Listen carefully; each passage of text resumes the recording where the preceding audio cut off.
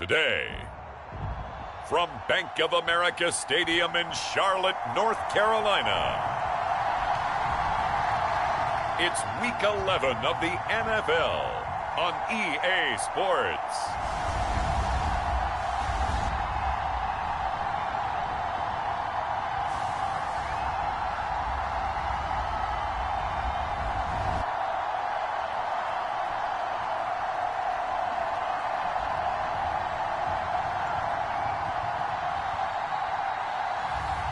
It's the Carolina Panthers taking on the Cincinnati Bengals.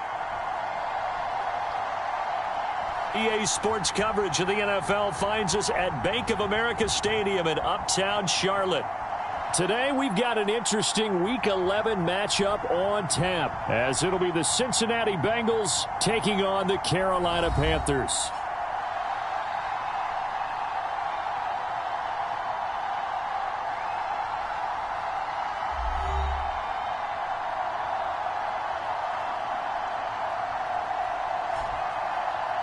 Alongside Charles Davis, I'm Brandon Gaudin. And Charles, we look at this Panther ball club as they interplay here.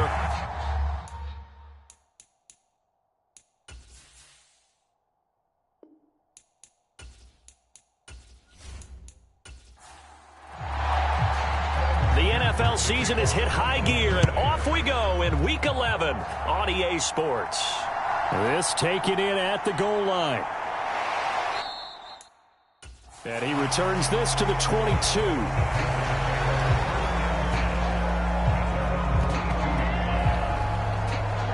So here are the Panthers now for their opening drive.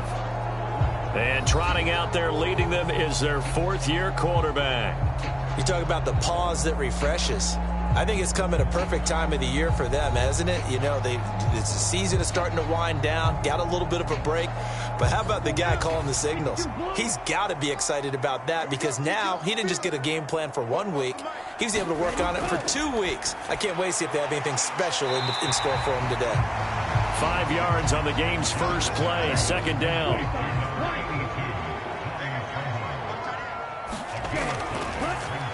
Now a handoff up the middle.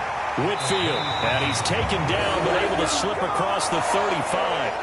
They picked up 5 yards last time. Now they double it and get 10 here. How best to describe that one? I'd say right down Broadway on that run. A straight-ahead running. I think that might be something we see a lot of between the tackles today. Well, he's enjoying things so far here this afternoon. Sees a crease and bursts through it for a solid gain.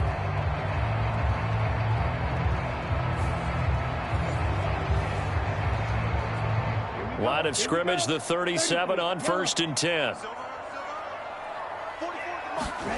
From the shotgun, it's Young. And a quick throw here, that's complete. And that'll be good for 8 yards to the 45. Well, this defense for the Bengals, they played extremely well last week in the win over Atlanta. And the big difference in the ball game, their ability to force turnovers, 3 of them in fact. Being able to take the ball away, give it back to their offense, that's something that's emphasized each and every week, and they carried it out. And a pretty athletic run right there as he's going to get this down inside the 40. It's a Carolina first down on a gain of 16. Well, there's plenty of real estate for him to maneuver on that run, and let's face it, it shouldn't be a surprise. He's one of the better backs in the league.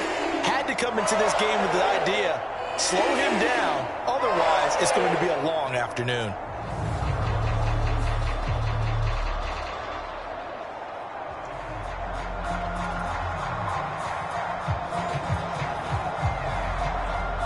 So they'll come up in Bengals territory now with a 1st and 10 at the 39-yard line. They take a shot downfield there, but it winds up falling incomplete. Young's incompletion on 1st down leads to a 2nd and 10. Back to throw. Throwing middle, but it's incomplete. Now play number 7 of the drive as they're looking at a 3rd and 10. Young to throw it. A short throw hauled in by Trimble.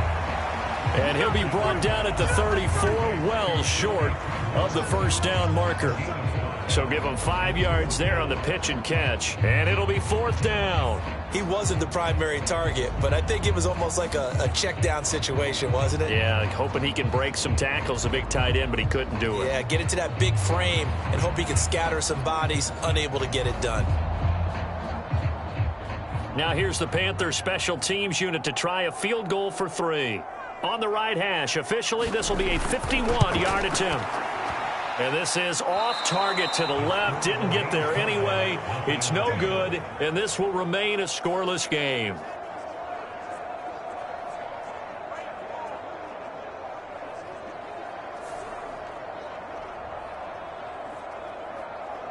Cincinnati now ready to take the field.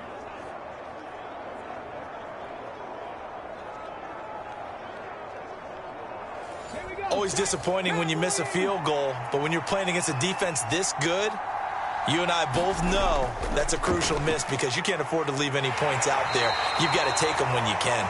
And he takes this up right near the 45-yard line. Ball placed at the 45 for 2nd and 5. They're going to look to throw. It's Williams on the catch. And he'll get it into enemy territory just across midfield at the 49.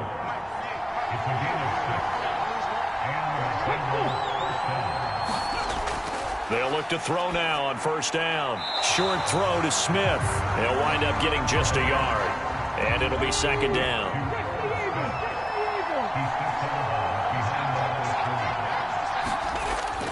They'll set up to throw. And that one going to come up short. Low throw. They'll need the 39 here for a first. This is 3rd down. Back to throw again. That's caught by the big tight end, T.J. Hawkinson. Oh, this is going to depend on the spot, but it's not a very generous one. He looks to be about a yard or so short. And now a decision here on the opening drive. 4th and very short, this part of the field. What do you think they do, CD? I think you go for it. I think there's a lot of game left to be played. I like the advantage that they're trying to create here early. I say be aggressive and try and get it done.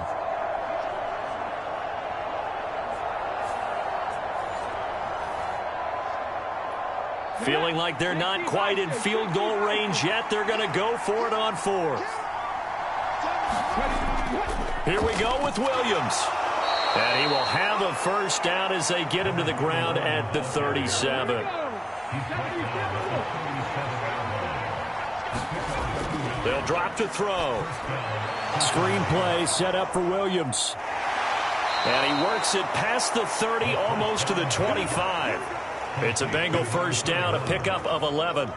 I like the screen being called here early in the game, especially on the opening drive, because, Brandon, when guys come out of the locker room, especially those pass rushers, they are so amped up to get to the quarterback that you can use that against them, and a screen pass is a great way of doing it. A lot of teams against good pass rushing teams, they want to run the screen 10 to 12 times in a game. 2nd down and inches. He's got his tight end over the middle, T.J. Hawkinson. That good for 6 as they keep this drive right on rolling. Now a 1st, and he lost the football, and it's picked up by the Panthers.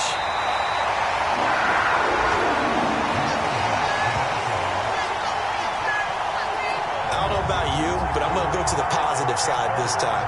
Yeah, there was a fumble at the end of this one, but what a sustained drive. And if they keep stringing those together, you got to like their chances. And credit the defense, though. You're out there for that long, you start to get tired, but they were able to get the turnover. Did you just credit the defense? I like to credit the defense and the offense. I like you. And the analysts. That's perfect. 43.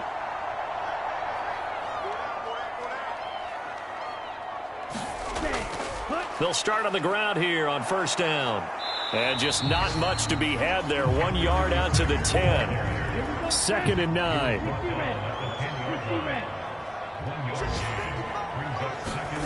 Young. Throw out left, and it's intercepted. Daxton Hill picks it off. Certainly not his best throw that time, and not a good time to make it, Charles, when they were in nickel with 5 defensive backs on the field. And that's exactly why you have those 5 DBs out there. You want extra speed on the field, guys who have ball skills and understand what the passing game can do, and gives them a chance to react and make a play on the football, and they take one of those away. Cincinnati coming back onto the field here for their second drive. They'll have very good starting field position here after the turnover as they search for the first points of the ball game. A throw left side to start out. That's complete. And this will be a gain of 5 as he gets it to the 30. Ball on the 30 now. Here's second down and 5. He'll drop to throw. Going back to the same well. It's Hawkinson again. His 4th catch already in this first quarter. It's a first down. Now a give up the middle to Williams. Strong run, but still wrangled before reaching the 20. They work now on 2nd and 9.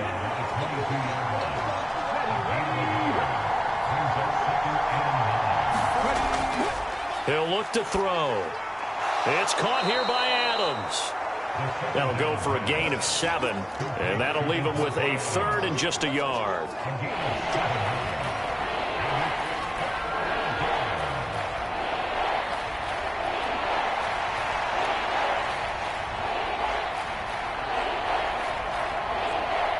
So they just need 1 yard here to pick up the first down. On 3rd and short, they'll try and pick it up through the air. Down the numbers. There he goes. And a terrific return as he'll take it up past the 35. Let's go. Come on.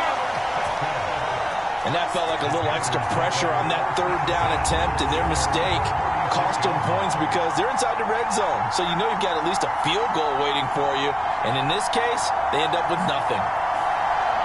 The Carolina offense about ready to go.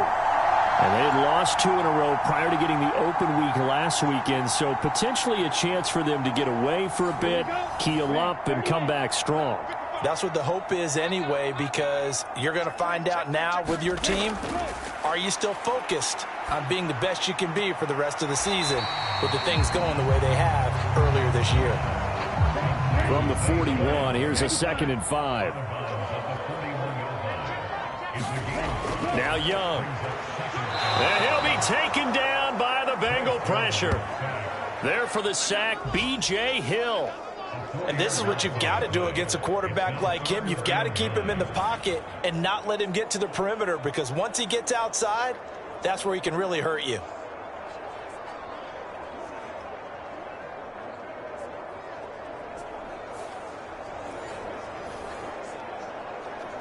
They'll come up now 3rd and 9.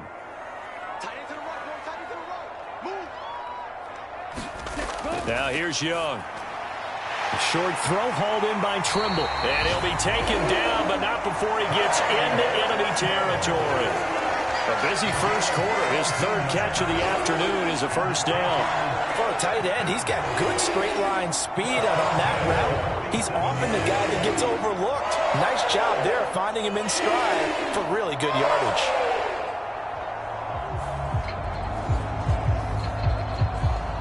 Okay, ready? Set. Here we go. 44's the line. 44's the line. Now a first down throw for Young. Under pressure here, and down he goes. Sacked back at about the 43-yard line. Max Crosby, he's the culprit, and that is now his 13th sack of the season as his great year continues. Now that was a passer's nightmare.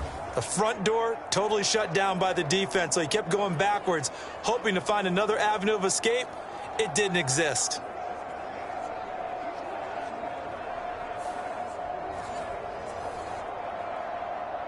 So now 20 yards to go on 2nd down after the sack. Work to be done. Up the middle they go. Whitfield. And nothing doing here as this time the run maybe gets him back to the line of scrimmage, but that's it. We're scoreless after 1. Second quarter now from Charlotte, and it's the Panthers with the football as they've got it with a 3rd down and long coming up. Now Young. Pass taken in by his big tight end.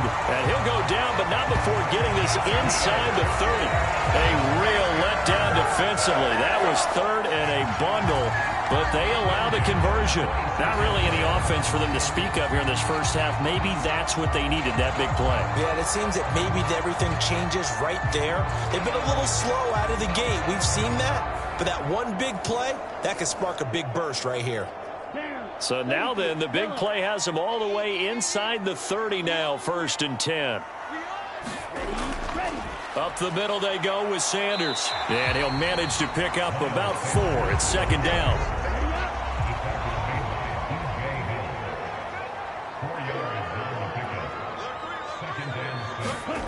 Young now. Oh, it's intercepted. A drive killer there. It's DJ Turner who's got it. And he will bring it back. It's a pick 6 for a Bengals TD. An excellent play there, CD, on the pick 6. And I think were they a nickel? Did they have an extra DB out there? Yeah, Brandon, I think they were in standard nickel, not the Buffalo, as teams like to call it, meaning 3 safeties for big nickel. They just wanted to take away the quarterback's throwing lanes, and that's exactly what they did, and came through with a big-time pick 6. Evan McPherson for the extra point. And he's got it to make it 7-0 Bengals.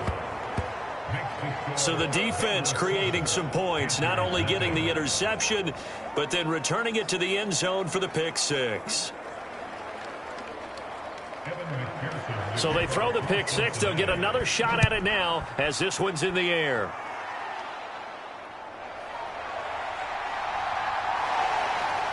And they will wrangle him down a couple yards shy of the 30.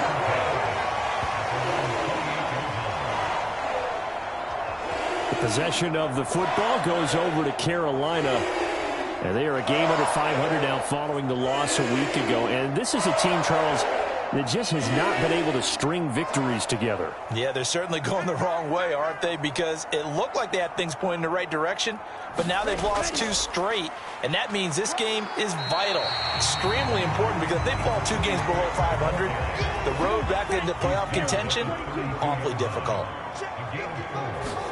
Here's Young from the shotgun. Now he'll dump it underneath to his running back, complete. And he'll be brought down shy of the 40 at the 38-yard line. 1st down, Young. And Jones has it over the middle. It'll be a gain of 5, and it'll be 2nd down.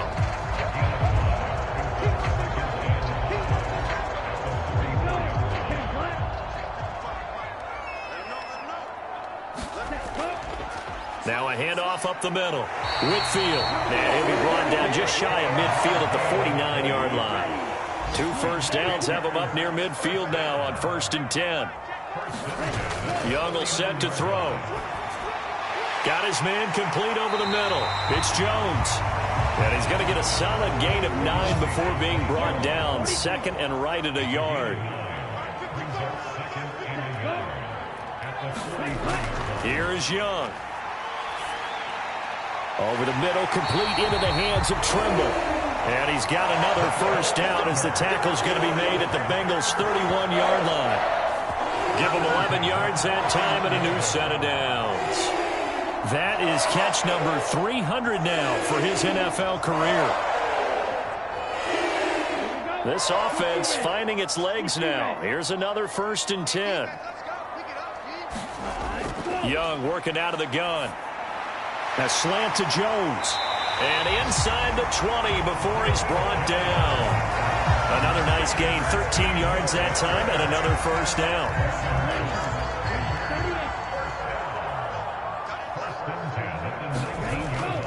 They'll run with Sanders up the middle. And they'll work this down to the 15 for a pickup of 4. Now a 2nd and 6.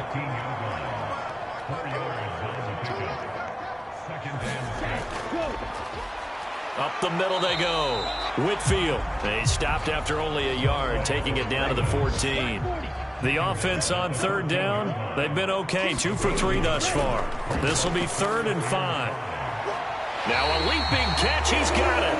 And he'll be touched down here, but not before he does pick up the first. That one goes for 13 yards, and it moves the sticks.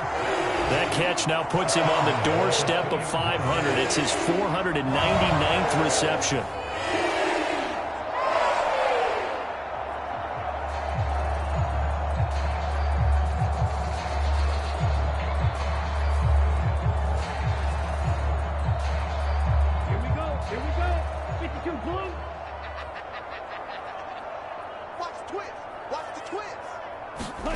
Young to throw it.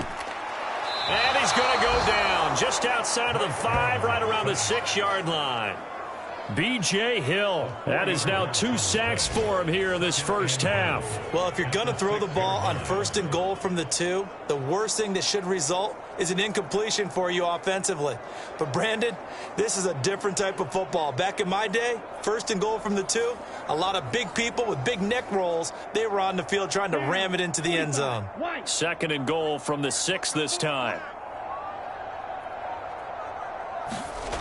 Looking to throw, Young. Nowhere to go here. He lost the football. No pain, no gain. We hear them discuss red zone efficiency a lot, CD, and they almost gave that one up in the red zone. Luckily, they'll have another shot. And you and I both know that every offensive coordinator, play caller in the league, they take particular delight in their red zone calls because those are the payoff ones. But you can't call a play if your team doesn't have the ball. Got to secure it. So crisis averted, but now facing 3rd and goal. Come get some. Come on here. Come get some. Ready. To throw, Young. And he's going to go down again. Max Crosby, 2 plays in a row now that he has gotten in there for the sack, and it brings up 4th down. These sacks now, they're starting to pile up, Charles, and that front 7 defensively, they've had their way with this offensive line. And I think at this stage, we have to start thinking about different play calls. We've got to start helping this quarterback out because the entire game he's been under siege. I don't care what the down and distance. They've got to get the ball out of his hands a lot quicker. And this one is right through. And they are on the board, but still trailing. It's 7-3.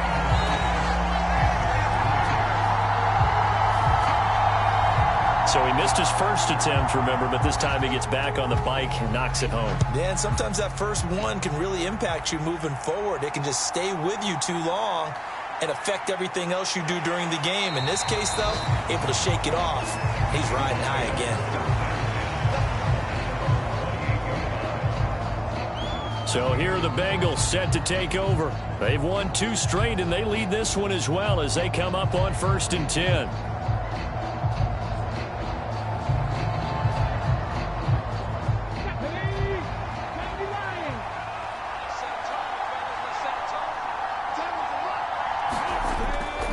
They start the drive on the ground. It's Williams. And nothing much materializing there on the first down run. He'll get a couple, and that's it. This is 2nd and 8. Now a shotgun snap as they'll look to throw. Open man, he's got him, the tight end, Hockenson. 5th catch of the afternoon, and that gives him a first down. Up the middle, it's Williams. And he takes this up right near the 45-yard line. Ball spotted at the 45. Here's 2nd and 5. On play action, they'll throw. And he will slide to a stop. He does have the first down. 10 yards there on a Bengal first. Evident there that he learned his lesson from the last drive. No way he was going to force a throw that time. When nothing broke open, kept it, and ended up running for a first down himself.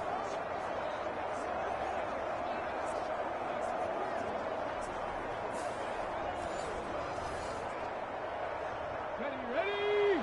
60 Eagles. 2 minutes to play in this first half. 7-3, our score.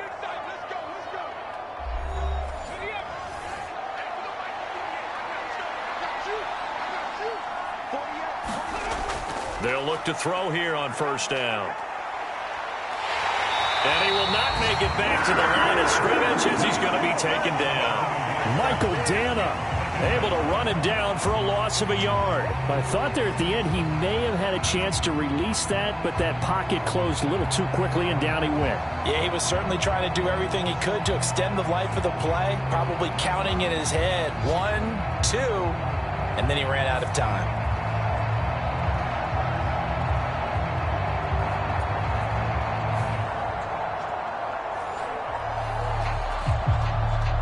The sack cost him only a yard. It's 2nd and 11. From the shotgun, he'll look to throw. He'll drop this down to Williams.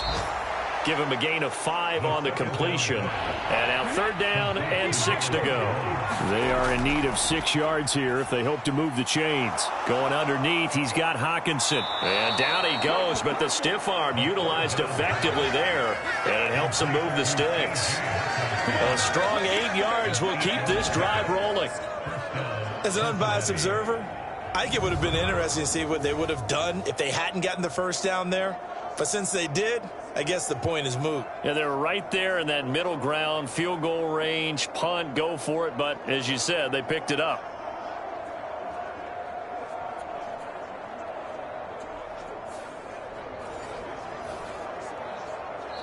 Now the Bengals going to use the first of their timeouts as they'll stop it with exactly a minute to go before halftime.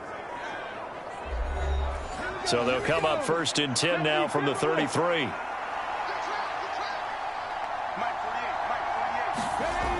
They'll look to throw. Over the middle, that's caught by Chase.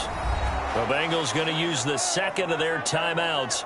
So that means they're down to 1 remaining here as we head toward halftime. So from inside the 20, here's 1st and 10 at the 18. They'll look to throw again. Catch is made by Hawkinson, the tight end. Now the result here, a pickup of 8. Leaves him with 2 to go on 2nd down. Again, he'll drop to throw. This is caught. Touchdown, Bengals. Davante Adams, his 5th touchdown now on the year.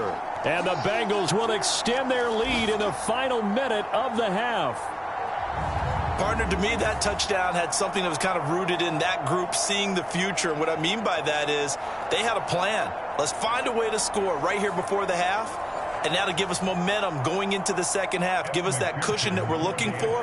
They got that accomplished, scoring right before the half ended. Extra point by McPherson, up and good. And that pushes the lead up to 11. A 10-play drive that time. And Davante Adams able to finish things with a touchdown reception. After the touchdown, McPherson on to kick this one away. Taken at the goal line. And he'll get it up past the 20 to about the 22.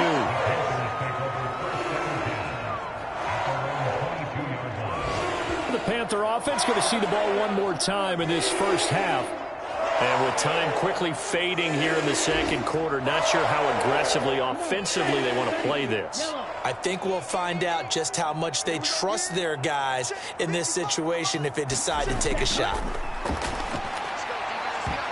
And Young's throw there incomplete. Now a 2nd and 10.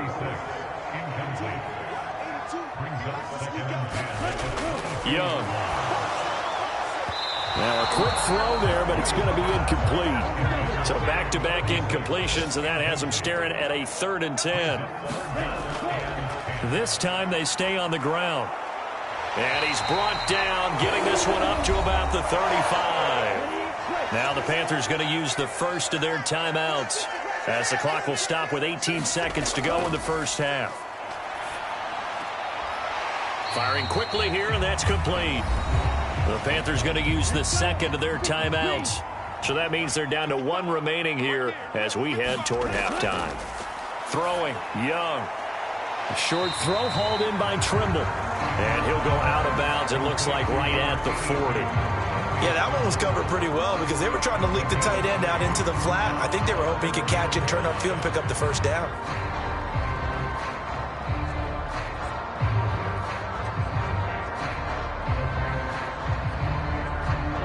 3rd and 5.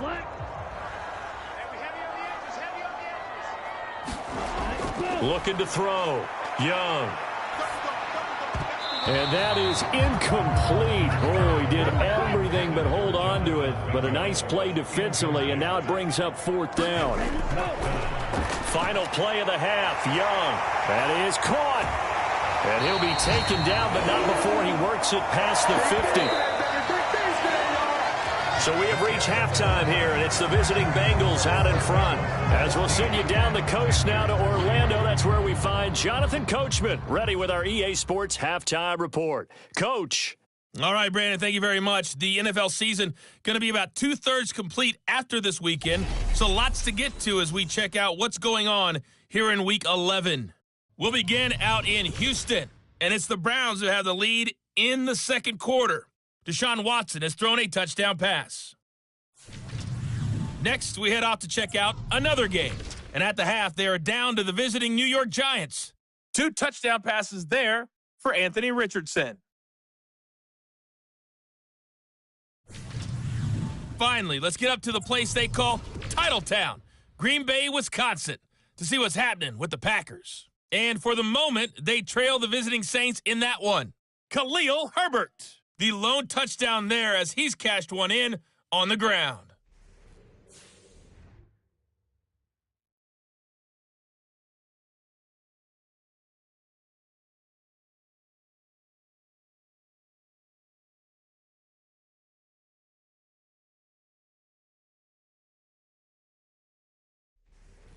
Okay, Coach, thanks as always to you and the gang at Orlando as we welcome everyone back in for quarter number 3. Ready for the second half. 14-3 our score as we are back underway on EA Sports. And makes it across the 20 as his guys will set up shop at the 23-yard line. The Bengal offense ready to go to begin this third quarter. And, Charles, they've got the lead. I would imagine the overall halftime tone was a positive one, but what do you think the talking points were in the locker room? Well, if there were 3 talking points at the half, partner, all of them were about turnovers because they were pretty loose with the ball. Otherwise, this lead could be even bigger. Now, I don't think that they overly harped on it, but I think they told them, guys, if you want to keep calling those plays that are exciting, you've got to take care of the ball. Otherwise, we may have to dial things back a little bit. And plays like that are exactly what this defense needs here early in the second half to give it a little spark. I think their halftime adjustment, what they talked about, maybe it was just a little inspirational speech. Who knows? But looks like they're ready to go.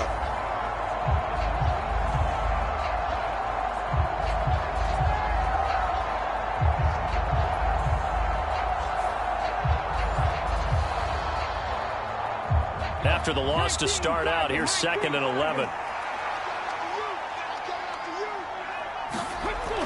Now back to throw. That one taken in by T. Higgins. And he gets this one just shy of the 40, down at the 39. That his first catch so far. They've held him under wraps, but he's got a first down there. That's another beautiful throw right there. Gets it to his man right in stride. And I think that throw kind of exemplifies what we've seen from this offense throughout this game. They've been in rhythm. They've been sharp. They've been on it. And they pick up another first down there.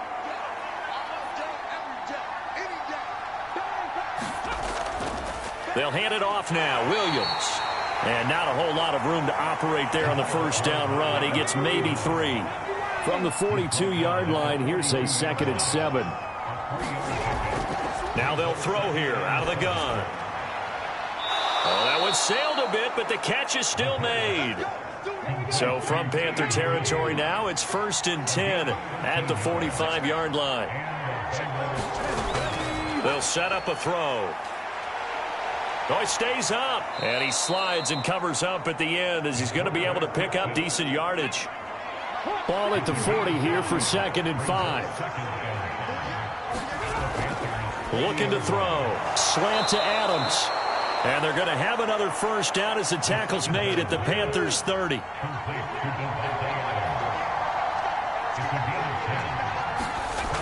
Out of the gun, they'll look to throw. Oh, the turnover fest continues. Here's another interception. And the Panthers are going to have the football here at their own 35-yard line. So it was a drive that had real promise here to begin the third quarter, but ultimately derailed by the INT. And that was the position you wanted to be in, coming out to start this third quarter, get a nice drive going, looking for the end zone. Possibly got a little bit too greedy right there. The Panthers offense now, they head back on the field for their first possession of the second half. Good starting position for the Panthers as they come up 1st and 10 at their 35-yard line. It'll be Sanders to begin the drive. Takes it to about the 37. If they want to start getting back into this game, it behooves them to get better on first down. Yeah, certainly not what they were looking for there out of the opening play of this drive. Now this one to his tight end out on the right side. And he'll be out of bounds up near the 45 at the 44. So the completion good for 7 there. And 3rd and 1 now. That was a nice throw out there to the flat, but they defended that pretty well. The hope is to go ahead and put it on him so he can turn and get upfield and gain additional yardage. There just wasn't anywhere to go on that play. This offense in desperate need of a conversion as they come up on 3rd down. Now a handoff up the middle. Whitfield, and he will have the first down as he's brought down up near midfield. 5 yards is the pickup there as that extends this drive. Running lanes were at a premium in the first half, but he's able to find some room there, and he's hoping that that's a precursor of a big second half.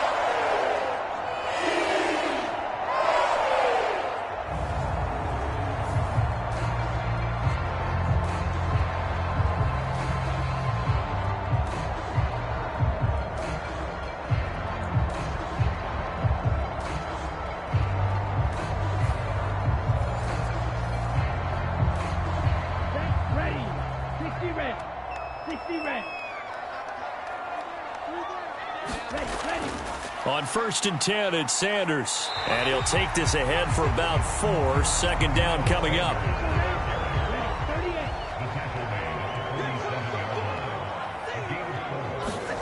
Young to throw it. Over the middle, complete. It's Miles.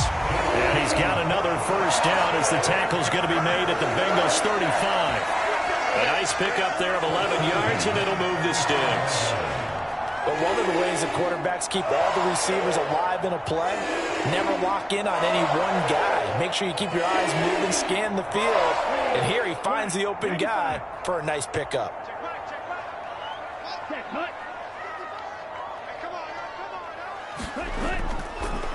Here's Sanders. And he's able to get it down to the 25-yard line. They still need about the length of the football here, maybe a little less as they come up on 2nd and inches. Operating from the gun, Young. This complete to Jones. And he's got another first down as the tackle's going to be made at the Bengals 14.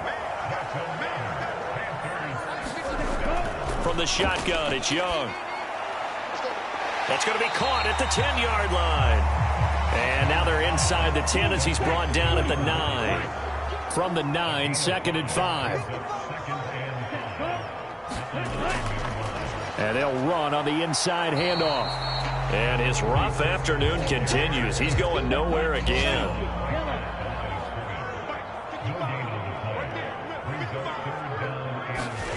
Young now from the gun on 3rd down. And that one too wide and incomplete. Now here's the Panthers special teams unit to try a field goal for 3. This a 27-yard attempt here. And his kick is indeed good. And a second field goal here cuts their deficit to 14-6 now. Well, the 3 points certainly helps, but you feel like, Charles, at this stage of the game, when you force those turnovers, need to start converting them into touchdowns. Yeah, I'm a little bit surprised myself because I thought in this situation they were thinking end zone or bust. Now they got to rely on their defense, get the ball back again for another opportunity to get 6 points. Ready to go on offense. Out come the Bengals. Not an ideal way to end their previous drive. They threw the interception, Charles, after they had built up some momentum. They were moving the football, but something to at least build on for this offense as they run back out here. Yeah, you're right about that. Up until that last play, everything was working pretty well for this offense, gaining chunks of yardage, getting first downs, really making a push for the end zone, and looked like they had a nice rhythm going. Now you got to have a short memory here. Don't focus on the interception. Focus on what came before it and get back to it. That was well played there defensively. 2 tight ends in the formation, which essentially gave them 7 blockers up front. Hard to imagine with all that size and beef that they could let a tackler through. But that's exactly what happened. A loss resulted. 2nd and 11. Looking sideline and finding Hawkinson. Line of scrimmage, the 37 on 1st and 10. They're going to look to throw. And he's going to have to eat this one as down he goes. He couldn't get rid of it. He winds up losing a yard. It's 2nd down. Well, he was really focused downfield, but there was really no viable options. The coverage was too good. And the defense really quickened the tempo of that play with their pass rush because there was nowhere for him to go with the football. The only place he ended up, down on the ground.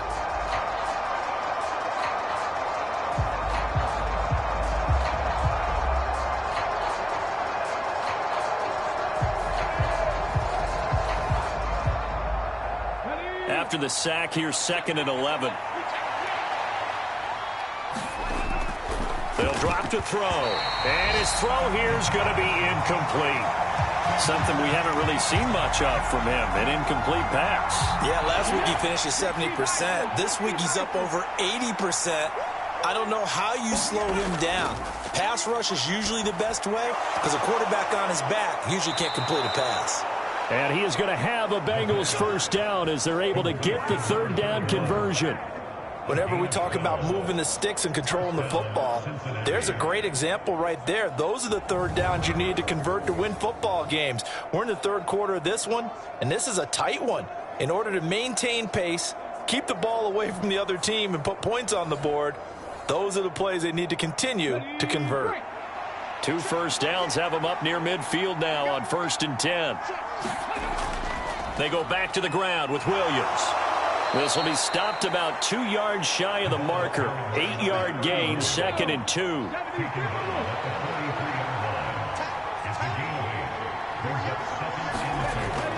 They'll look to throw here. And the stop here will come at the 38-yard line.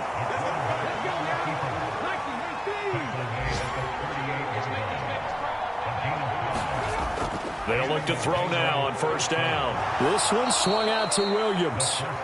And he's tackled a yard short of the marker. Good gain of 9 on 1st down. Running up the middle, here's Dillon. Able to get the 1 yard he needed, but nothing more.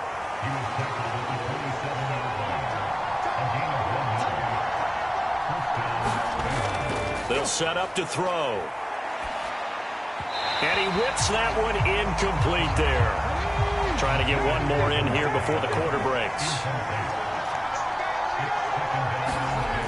And 2nd and 10, he'll look to throw again. This is caught by Williams. And he'll be brought down on what's going to turn out to be the final play of this 3rd quarter. So they'll get a little extra time to come up with his 3rd down play as we've played 3 quarters. We'll return with more after this. This is the NFL, and it's on EA Sports. Out of the gun now on 3rd down. He's got his target. That's complete. And he is going to have a Bengals first down as they're able to get the 3rd down conversion. Well, we always hear about the connections some quarterbacks have with certain receivers. I think this guy has a connection with just about everyone. Didn't mind throwing it in there against double coverage to him. Shows some confidence, supreme confidence. Big-time confidence that he would make the play for him, and he did.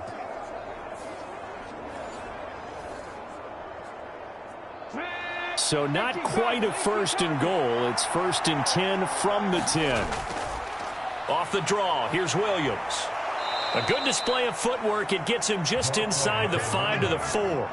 2nd down, ball on the 3. 1st down marker at the 1 yard line.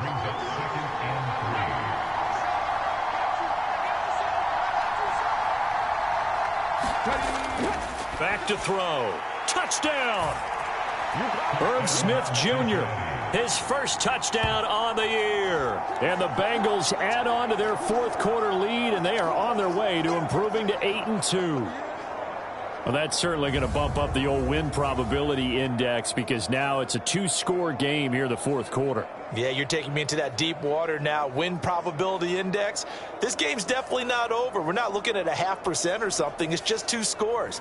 But the way that this team has played, to me, what I've seen, they absolutely deserve to win this game. They've been the better team by far throughout. Extra point by McPherson, up and good. And the lead is up to 15 now.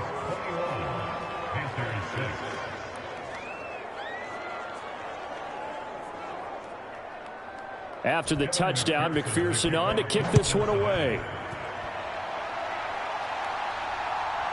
From a couple yards deep, he'll bring it out of the end zone. And he'll be stopped right around where he would have been had he gone down to a knee, maybe a yard shy of there at the 24. Carolina getting set to take the field. And tough to win games if you're going field goal, field goal, field goal here. They got field goal last time. Now they'll be looking for a touchdown. They're looking for the big chunk now because, as you noted, the field goal way of doing it makes it that much harder, puts more pressure on every possession for you now. Go ahead and get 6 and feel a lot more comfortable about the position they're in. Bigger chunks. We'll see if they can get the score. Only able to gain a couple there, and that'll make it second down.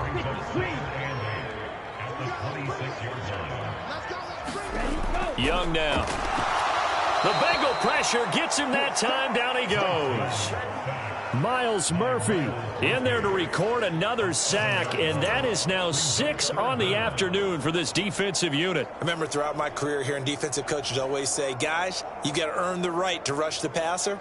Well, they put themselves in a great spot with this big lead, and they know they've got to throw the ball. These pass rushers have to be salivating. It is pin your ears back time indeed. This offense so far on third down, 5 out of 9 thus far. This will be 3rd and 15. Out of the gun, it's Young. And he's got his man out of the backfield. That's complete. And here's Ryan Wright now. And surprisingly, this is the first punt of the game for either team.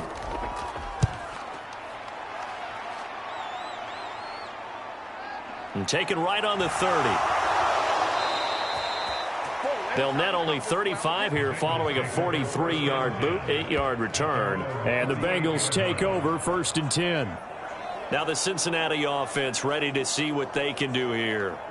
This drive here beginning probably with a pair of motivated groups. Remember, the offense scored a touchdown on their last time out. Looking to repeat that in Charles's defense. They were very frustrated after giving up 6 the last time on the field. And frankly, it's just a battle of wills in a lot of ways because you know they're both motivated. They both game plan for this drive, and they both have specific outcomes in mind.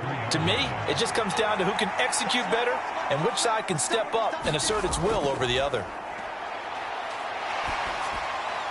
A throw over the middle taken in, and he'll work it across midfield inside the 45. It's a gain of 13 for number 13, and it gives him a first down. Partner, I like that they're staying aggressive on offense because to me, this drive is what is known as a put-away drive. You score here, that might put this one to bed. I like the fact that they're playing with confidence and not playing with fear.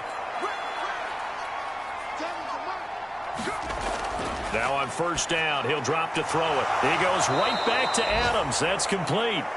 And he's corralled, but not before getting it inside the 35.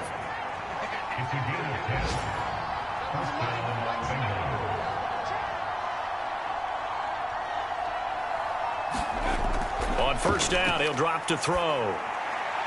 He will find his man Chase complete. He'll head out of bounds inside the 10, marking down at the 9. A really nice gain of 25 yards. Still throwing the football here, even with the big lead. Yeah, I know you and I came up in a different era, and we think about sportsmanship and all that. Other people think about fantasy points and getting their numbers. That's all they care about right now.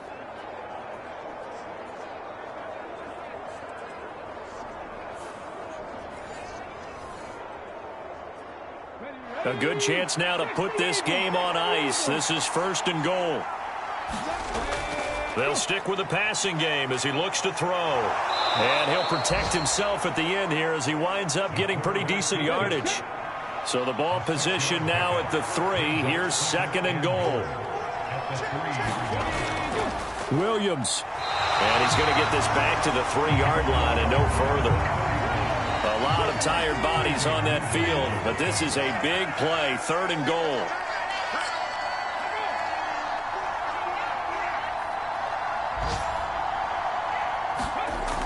He'll drop to throw. Touchdown, Bengals.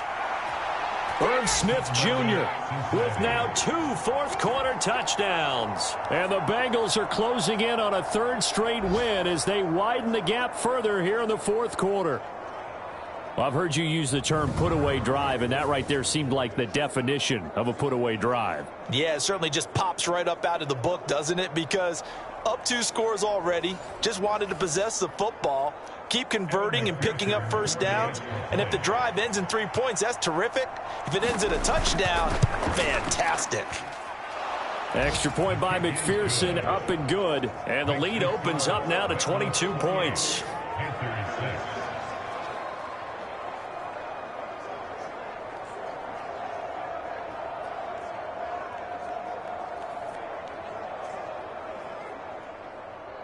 After the touchdown, McPherson on to kick this one away. This fielded right at the goal line. And he'll get it up just past the 20 as his guys will go to work at the 21-yard line. Here's the Carolina offense as they get ready to take over here. They were coming off the extra week of rest, but this team started sluggish, and it really didn't get any better from there, and trailing big here in this 4th quarter.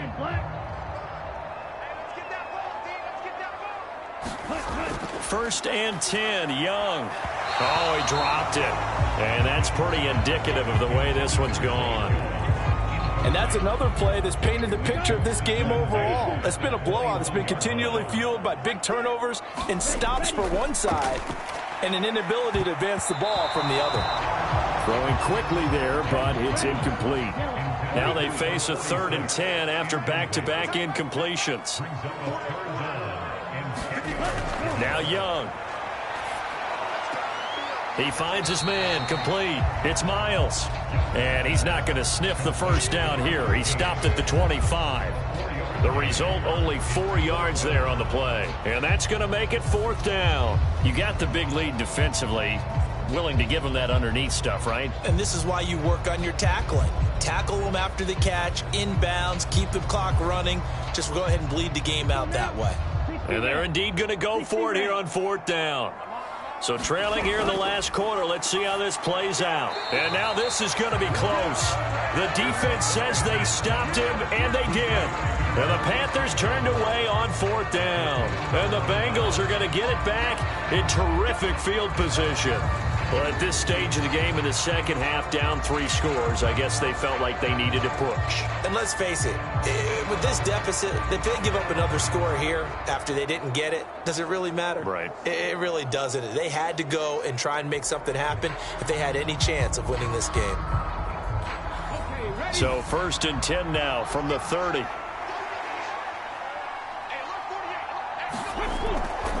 Out of the pistol, here's Williams.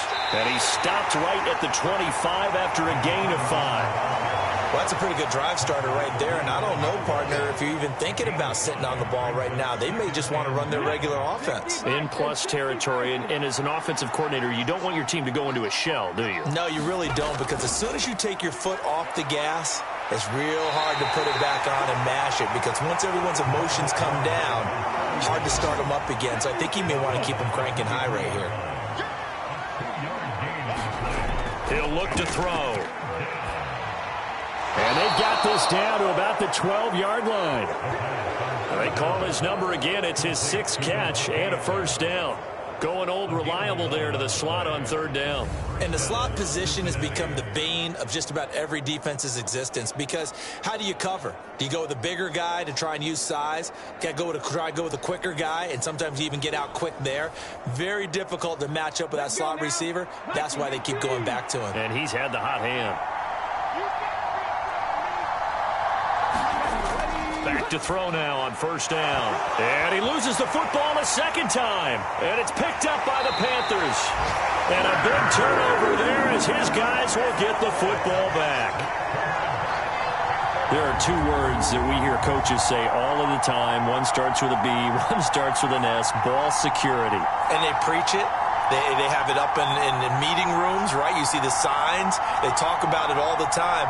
But still, when you got defenders out there who are preaching, hey, we're going to take the ball away from you, no matter what position you play, you've got to take care of the rock.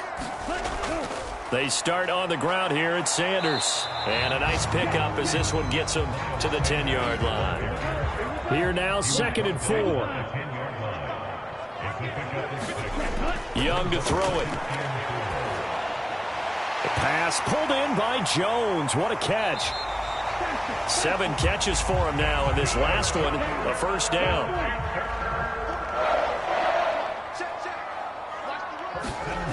Young. Quick hitter here, it's complete. And from the 15, they're able to work this up to the 20 for a pickup of a handful. 2nd down, Young. And that went to the right side and incomplete. That incompletion is not a surprise with the way that this one has gone, and the frustration, the body language is evident everywhere. This team, they've really been put through the ringer in this one. Young working out of the gun.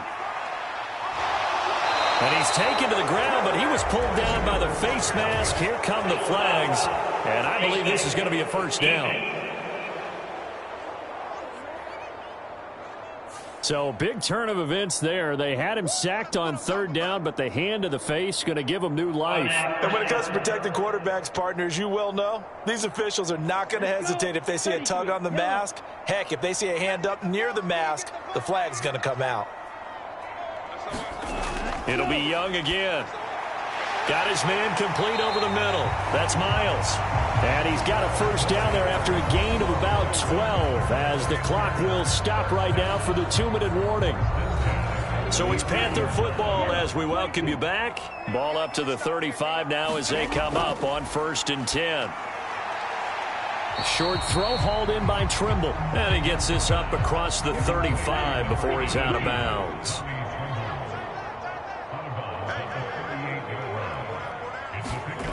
Looking to throw, Young. And Jones has it over the middle. So 5 yards here, 5 on the play.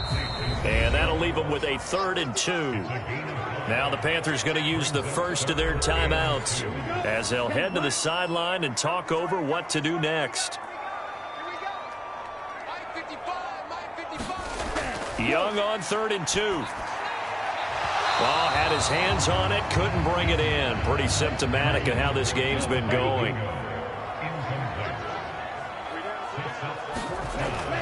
Going for it with Sanders. He will have the first down as he's brought down up near midfield. Now they got to get to the line quickly. On 1st and 10, Young.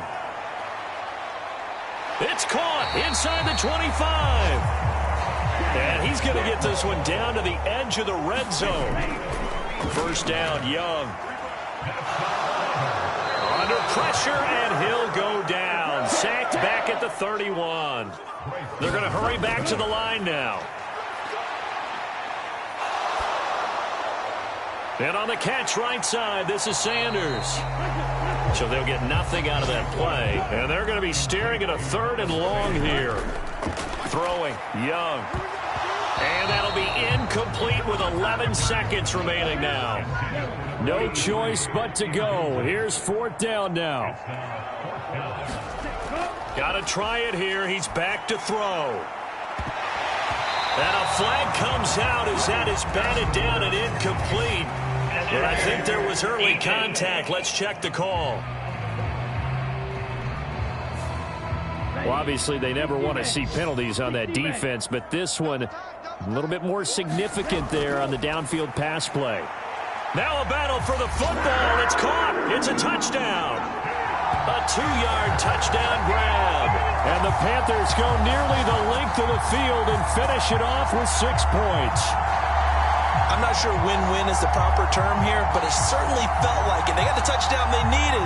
But if I'm on the defensive side of the ball, okay, you got the touchdown, but it sure took you a long time. Yeah, because offensively there, you're probably hoping for a 1 to 5 play drive. That one ate up a little more time than they were hoping. You're exactly right. And if you have that 1 to 5 play drive, you actually build up momentum and even more hope. When they had to slog their way downfield, they got the touchdown, but it's almost like, yeah, you know, doesn't feel right. Exactly. One last shot for Young. And now the pressure gets there, and he goes down. So he couldn't get rid of the football, and that deficit stays right where it is. Well, they tried to get 2 and ended up getting none because the quarterback had nowhere to go with the ball and ends up getting sacked. Nowhere to go at all. Great job, though, defensively. They were ready.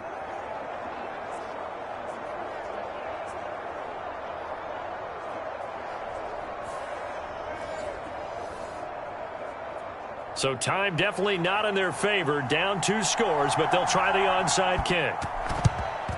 And this is going to be recovered by the Bengals hands team. And they're going to hang on and win this game. They knew they needed a miracle. They had to have that onside kick. They didn't get it. Well, as we knew, even before they put the toe to the leather on that one, their chances of getting that done, slim and none. And I do believe we saw Slim just leave the door, didn't we? We did indeed. I think we're down to none.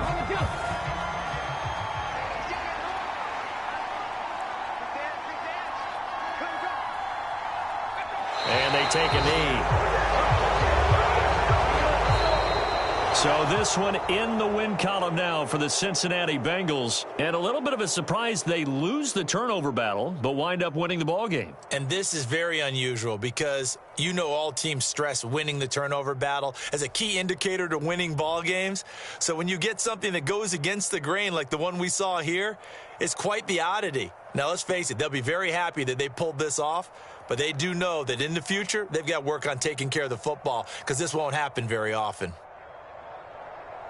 So for the Bengals, they continue to put themselves in position for a first-round bye as they move to 8-2, and they will head back home next week. Meanwhile, for Carolina, it was a game they really needed as they drop back to 4-6. And they'll try to get back on the beam next week as they'll head to Tampa to take on the Bucs.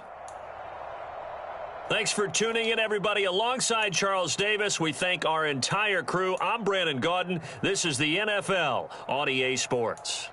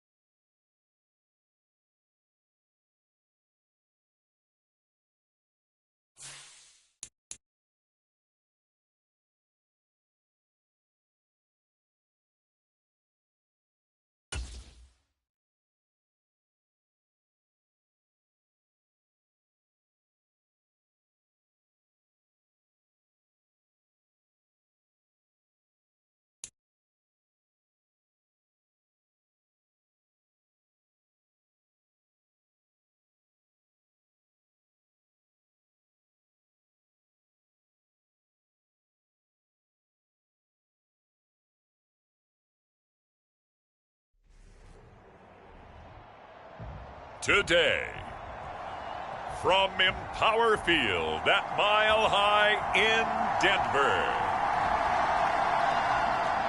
it's Week 11 of the NFL on EA Sports.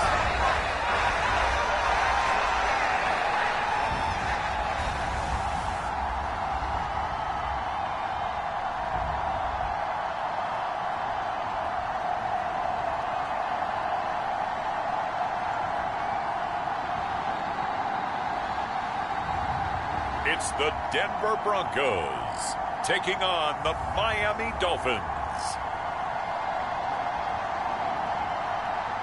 We find ourselves at the foot of the Rockies, Denver, Colorado, for this edition of the NFL on EA Sports. Today, we've got an interesting Week 11 matchup on tap, as it'll be the Miami Dolphins taking on the Denver Broncos.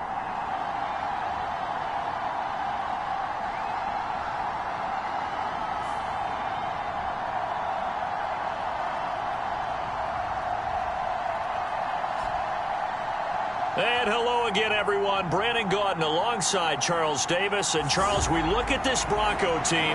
They come in losers of 2 straight, so they're trying to right the ship here a little bit. They're teetering a little bit, aren't they? And now things could really go south if they lose this game. So they understand the importance of playing well and stopping this streak.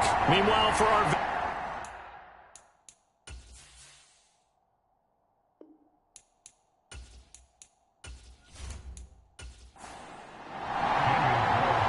NFL season has hit high gear, and off we go in Week 11 on EA Sports.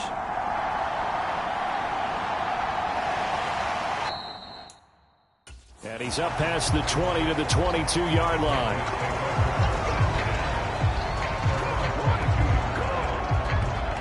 So here are the Broncos now for their opening drive. They're led onto the field by the former Cal Bear and the #1 overall pick in 2016, Jared Goff. And at one point, the ascension of Jared Goff was really, really strong. Back-to-back Pro Bowls, took his team to the Super Bowl and came really within 1 quarter of winning it. But since that time, he's had bouts of inconsistency, and that's been the struggle for him as he tries to get back to the form he showed earlier in his career. Yeah, boy, it is tough to bring him down that time. He surges forward. He's going to get a full 6 out of that. 2nd down. There's Goff. And his throw is incomplete. You talk about this Miami defense. Now, they've been a very good unit against the pass, defending at 5th best in the league. And since this is such a good unit at covering passes downfield, I think that last play is typical of what we might see. A lot of short passes, see if they can generate some run after the catch, but nothing doing on that one. Goff now looking to throw. Able to find the open man. That's complete. And he will have the Broncos 1st down. He needed 5. He got it barely, as it will officially go down as a gain of 5 yards. And that one was a lot of fun right there, because that was the game within the game. 3rd and short, blitz was on. What's the key for the quarterback? Get out of your hands in a hurry. And that was a quick little completion. Got the job done for a 1st down. From the 32 now, here's 1st and 10. Back to throw, Goff. He'll find Paris Campbell. That's complete. And able to get this one across the 45 before he's brought down. Denver has a 1st down on the 15-yard play. This is an offense that's near the bottom of the league in rushing, so defensively coming in, you've got to know you're going to see the ball in the air a lot. And that time, it's a completion and a 1st down on this opening drive. A couple of 1st downs on the drive already, as they'll go from the 47 now on 1st down. Now they'll fake the jet sweep and give it instead to Eckler. And he is going to be stopped cold behind the line of scrimmage. Officially, it's a 1-yard loss. That's going to bring up 2nd and 11. Part of their struggles last week was getting these negative plays on 1st and 2nd down. That's something they have to be wary of as this game continues.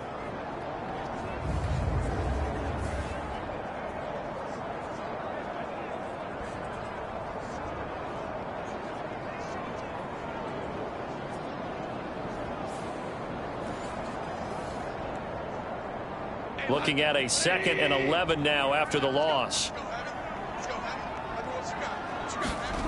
Here's Goff. And that is incomplete. A lot of force bearing down on him there. He could not hang on. It's 3rd down. Here's Goff. And that is incomplete. Oh, he had a defender right there with him to force that to the ground. And 4th down now coming up. He'll send this one into the mile-high air, and it's a good one. And well done here. That one will kick out of bounds at about the 8-yard line. The field position game, such an overlooked facet, Charles, of an NFL game, but this offense, they're going to be pinned back. What an ideal punt. An ideal punt, and it leads to that term complementary football, because them doing that puts their defense in a great spot, doesn't it? Gives them a chance. If they want to be aggressive, try and maybe get a safety out of this whole thing, it puts them in that position.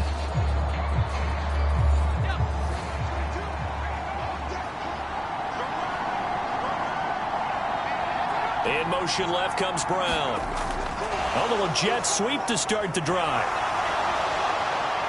And he's brought down, but not before they get it across the 20-yard line.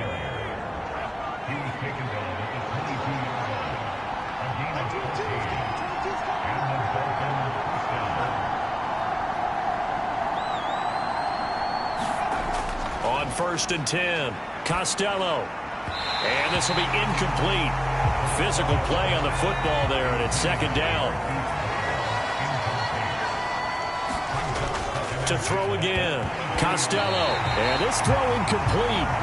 And the defender all over him that time, but it's going to lead to 3rd down. But you look at this Bronco defense. This unit, they've struggled a little bit against the pass, ranked number 21 in the league. They'll take that play right there each and every snap, because throughout this season, they've given up some big plays. To be able to hold someone to no gain, oh yeah, they'll take that one all game long. And a good tackle there right around the 30, stops him short of the 1st down. They'll wind up getting 7 on the play, and that'll bring up 4th down. And forget about the run to set up the pass. They're just coming out throwing. Forget trying to set anything up. They feel like they have the advantage. They feel like they have the matchups, and they're just attacking right now. Yep, going to the air on the opening drive. Here's Tommy Townsend on to punt. He was only asked to punt once in the victory last week as he sends this one away. It's a 47-yard punt, return of 6. And the Broncos take over, 1st down and 10. So now the 2nd drive offensively coming up for the Denver Broncos. Over on the sideline, hoping to hit that reset button between possessions. Last time out, they had to punt it away. This time hoping to finish this thing off in the end zone. Now a 1st down throw. Gone. Oh, he tries to force it in, and it's intercepted. And they're going to be set up in the red zone right around the 17-yard line. Oh, timing is everything on a route like this. He tried to drive that football into a tight spot. And if you're a little early or a little late, chances are there's going to be someone there. And sure enough, this one's going the other way. So Miami coming out for their 2nd drive. Following the interception, they're set up nicely here, already inside the red zone, knocking on the door, if you will. 1st and 10. So from the 17 now, here's a 1st and 10. Up the middle, here's Walker. Tackled by Darrell Taylor. Now 2nd and 5.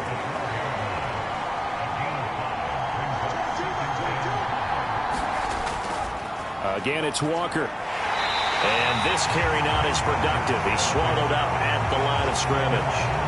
They'll say no gain on the play there, and now it'll be 3rd down.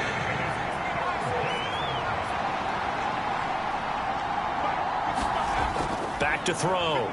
Costello working the middle of the field, and he's got a man complete. And the Dolphins are going to have 1st and goal as they try to finish off this drive with 6 points. It's a nice job hitting him on the angle route there. Come out of the backfield, cutting sharply across the middle. And that's good timing between the quarterback and his receiver. Effective 3rd down play to move the chains.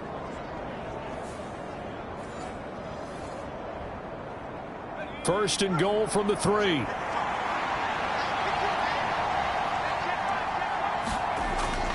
And they'll turn to the power game to try to get in. And he takes it into the end zone for the Dolphin touchdown. Alec Ingold with his 4th rushing touchdown on the year. And the Dolphins use the early turnover to get on the board first here in this one. And they just powered it in right there, Charles. 3 tight ends out on the field, the fullbacks for the defense. They knew what was coming. They knew, but they weren't able to stop them. They knew they had to meet them with a little bit of force. But on that play, the big guys up front won the day. Now for the extra point, Daniel Carlson.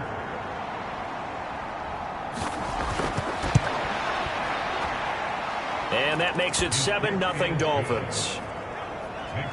A drive there of just 4 plays. And it ends with a 3-yard scoring run.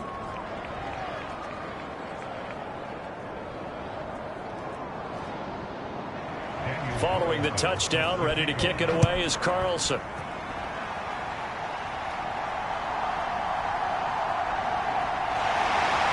And he'll be stopped up at the 25.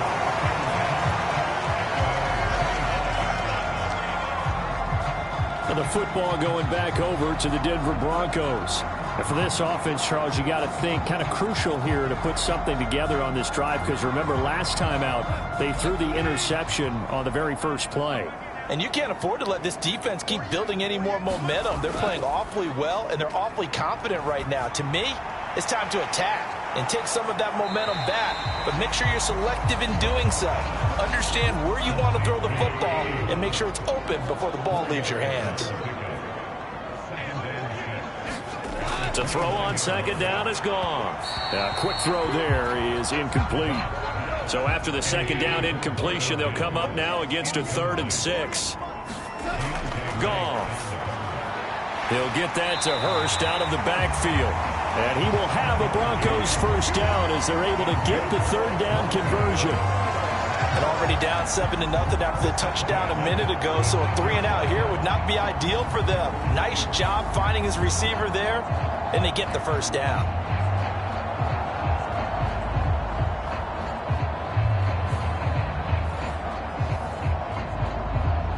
So from the 36 now, 1st and 10. Up the middle with Eckler. And they'll get him down after a pickup of 8, 2nd and 2. This defense for the Dolphins, they were terrific a week ago in the win over Seattle. Yeah, they only allowed 13 points, and you can poll all 32 coaches, and I guarantee you they'd say, we'll take that every single week. But let me think about that for a second. Maybe there'd be one contrarian that would say, give me 10. And he'll be taken down at the 46-yard line. Couple of first downs to kick off the drive. Here's 1st and 10 up at the 46. It's Eckler again. And they'll get this just to the 47. 1-yard gain. Well, sometimes you just have to give credit to the defense. Great job there at the point of attack, holding up. They won their battles at the line of scrimmage, left him no space to try and run. A really nice job swarming to the ball carrier.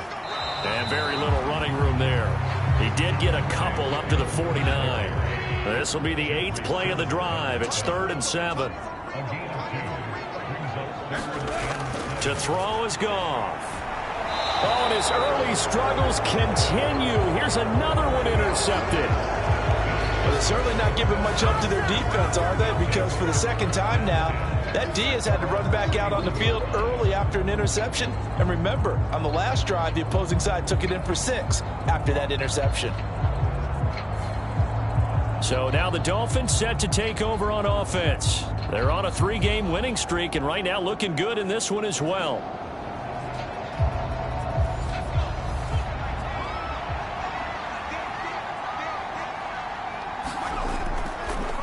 Now a play fake here on 1st down. That's complete to DK Metcalf. And he slips up past the 45 before being tackled. That play going for 16 yards to start the drive. 1st down. I don't care who you put on him. He's going to be a handful in one-on-one throws. Yeah, right now you're right. They're in man-to-man. Maybe need some safety help. I would say that'd be a good idea. Double team him somehow. I'm going to have to make someone else beat me rather than let him shred my defense. A big hitter to start the drive has him up near midfield here for 1st and 10. Straight ahead, Walker. He'll get it up near midfield to the 49 before being taken down. From just shy of midfield, here's a 2nd and 8. Sticking with Walker on 2nd down. And he is met in his tracks behind the line of scrimmage.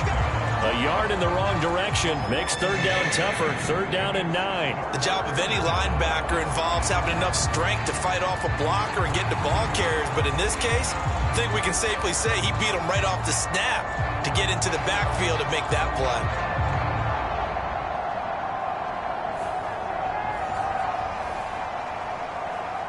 Third and 9 here.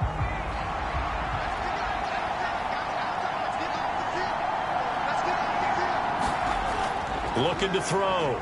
Costello. And he'll be brought down inside the 40-yard line. 13 yards on his first catch. It's a 1st down as well.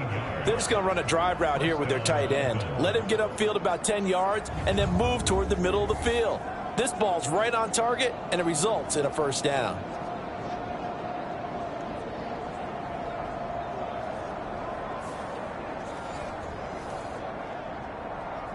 So a 1st and 10 now in Denver territory at the 39-yard line. Running left is Walker. 9 yards is the pickup there, and they'll have a 2nd and 1.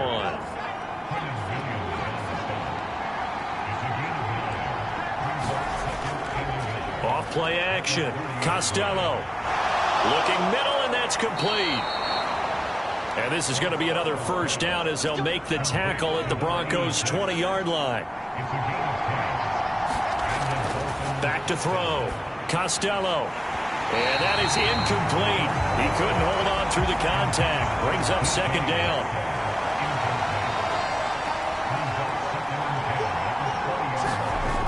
Throwing again. Costello. That's caught. Waddle on the left side. That'll leave them with a 3rd and 2 coming up. They got 8 yards there. After 1, 7-0 on EA Sports. It's Dolphins football here as we begin the 2nd quarter. The Dolphins on 3rd down. They've been okay, 2 for 3 thus far. This time they face a 3rd and 2. Back to throw again. Flush to his right, and he can't get rid of it. He's taken down. The safety blitz staged to perfection that time as they sack him for a loss of 6.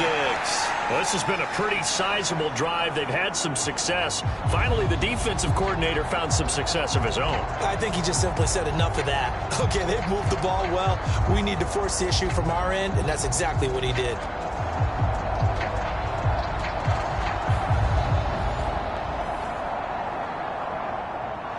Out is Carlson now for the Raider field goal. From the right hash, it's a 35-yard attempt. Carlson able to put this one through, and the Dolphins will add on to their lead.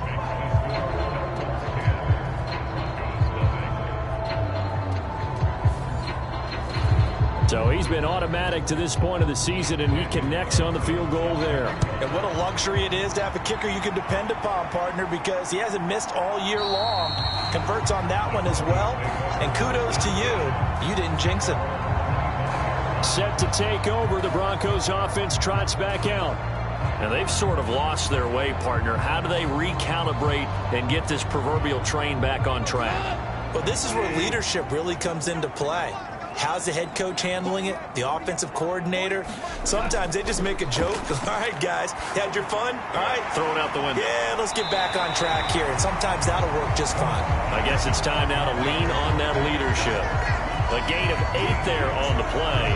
And it'll be 2nd and a couple. And a nice gain and a broken tackle along the way. And really, we shouldn't be surprised, should we? That's what runners do, especially the best ones. They break tackles and gain extra yardage. Not much there. Maybe a couple up to the 35. Here comes 3rd and about a foot. Goff now to throw. Now a loose football. The ball comes out, and this is picked up by the Dolphins. On the move past the 40.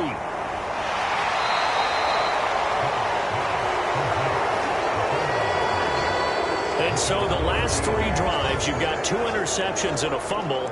I think we know why they're losing right now. Without question, and we've seen the evidence, just what you talked about there. If they take care of the football, number one, maybe they're not having this deficit, and number two, maybe they actually have the lead. So here's a 1st and 10 now, down inside the 20. Following the fumble recovery, Costello. That's going to be caught by Waddle. And this one goes nowhere. Losing yardage back at the 22. But despite the completion, they're going to wind up losing 3 there. 2nd down. Well, it looked like the defense, they were ready for that one. Really left him almost no room to work after catching the ball. He could throw every move in the book at him. They were there, and they tackled him for a loss.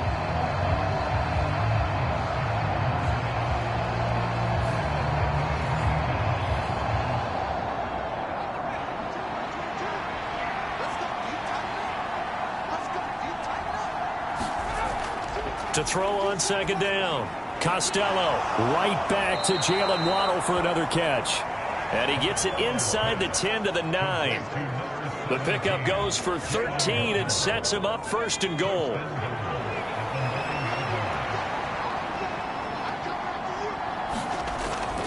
Here's Walker. Looking for a seam but finding none. He'll get back to the line of scrimmage and that's it. Another shot from the 9 on 2nd and goal. Again, Walker. And this time he's going backwards. So after the no gain on the last attempt, here they get him behind the line. The 2nd down play results in a loss of 2 yards. I really like what he did there because he took his practice work and converted it to game action because he used his hands, got off the block, worked laterally and stayed to the outside, and finished off the runner for a loss. Big play coming here. It's 3rd and goal. Operating from the gun. Costello trying for Brown, and it's intercepted. And he's free going down the left side. It's a foot race. And he takes this one back into the end zone. And the Bronco defense has a touchdown. Well, I mean, it hadn't been a picture-perfect first half for this defense to this point, but that's a big play to get them right back in the ballgame. And I think that changes their mind frame. Now they're saying to themselves, hey, we're still in this. And even though our offense hasn't done anything, we've had our troubles on our own right, we still made a play right there that could change the course of this game. Great job delivering. A try here for the extra point. And they're back within a field goal. It's 10-7 now. A heck of a play there defensively, getting the interception, navigating his way into the end zone for the touchdown. So they'll get another shot on offense following that pick 6, and now the kick is away.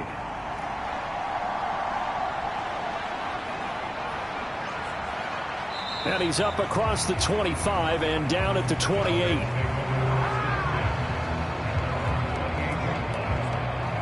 The Dolphins offense now heads back on the field.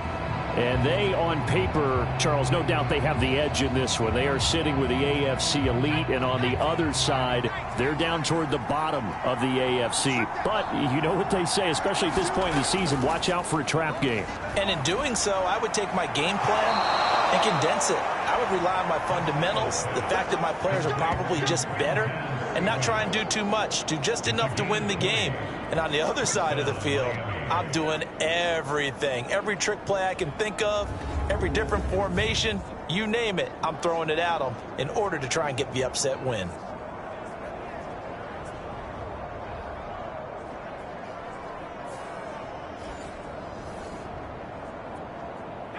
So one play, and they're already just shy of midfield. Looking to throw. Costello. Flushed out right. And he's able to get this to the 40-yard line before he's out of bounds. Good coverage downfield led to him taking off, picking up the first down on a 13-yard run. Partner, the good ones have a clock running in their head, okay? Because it says something like this. I've got this many seconds to find a target. After that, I have to tuck it and try and get some yardage on this first down snap.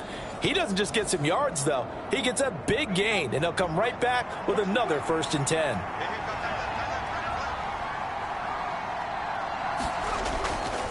Walker now on 1st and 10. And he'll manage to pick up about 4. It's 2nd down.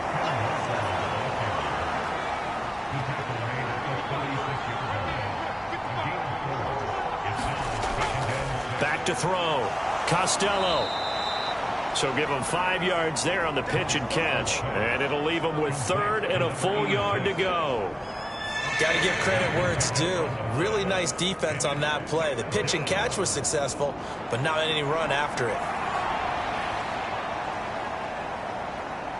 The Dolphins on 3rd down. 2 for 5 to this point. They're up against a 3rd and 1 situation. Looking to throw. Costello. That is caught. And this is going to be another 1st down as they'll make the tackle at the Broncos' 20-yard line. It's an 11-yard pickup. Thought they'd run it on 3rd and 1. Not the case. Good, strong throw and catch right there. And so far in this game, the alleys have been open for them to get completions, and they're taking advantage of it.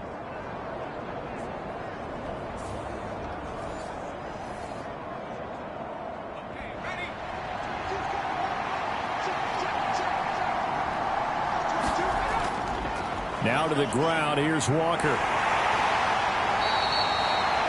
And they give him 4 yards there. It'll be 2nd and 6.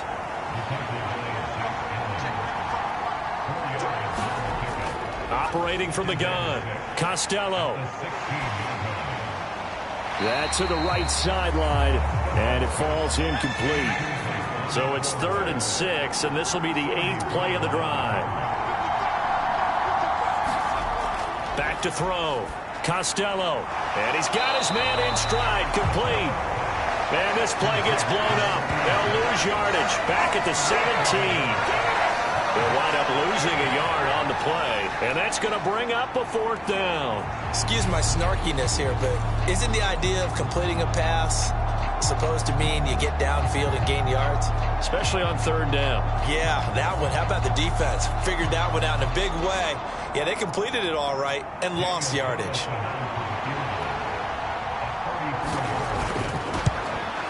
The kick by Carlson is good. And the lead stretches to 6 here. It's 13-7.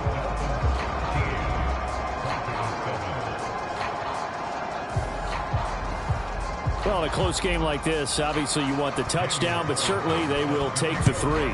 And they'll be okay with that, but let's throw a little credit to the defense as well. I'm just glad this doesn't come down to a debate, right? Which side won, partner? Because the defense, hey, we didn't give up a touchdown. The offense, hey, we put 3 on the board. Either way you look at it, I think both sides gained something out of that drive. Here's the Denver offense now as they get set to take over here. They're sort of seeing themselves spiral out of control. Let's see if they can get things back on track. And this is where the coach is walking that line of being calm and really being firm with his team. I had one tell me once, we were having a tough patch. This too shall pass, this too shall pass. And if finally we kept having a rough patch, he said, but you've got to do something to make it pass. And that's what they have to do. They've got to get some control back, get themselves reasserted, and calm things down. See if they can get calm and reassert themselves here. 9 yards, not quite enough, and they'll be left now with 3rd and 1. Even though they gave up more than they wanted to on that play, it actually illustrates how well they've bottled them up throughout the game, because that was his longest run of this contest. And he will not be able to hang on through the contact. It's incomplete. The coverage strong, and now it's 4th down. That's an excellent job right there on 3rd down. Like any defense, you never want to let them get anything started, and that would have been a 1st down. Instead, you saw the contact on time, no penalty, and before this drive could get wings, it's 4th down. The Broncos send out their punter now, as he'll punt it away for the 2nd time.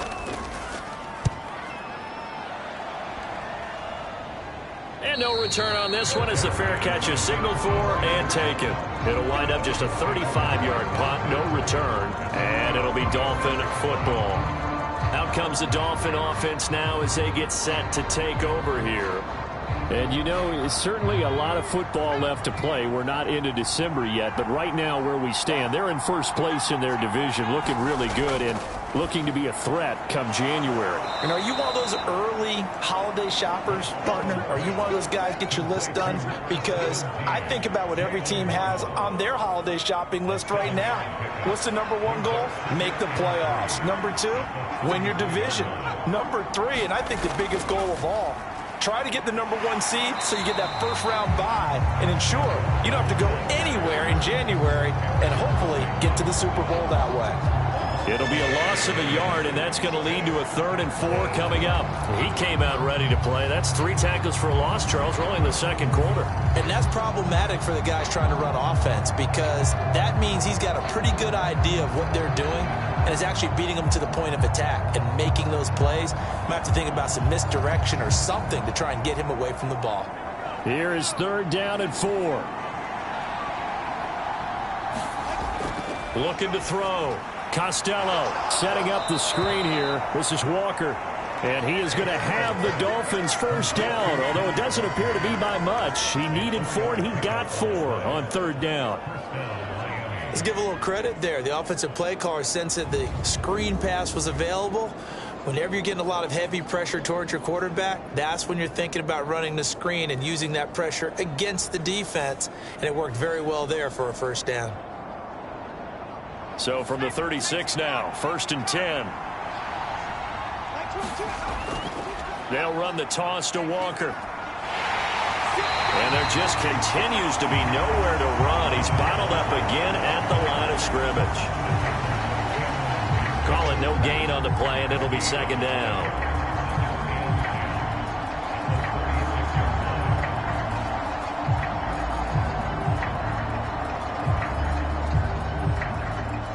Second quarter action with 1:59 remaining.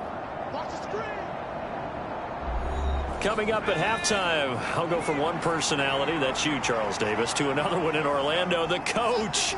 He'll have stats and scores from around the NFL. You and Jonathan Coachman, both larger than life. No doubt about it. But you're stuck with me in this booth, yes, and he's miles away and smiling. And happy.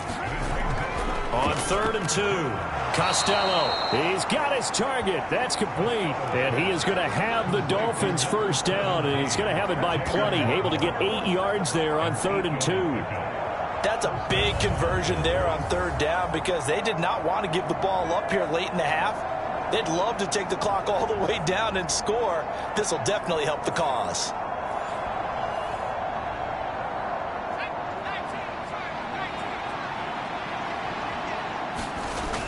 On 1st down, Costello forced out to his left. And this will leave him a yard short. Nice pickup of 9 yards on 1st down.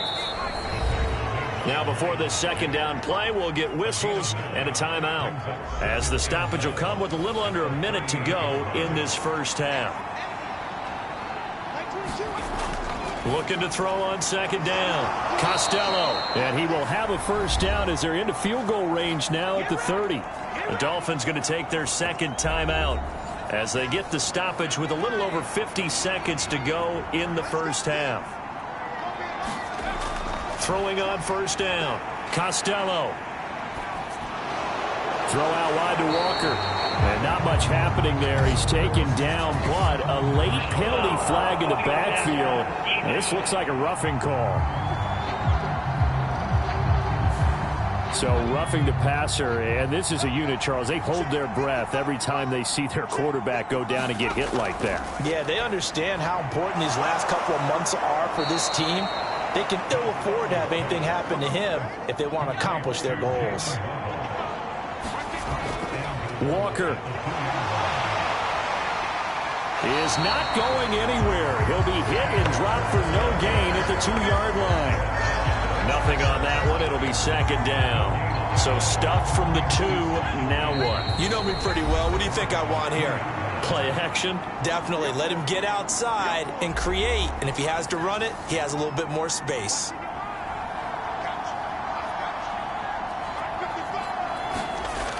To throw on 2nd down. Costello. He's got it. Touchdown, Dolphins.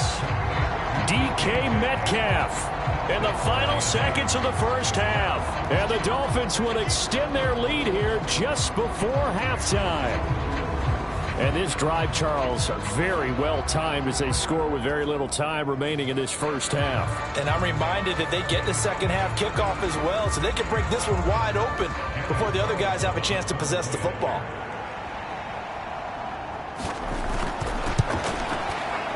Extra point by Carlson, up and good. And the lead now stands at 13. So that one a long 11-play drive. And it's DK Metcalf who finishes things off with a touchdown reception. So time enough for a kickoff here. 5 seconds remaining in this first half. And not wanting to risk anything here late in the half, he'll just take a knee and they'll bring the football out to the 25. And with time running short here, they'll simply take a knee, and that should do it for half number one. So we've reached halftime here, and it's the visiting Dolphins taking a lead to the locker room. As now we send you out to Orlando and hook back up with Jonathan Coachman for our EA Sports Halftime Report. All right, Brandon, thank you very much. The NFL season going to be about two-thirds complete after this weekend, so lots to get to as we check out what's going on here in Week 11. We'll start our tour in the entertainment capital of the world, Las Vegas, Nevada. And it's the Seahawks who have the lead as those two teams approach halftime. The Seahawks still in a dogfight, but this would be a good victory for them if they could get it. From there, we'll take a trip east to check on the Bears at home at Soldier Field. And they've got the lead in that one over the visiting Atlanta Falcons. Lamar Jackson has thrown a touchdown pass. Finally, let's get down to Houston. Check on the Texans at home at NRG Stadium. And they were losers in that ball game to the visiting Cleveland Browns. The Texans just cannot buy a break as they remain winless at 0-10 on the year.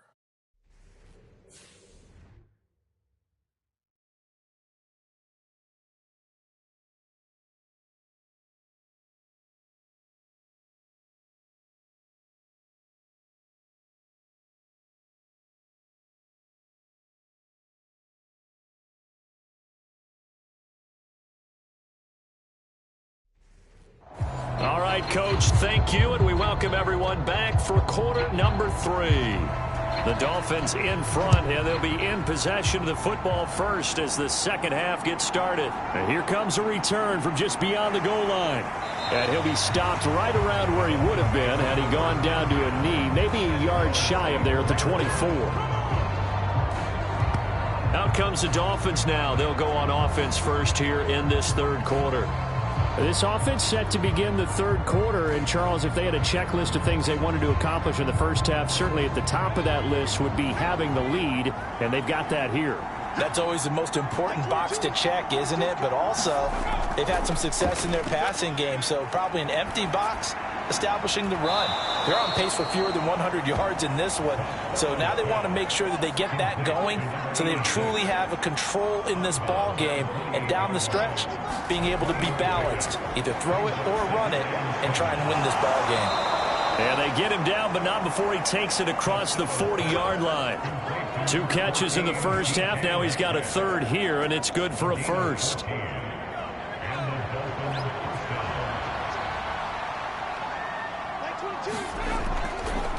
Off the play fake.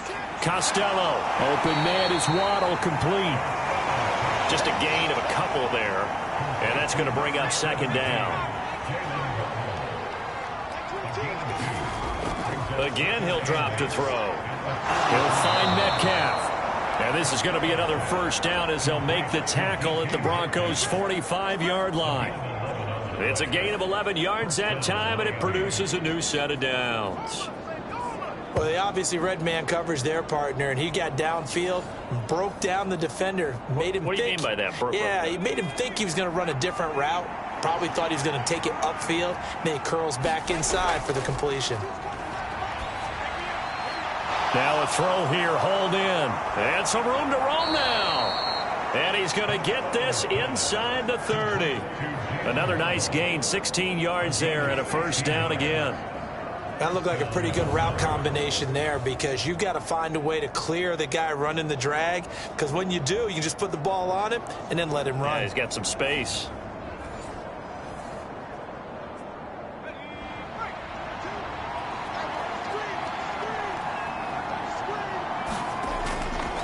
They'll look to throw again. Oh, the turnover fest continues. Here's another interception. And the Broncos are going to have it here just past the 25.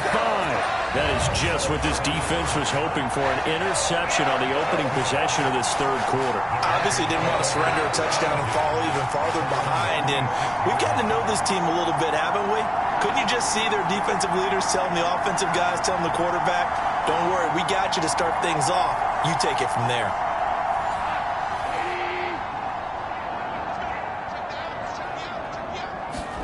After the interception, here's Goff.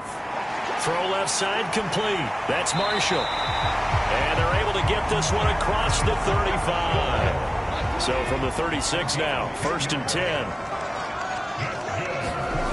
Now it's Goff. Now throw right side here, going to be incomplete. Here's 2nd and 10.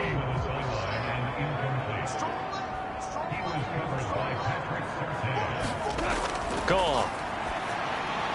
Catch made here by Campbell. That'll leave them with a 3rd and 2 coming up. They got 8 yards there.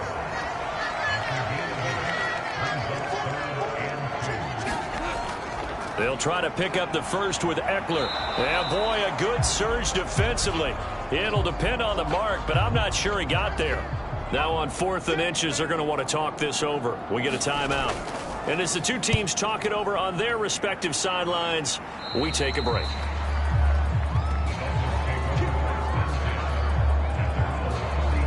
The Dolphins offense now working their way back onto the field. And in enemy territory last time through the interception. We'll see what they do on this drive. Can't wait to see how it alters what they decide to do in play calling. Do they continue to throw the ball? Do they want to lean more on the running game? It'll be an interesting sequence of plays that they've got coming up. Does it often affect the play calling with the interception? How much does that change what you do? I think it does, depending on why the interception was thrown. Sometimes it's just a matter of the defense made a great play, so you continue to come back. But if it's on you, if the offense just doesn't have the confidence, if they're a little bit shaky, maybe try and take the pressure off and run the ball a little bit.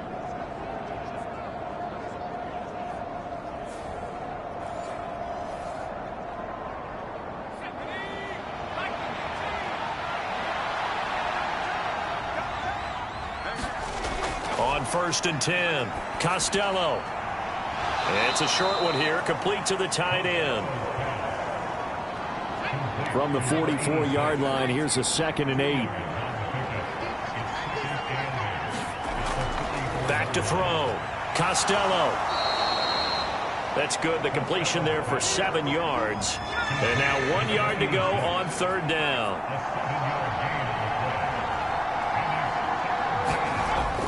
They'll try for the first with Walker. And he'll go down here at the 35-yard line. They only get 2 there, but on 3rd and 1, that's all they needed to keep the drive alive. In the first half, he was held in check on the ground, but despite that lack of production, they still have the lead. And they've got to feel fortunate about that. If they could actually get production from their lead horse, that would help open up this offense and widen this margin too.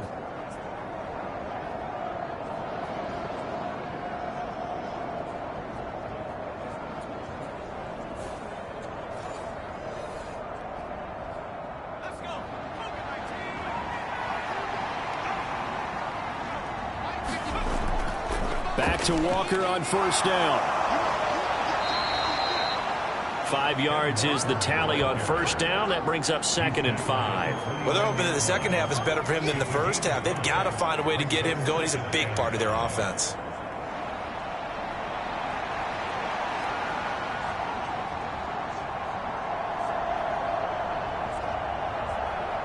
Here's a 2nd and 5.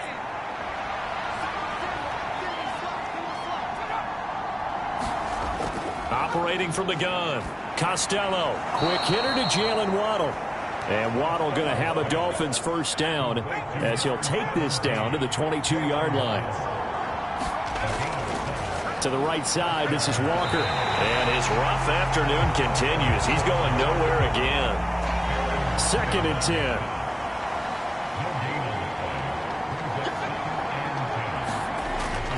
Looking to throw. Costello to the right side, incomplete to Metcalf. And a couple of yards as they move it from the 21 to the 19. One thing you're hoping for when you run drag routes, you're able to hit a receiver in stride, and he can pick up a lot of yardage after the catch. But in this situation, the defense was effective, able to stop. Reaching up for it, and he's got it. DK Metcalf. His 10th touchdown of the season, 2nd of the game. And the Dolphins are able to extend their lead. That drive that really increased their cushion felt very military to me. Very precise, methodical. That's one of the words you've taught me. And they just got it done. And slowly but surely now starting to pull away a little bit. Things looking good for them here in the 3rd quarter. Not only pulling away, but you mentioned that slowly but surely. You also drain clock, too, with a drive like that. So you really give yourself an advantage. They'll try and throw for it. And he is into the end zone to bump the lead up 2 more. So they go with a pass, and it works there on the 2-point try. Charles, just in general, what are your thoughts passing versus running on 2-point conversion? Situational? It is situational, and you have to know your team. What is your strength? Because so many people think you have to throw the ball in a 2-point conversion, but the stats will tell you that running it is about as proficient. So know your team and go to your strength.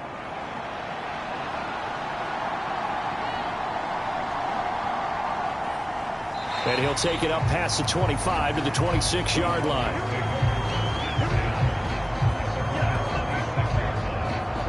Denver's offense now set to go. I kind of feel like they've reached a do-or-die point in this game, Charles. If they're going to try to pull off an impressive comeback, it has to start right here, right now. Yeah, now they've got a final chance to get out of this situation, but they also understand they've got to move the ball and move it fast. In addition, they need to save as much time so they can get 2 more possessions. That'll go for a gain of 7, and it'll be 2nd down. They'd love to just strike back with a touchdown right here, and if it's a long play, so be it. But the main goal, get a couple of first downs, run some plays, run some clock, allow their defense to get a chance to catch their breath, settle down, and relax a little bit after they just gave up the score. And they'll get it up just short of the 45 at the 44.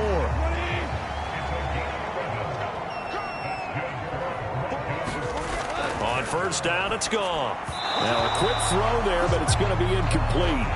I'm getting the sense that this offense is getting frustrated. Here we are into the 3rd quarter, and they've had plenty of opportunities to get in sync. Thus far, that hasn't happened. They're looking for answers both on the sidelines and in the huddle looking at each other.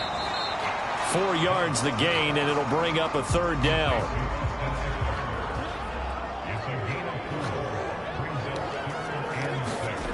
Goff now looks to throw.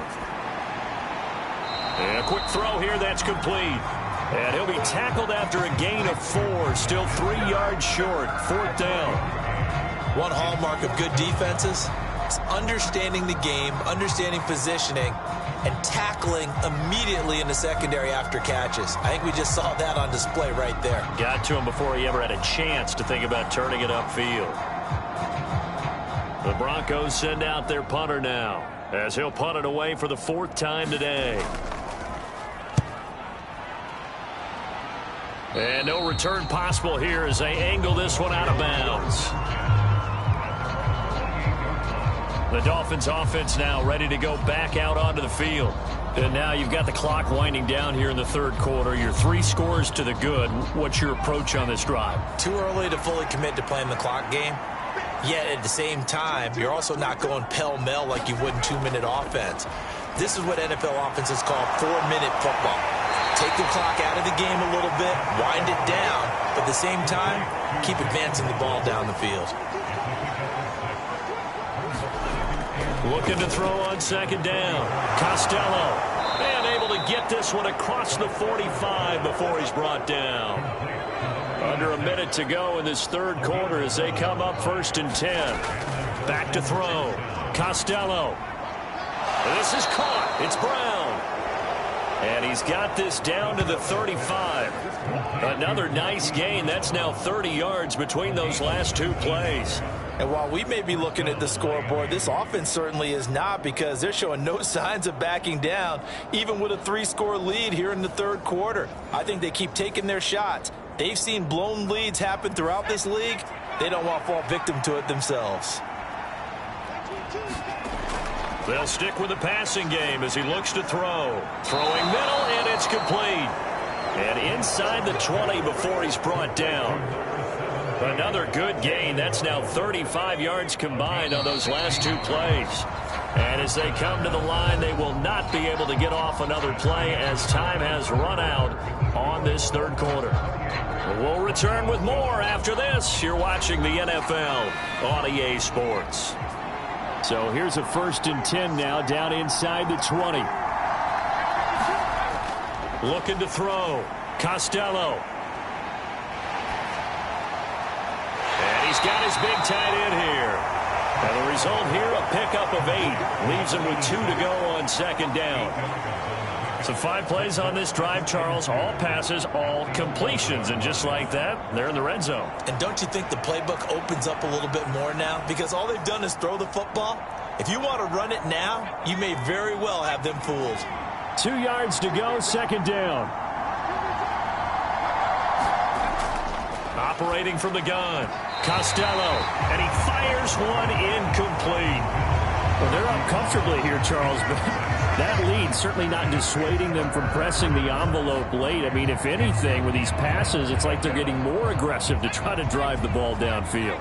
And that will certainly lend itself to some post-game questions for that coach. And maybe you and I should attend that press conference and see what he has to say, because someone's going to ask him why he continued to push it. My guess, he didn't like how some of the snaps were run earlier.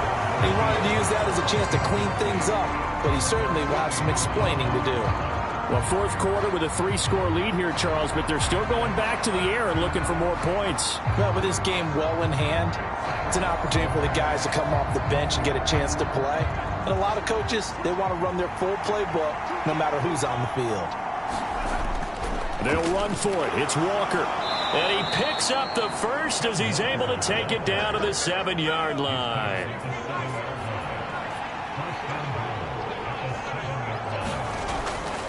They run again with Walker. And he's going to press this one forward as they stop him right around the 1. 2nd and goal from the 1.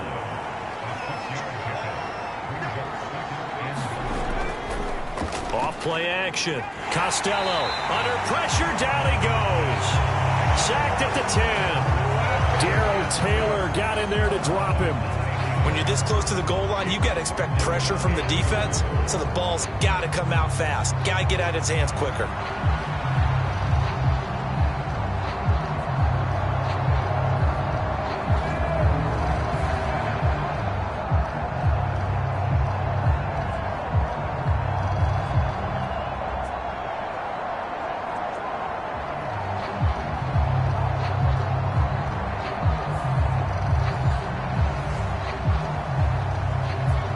Big play forthcoming. Here's 3rd and goal.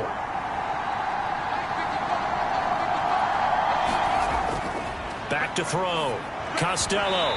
And that's going to be incomplete. The contact there enough to jar that ball free.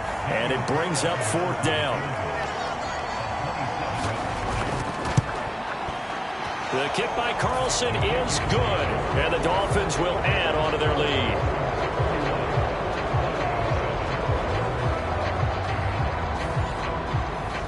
Well, ultimately not really sure that they're going to need those 3 points, but they'll take the 3 and they pad that lead. Yeah, this one's already wrapped up, but you and I both know if you're an offensive coordinator, you never let up on the gas unless the head coach tells you to do so. And maybe you've actually clicked him off in your headset so you can keep calling plays and trying to add to this lead. And Denver getting set to take the field. And they unfortunately are staring at a mini losing streak developing, trailing here in the 4th quarter.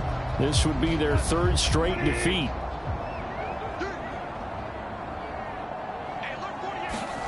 Goff on 1st down. A quick throw knocked away and incomplete. Once again, they'll come up on the 26-yard line, 2nd and 10. Now Goff. Fighting through pressure. And that'll fall incomplete. He was hit just as he let that go. And now it's 3rd down. Now Goff. Over the middle, complete. It's Marshall. And he's going to be stopped here a few yards short of the first as the tackle is made at the 33. It'll go down as a gain of 6, and it'll be 4th down. One thing I think that's safe to say defensively, the tackling's been really good. And because of that, it's been very, very hard for them to move the ball because you're not getting the benefits of run after catch. They're tackling them almost on the spot. That means you have to run extra plays, harder to move it. All right, they're going to try and keep hope alive here on 4th down. They're going for it. They go ahead and snap it. Gone. And they bring him to the ground just shy of midfield.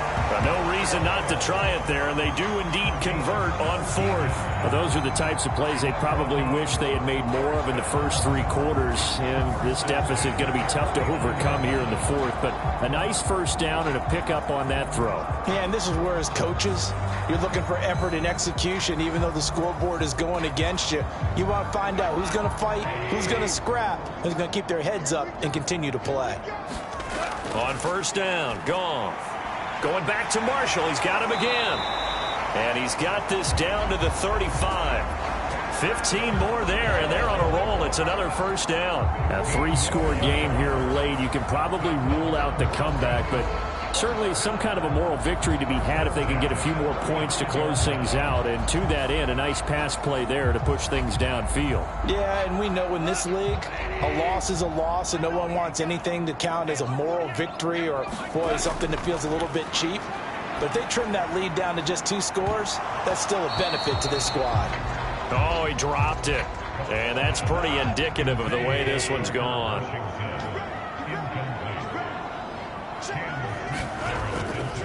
On 2nd down, Eckler. And a solid run down inside the 30. The Broncos on 3rd down. Not so hot. 2 for 9 to this point. This is 3rd and 4. Draw play. It's Eckler. And that one going nowhere from the start as he's met in the backfield and goes backwards. A loss of a yard, and it brings up 4th. I think this offense, specifically this running game, they're going to have to find a way to turn the page because they haven't found a way to run it effectively thus far, and it's cost them.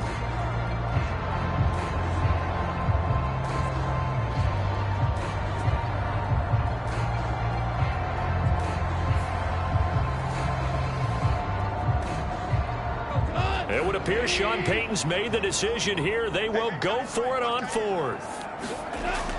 As expected, they're going for it to keep the drive alive. And it's incomplete. They cannot convert, and they turn it over. The Broncos unable to convert here on 4th. And the Dolphins defense is able to hold. Well, their first 4th down attempt earlier was successful. This one backfires for a turnover on downs. I like their aggressiveness. I like what they're doing. They got it the first time they went for it. Why not a second time? I don't think they'll be daunted from attempting it again. If you're on the defensive side of the ball, though, any 4th down stop is a big momentum play. Here's Walker to start the drive. Give him 5 on the carry there, and it'll be 2nd down.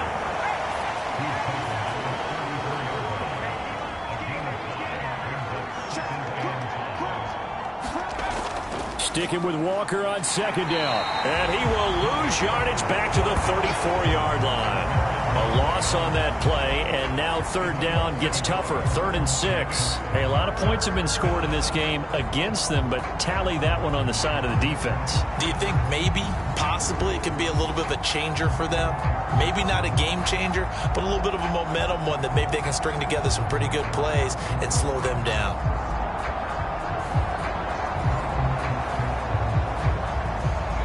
A nickel set defensively for the Broncos here on 3rd down.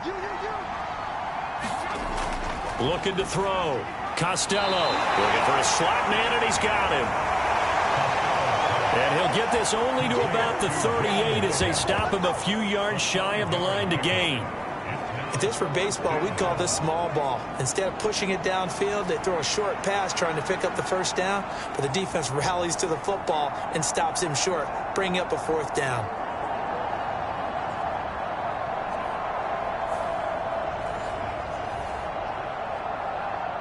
The Dolphins will send out the punter now, as he'll come on to kick this one away.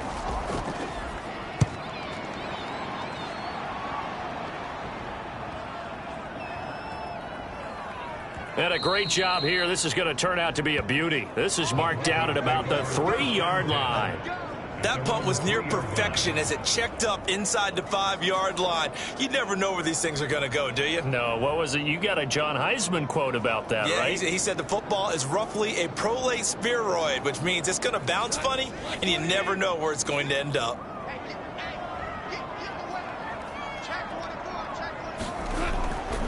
They start the drive on the ground. It's Williams. They'll try to get forward, but he's going to be stopped in his tracks at about the 3. Now a 2nd and 10. They run it again with Williams. And a nice pickup as this one gets him to the 10-yard line. They'll come up now 3rd and 3. Back to throw. Pass to the sideline and pulled in. And he'll be out of bounds right around the 14. It's a gain of 3, and it gets him the first. Short yardage situation, you have to wonder if they thought that they were just going to run it inside. But you have to be cognizant of the back slipping out of the backfield trying to find some open space. And that's exactly what he does to the tune of a first down.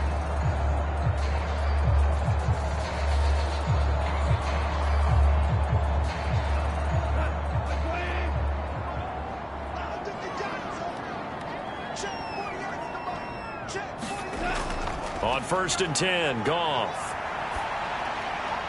Campbell making the catch. And he's out right at the 25.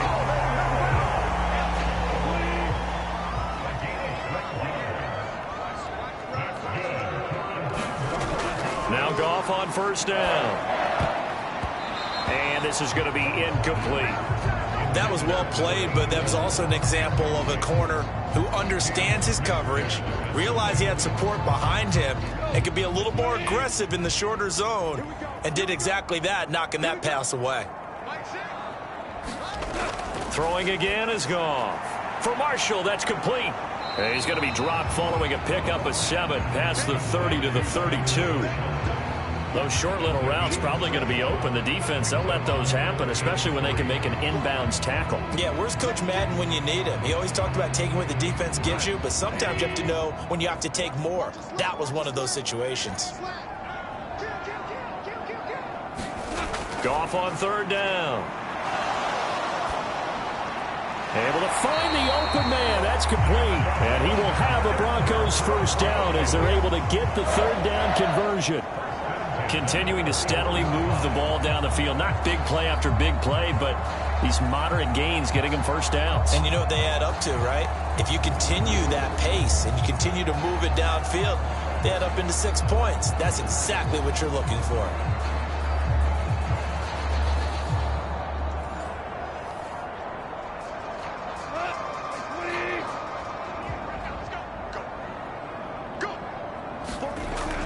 Back to throw, Goff. He finds his man, complete. That's Campbell. Options galore here, 2nd and a few inches. Here's Goff. Tucker hauls it in over the middle. And he's got another first down as he's brought down at the Dolphins' 39. 11 more yards there, and this methodical drive continues. So it's Bronco football as we get you reset here. They've got a 1st and 10 as they search for a late score. To the air again, Goff. It's a short one here, complete to his tight end. 2nd down and 8. Goff now looking to throw. He's got a man. That's Marshall. And he'll be brought down on the 30-yard line after a gain of 6. They're going to need to get up and set in a hurry. And yet again, Goff is intercepted. Chauncey Gardner-Johnson with a pick. And the Dolphins are going to have the football here at their own 18-yard line. For this defense, CD, that's kind of the icing on the cake here as we get to the end of this one. And didn't you feel that they weren't just going into total prevent there? You know, they had the lead, and sometimes you fall back and you lose your aggressiveness. Not in this case. They were still making a play on the football, and look how that one turned out. They may have salted this one away.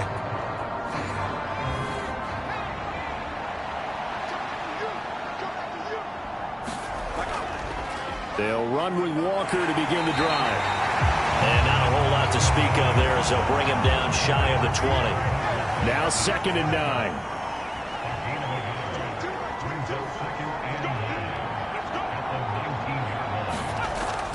Sticking with Walker on 2nd down. And he'll get this up to the 30-yard line. 53 yards rushing for him now as he's toted it 21 times. Hate to be blunt, but it is just continuing to prove to be the case that this O-line is manhandling this D-line right now. They deserve to roll up their sleeves and show up their biceps because they're doing exactly what you just described, manhandling the defensive front. They've got the leverage, they are powering through, and they're controlling this game. So 1st and 10 now from the 30.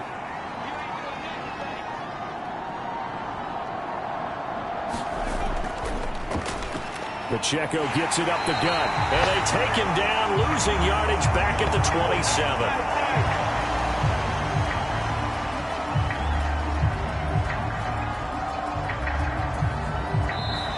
So a victory here for the Miami Dolphins, and it was their defense that really made the statement after the break. They pitched the second half shutout. Yeah, think about the team that just got vanquished. They did score in the second quarter. Do you think they thought at all that that would be their last points of the game? No, but what a second half. The adjustment, whatever they did in the locker room, it certainly worked. It certainly did, and you're exactly right. Whether it was an adjustment, whether it was just more focus on what they planned to do going in, whether they just played better, whatever it was, it all came together in the second half, and no points were allowed. That's a great way to close them out.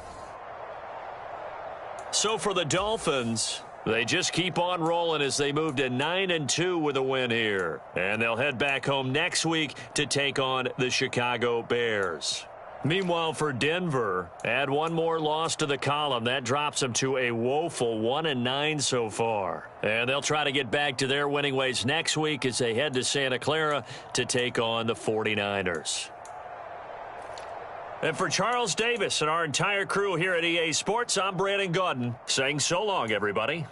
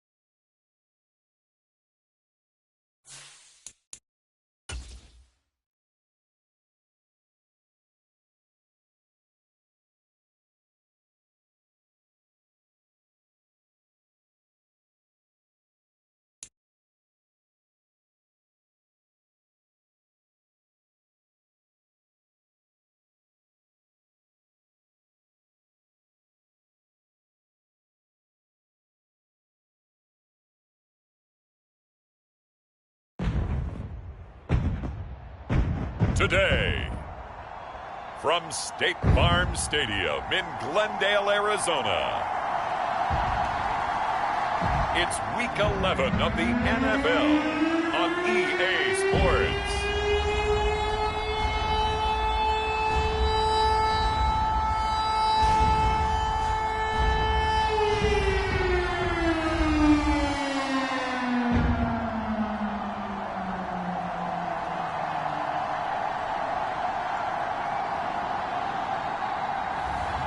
It's the Arizona Cardinals taking on the San Francisco 49ers. Some of those in the silver-haired community would say it's a great day for golf, and it is, don't get me wrong, but we say it's a great day for football, and the roof is wide open here in Glendale at State Farm Stadium. Today, we've got an interesting Week 11 matchup on tap, as it'll be the San Francisco 49ers taking on the Arizona Cardinals.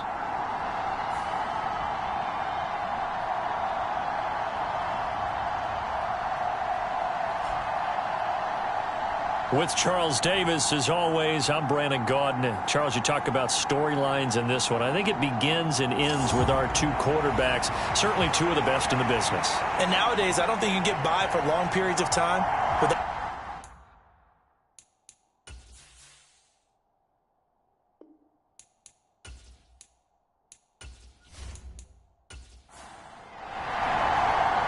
The NFL season has hit high gear, and off we go in Week 11 on EA Sports. This taken in at the goal line. And he'll get it up across the 20 to the 21-yard line.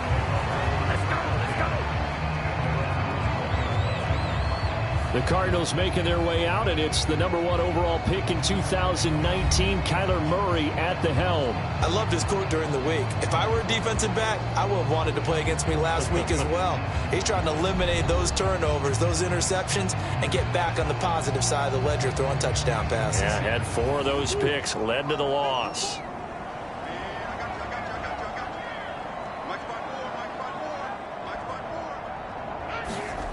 First play from scrimmage. Here's Murray.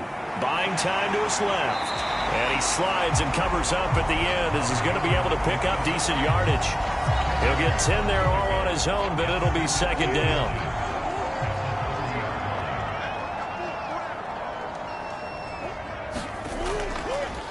From the gun, they run with Ware.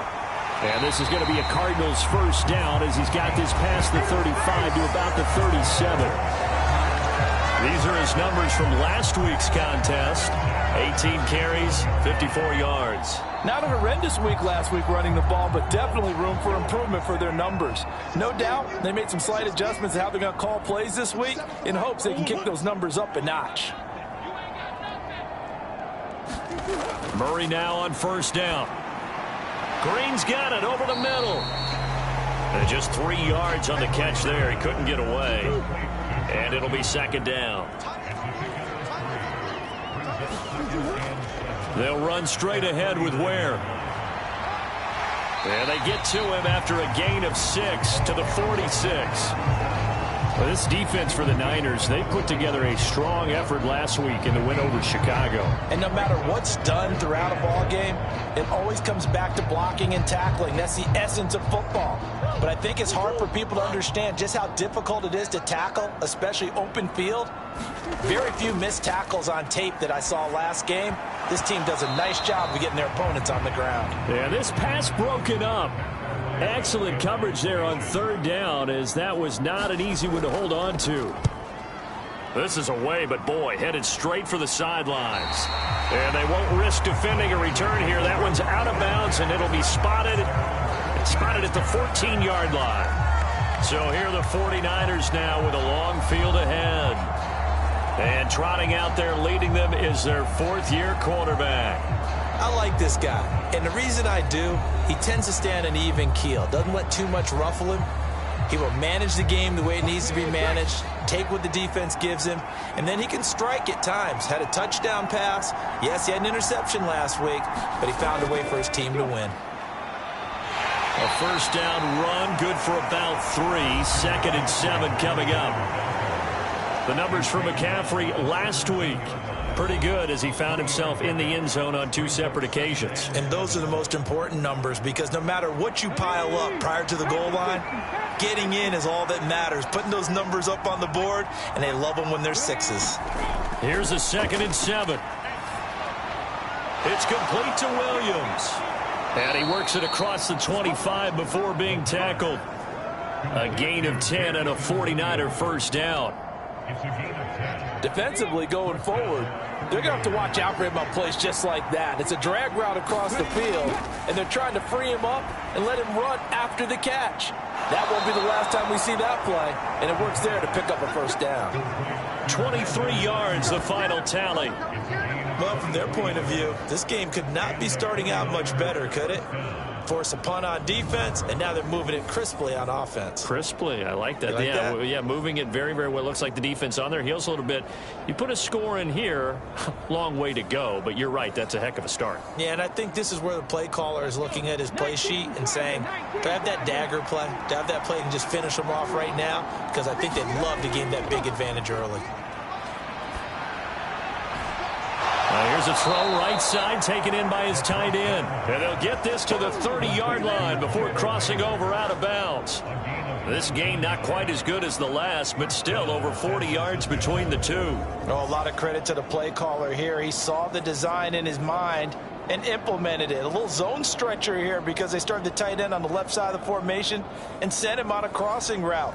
And this works really well when you can find that space between levels, and they were able to do so for good yardage. Now a play fake here on first down. That's caught downfield by Kittle. And he's out of bounds. Almost gets to the 10. Chewing up big yardage. Another nice gain there. This one goes for 20. They clearly wanted to come out, Charles, and be aggressive throwing the football, and they've been pretty efficient along with that aggressiveness. He's now 4 of 4 on this opening drive. Yeah, and that's led to a fresh set of downs. I like what he's doing back there. You can tell he's at ease, feels good about what he's doing.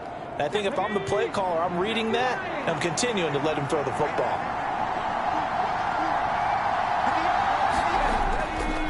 On first down, this is McCaffrey. And he's going to get a solid gain of 9 before being brought down. 2nd and right at a yard.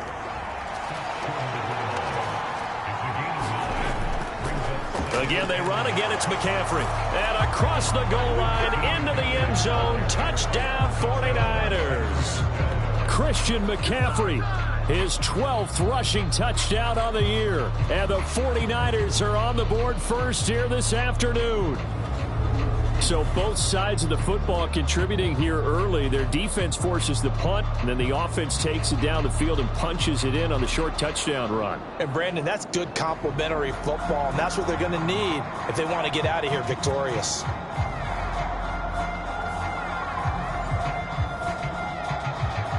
Jake Moody now for the point after.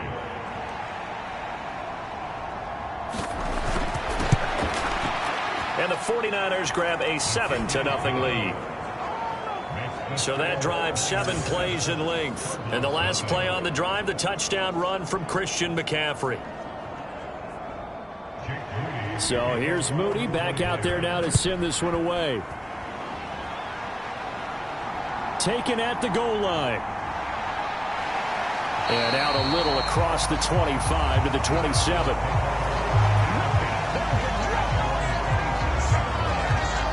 So the Cardinals offense back onto the field here for their second drive of the game. Defense got the better of them last series, forcing a punt. See if they make a few changes in the game plan here and try to get points out of this drive. 1st and 10. On 1st and 10, here's Murray. Firing quickly here, and that's complete. And he's taken down, but able to slip across the 35. So here's a 1st and 10 at the 38. On the handoff, it's Ware. He'll take it past the 40 to the 41, 2nd down. Clock rolling as we hit the midway point of this first quarter. A give to Ware. And he takes this up right near the 45-yard line. Still about 3 yards shy of a first as the 4-yard pickup brings it to third down. You look at this Niner defense, and they've been very good this year against the pass, currently holding on to a top 10 ranking at number 10. And I'm struggling a little bit trying to really categorize this crew. They're top 10 in the league against the pass, but the bottom half of the league in sacking the quarterback. That doesn't make sense. Imagine if this group ever put pressure on the QB, they'd easily move into the top 5. Just a 2-yard pickup, and that should necessitate a call for the punt team here on 4th down. 4th and short, partner. I mean, this would be a really risky call. Here we are in the first quarter. On your own side of the field. Own side of the field. But, boy, what a tone setter that would be to go for it and get it, wouldn't it? You're gritty today. I like it. I'm feeling it.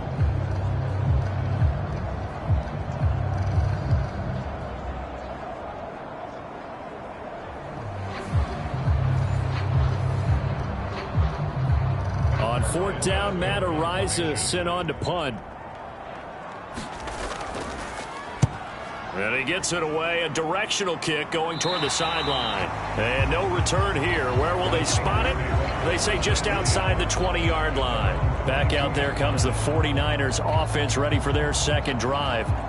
And they, if you just look at this game, Charles, on paper, they've got the edge, no doubt. They're hanging around the top of the NFC. On the other side, you got a squad that's towards the bottom of the NFC. But when we mentioned that to the coaches, they were having no part of it.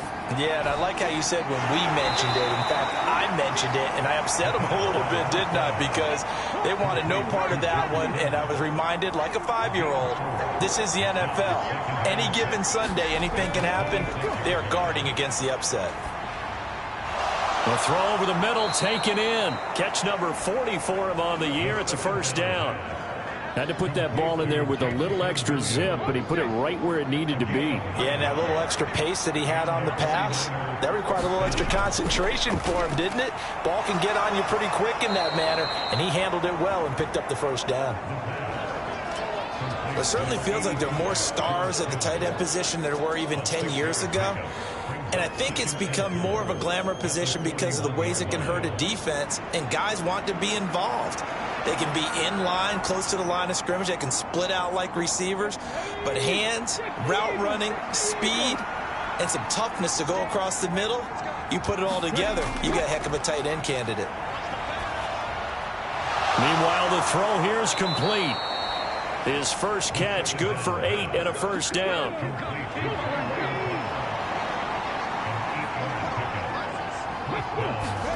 From the midfield stripe, they'll look to throw. They'll find Williams on the slant. And he's got this to the 30 before being taken down. That good for 21 yards on the catch and run. Quarterbacks love slant routes because the receivers are breaking right into their line of vision, and receivers love them as well because they're getting the ball on the move and able to catch it and try and get upfield and gain additional yardage.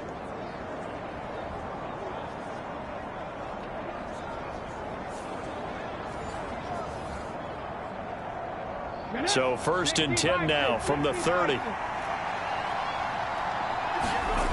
Back to throw again. He's into space past the 25. And he's all the way down to the 13-yard line. 17 yards on the catch and run. It's a first down. Nice little nifty play for him there. Yeah, that's the ability to read a defense and utilize players that don't often get picked up in coverage easily. And I'm talking about being able to use the backs out of the backfield. Because I know that when I used to cover, hey, we got everybody oh, he just snuck out there, and they just got a nice first down there. What do we love to say? Get those backs into space, right? And they were able to do that there. Nice pickup on first down. From the 13 now, they work on 1st and 10. Again, he'll drop to throw. Throw out left, caught by Mayer. Touchdown, 49ers. Michael Mayer, his second touchdown on the season. And the Niners lead this now 13-0 here in the opening quarter of the ball game. Well, we know someone just added to his touchdown passing total, but all he did was get the ball out quickly to his tight end and let him take care of business the rest of the way.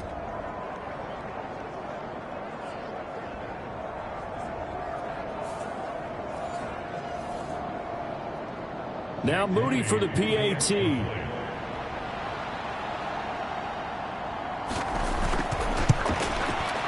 And it's good, and they have jumped out here to a quick 14-0 first quarter lead. So that winds up a 7-play drive all told. And it was finished off by a Michael Mayer touchdown grab.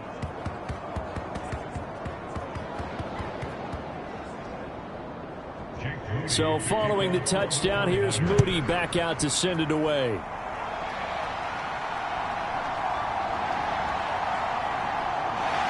And it's a pretty good return here as he'll get this up to the 29.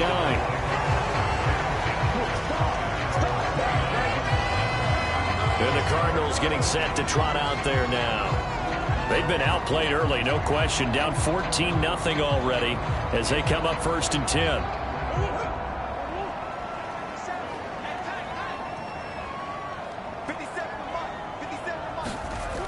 They start the drive with Ware. And they get him down, but not before he takes it across the 40-yard line. Give him 13 yards on the opening play of the drive and also give him a first down. When you're down early, how do you get back in the game, maybe establish the run? I think they're trying to do that. I'm with you on that one, and what I like about the message is that there's no panic from the head coach. He's already told his offensive coordinator, let's run the football, let's get things settled down a little bit and find our way back into this game.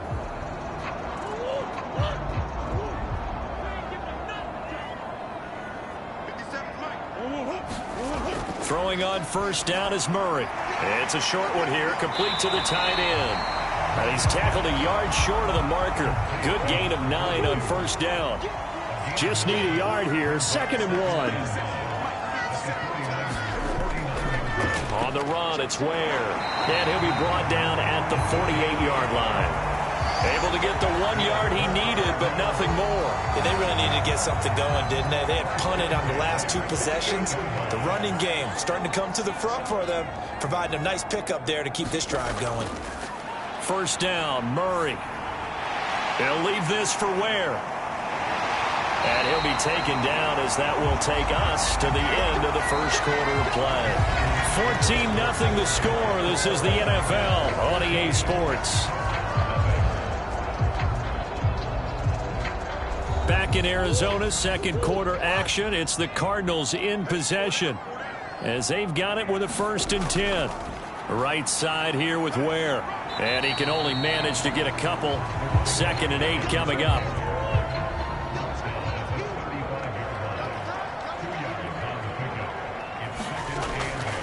They run again with Ware. And he'll be taken down at the 34.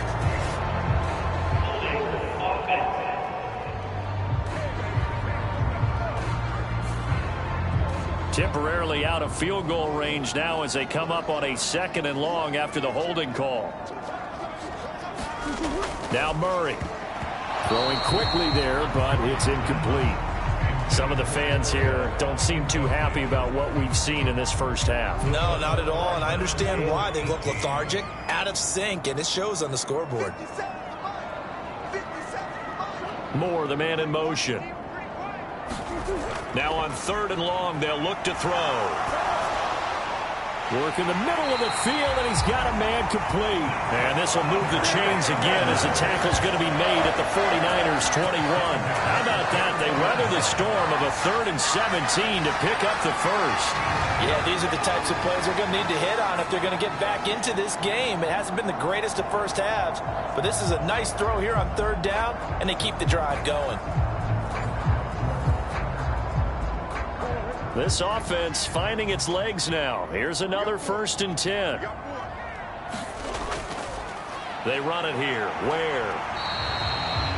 Officially no gain on the play, and it's 2nd down.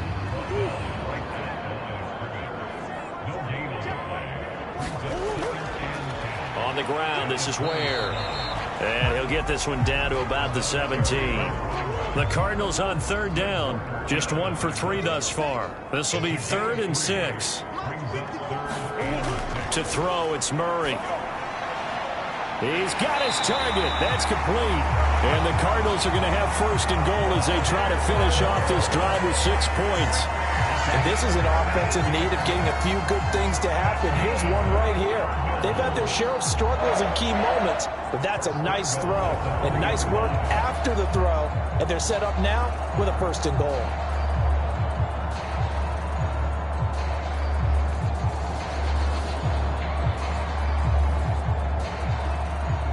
First and goal, and they got to be thinking a chance to get right back into this football game. They will run with Ware, and he's going to get this back to the 3-yard line and no further. They'll go again from the 3 here on 2nd and goal. And they'll let the fullback try and take him home. And he is into the end zone. Touchdown, Arizona. Andrew Beck, his first touchdown on the year. And the Cardinals are back within a score. And, boy, that was a heavy set. I think they had 3 tight ends out there. The fullback, you knew what they were going to do. Yeah, they weren't trying to fool anybody at all, were they? There was none of this show-you-heavy set, bootleg it out. Nah. Big guys up front, hand it to the big guy in the backfield. Chad Ryland now to add the PAT.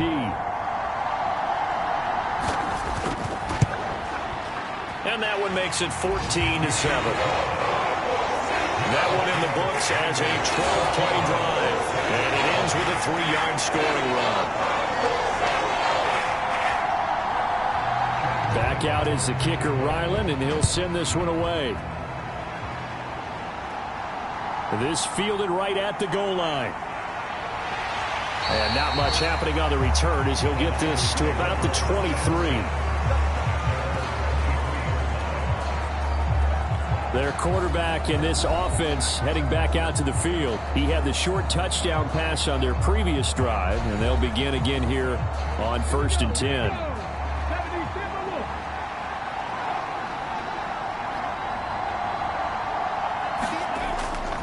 They start on the ground with McCaffrey. And he'll get what he can up the middle, 3 yards. That'll bring up 2nd down.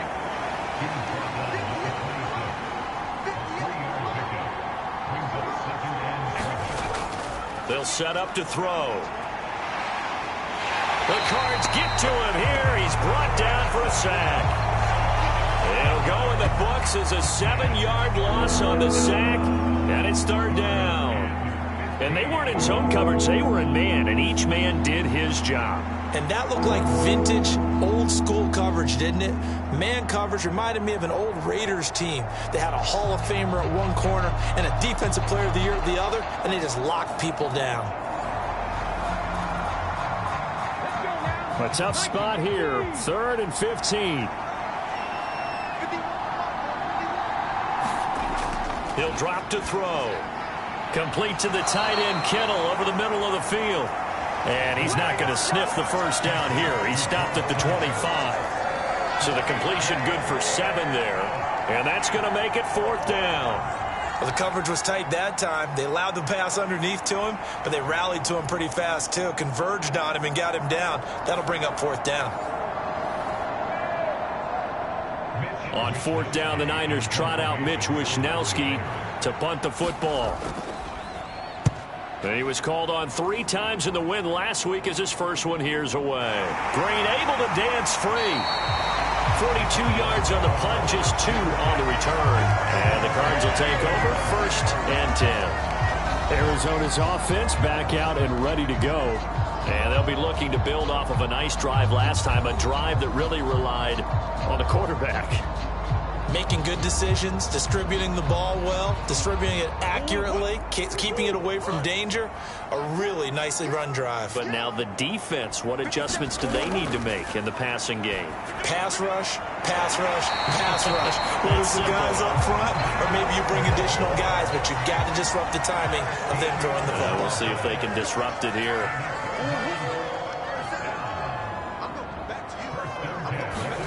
Murray now on 1st down.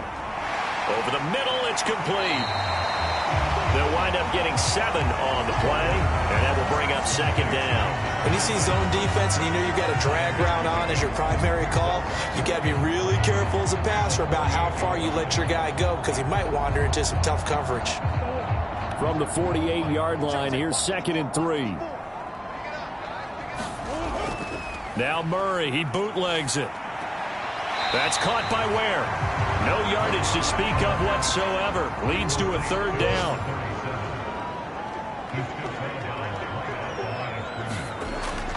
They'll try and run with Ware. And he's going to have a first down as he's brought down at the 44-yard line. It's a gain of 4 there, and it gives him a new set of downs. On third down, that's a good job of situational football and understanding where the first down marker was and getting there.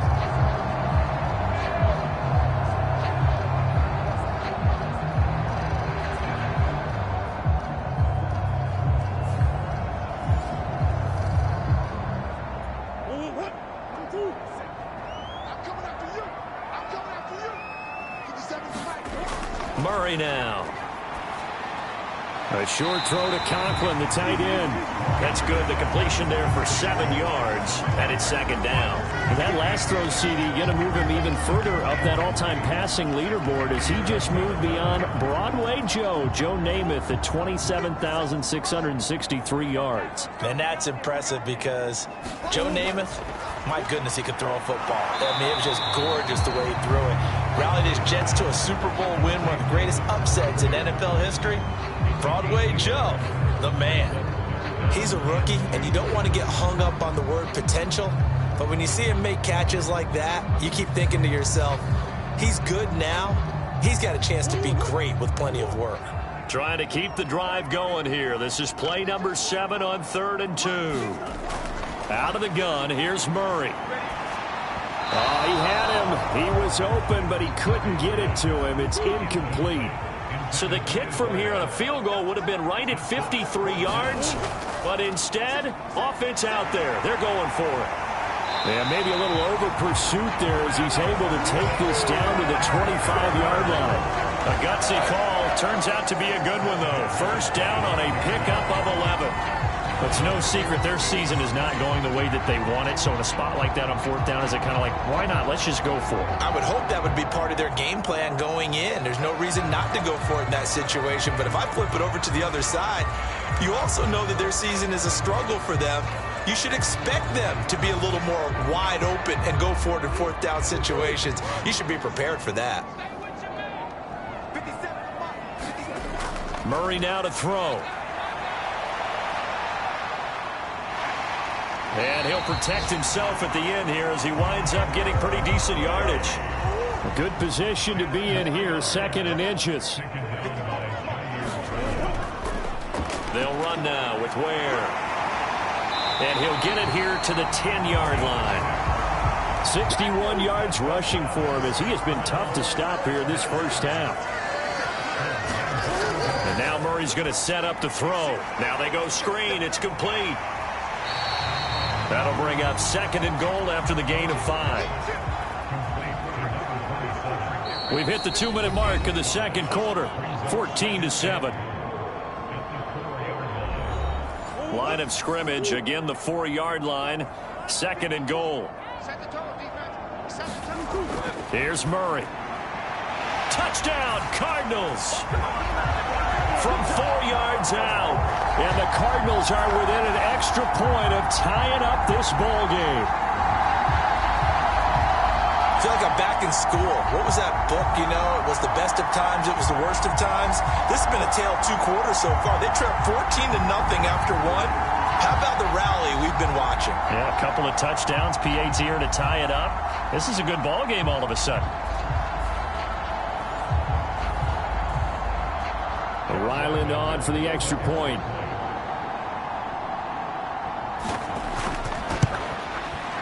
And we've got a good one brewing. We're all knotted up at 14. So that drive, 12 plays in length. And it winds up in a touchdown for Arizona. This one tied at 14 now as he sends this one away. From the end zone, here comes Williams. And able to get this out to the 25.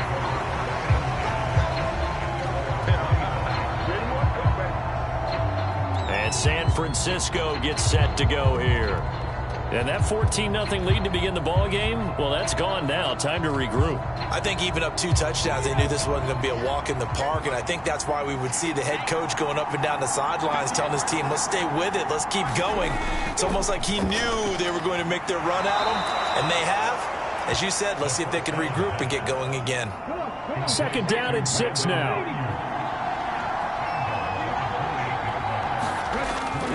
They'll look to throw here. And this is incomplete. So after the 2nd down incompletion, they'll come up now against a 3rd and 6. They're going to look to throw. That is caught. And he is out of bounds inside the 35. That's one heck of a 3rd down conversion, a pickup of 39. Well, he looked his way quite a bit in this first half, and with good reason. You can see it there. He is such a handful defensively, just too hard to keep him under wraps, and delivers a big play here for this offense.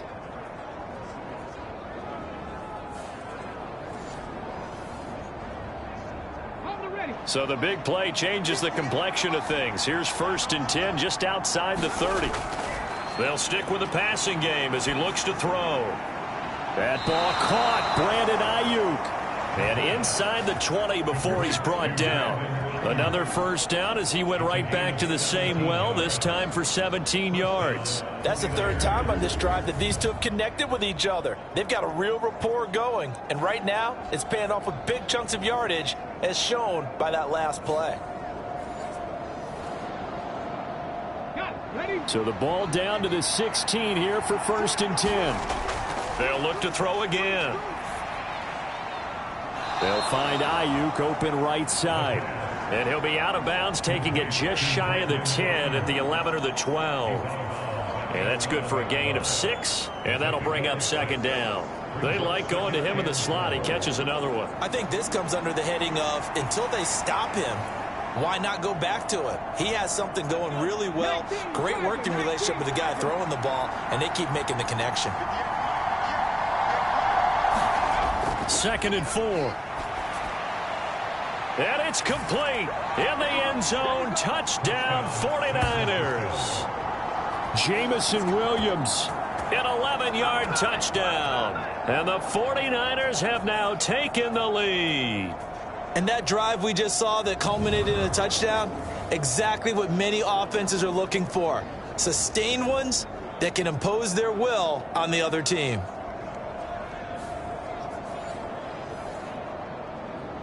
The extra point try now for Moody.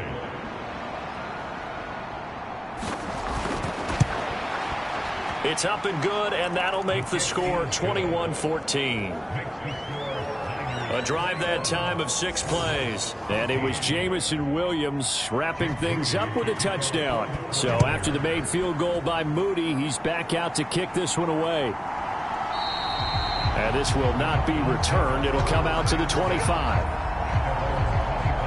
Arizona getting ready to go as they take the field. Charles, we'll see what they can do here. Not a ton of time left, but enough certainly to get points out of this drive, and they need them right now because they're trailing. Yeah, this is exactly why you practice a 2-minute drill all through camp and at least one practice each week before a game. A minute left, more than enough time to string a few completions together, reach the end zone, and then make that walk back to the locker room just a little more animated. The Cardinals going to use the first of their timeouts as they'll stop it with exactly a minute to go before halftime. On 2nd down, here's Murray. Looking middle, and that's complete. Now the Cards going to call another timeout, their 2nd, as the stoppage will come with a little under a minute to go in this first half. They fake the handoff, now Murray. And he's got his man on the out route. And he gets this to the other side of midfield across the 45 before going out. To throw is Murray. And this one too low. And not a common sight, at least on this drive. A momentary setback, though, for this passing game that has been moving well this series. Good thing for them, though. Still 2 more downs to connect and try to pick up another first down. And he's taken down inside the 30. The Cardinal passing game dialed in now. First down. Murray to air it out again. Eluding the pressure right. And he'll be out of bounds as he gets this down about the 21 or 22. Nice work to get 7 out of that, and it's second down. I did like his decision-making there to make sure they picked up something instead of forcing a throw. Now they've got more manageable play coming up to try and pick up the first down, and don't rule out the possibility that he just keeps it and runs again. Murray going to throw. Throwing middle, and it's complete. The Cardinals forced to burn their third and final timeout as they stop it with 11 seconds remaining in this first half.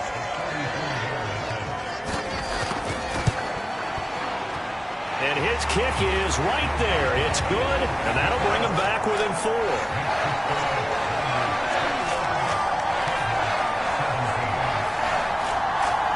So, yes, they'll still be down going into intermission, but the deficit is now made even smaller, very manageable. Yeah, and if nothing haywire happens here in his last couple of precious seconds, they will go into the locker room with a nice bounce in their step, having gotten a little bit closer on the scoreboard. And able to get this across the 20, but not much further as he's dropped it to 23-yard line. All that remains is to snap this once, and that'll do it for the first half of play. So we've reached halftime here in a 4-point game. As we send you on out to our studios in Orlando, here's Jonathan Coachman at REA Sports Halftime Report. All right, Brandon, thank you very much. The NFL season going to be about 2/3 complete after this weekend, so lots to get to as we check out what's going on here in Week 11.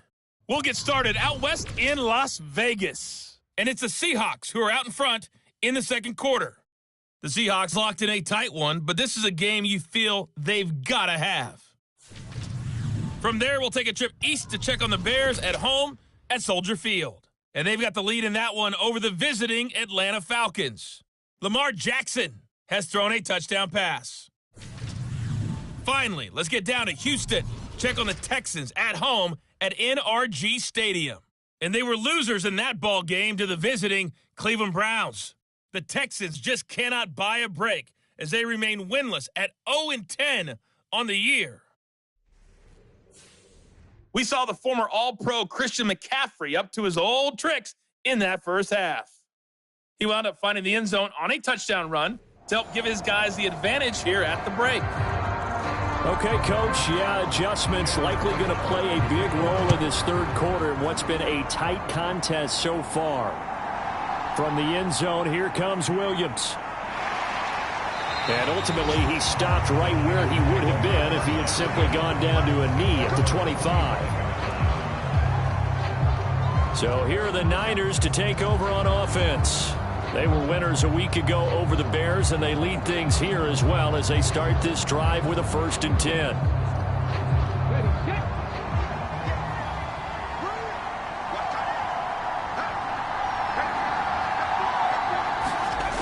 They'll try and start this drive in the air. Throw over the middle, he finds Williams. And they're able to get this one across the 35. Line of scrimmage, the 37 on 1st and 10. Now they'll throw here out of the gun. There's the stiff arm. And able to get this one across the 45 before he's brought down. He was held without a catch in the first half, but he's got one here, and he also picks up a first down.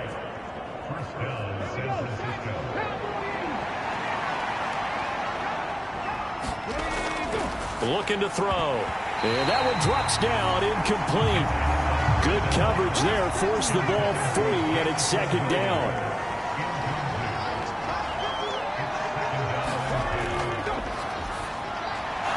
Now this one over the middle into the hands of his tight end, complete. And they're going to have another first down as the tackle's made here at the Cardinals' 39.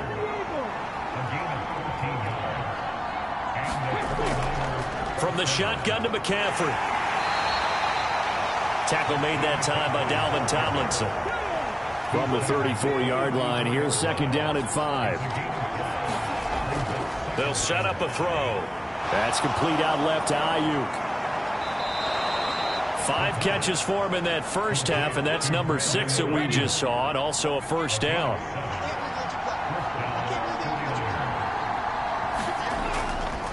Here's a play fake as they set up to throw. This one caught by Kittle. And he gets it all the way down inside the 10 and mark him at the 5.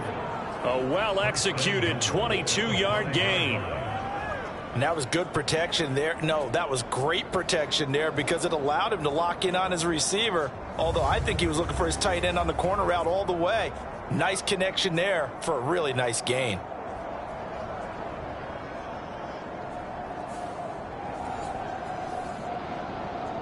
On the jump.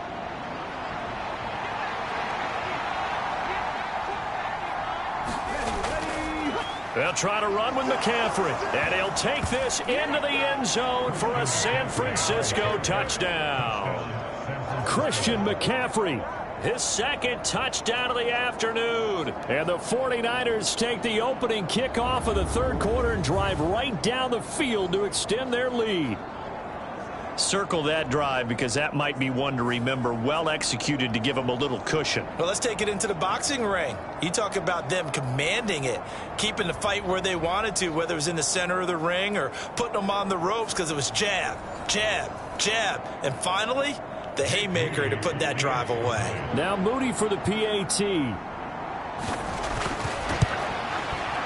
And that one pushes the lead up to 11. So that drive in total 8 plays. And the last play on the drive, the touchdown run from Christian McCaffrey.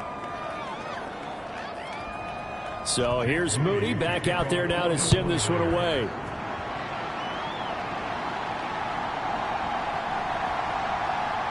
Escapes the defender.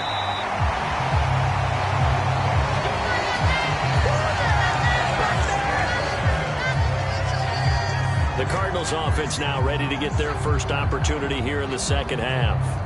And their deficit a little wider than it was at halftime. Does that touchdown a minute ago change the thinking here at all? I think it does, at least a little bit, because now urgency has to start setting in. You can't go out there and go 3 and out and run the risk of falling behind substantially, but you have to do it without pressing, because pressing, that'll lead you into bigger errors. Still a few inches short of a first down as they come up now on second down.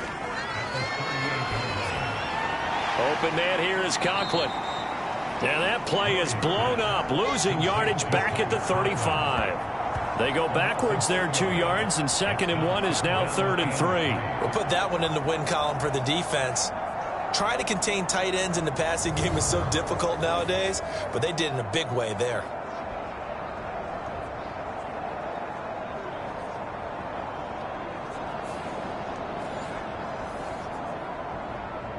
This offense in desperate need of a conversion as they come up on 3rd down.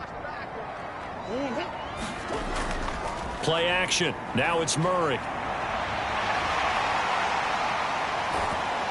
And he'll have it past midfield almost to the 40 before being taken down. No one there to help out downfield, but no problem scrambling for 22 and a first. He certainly isn't looking at the scoreboard out there because, to me, all he's concerned about is analyzing the field and making most of the time left in this game. Deficit's still there, but he's starting to hit them with some big plays.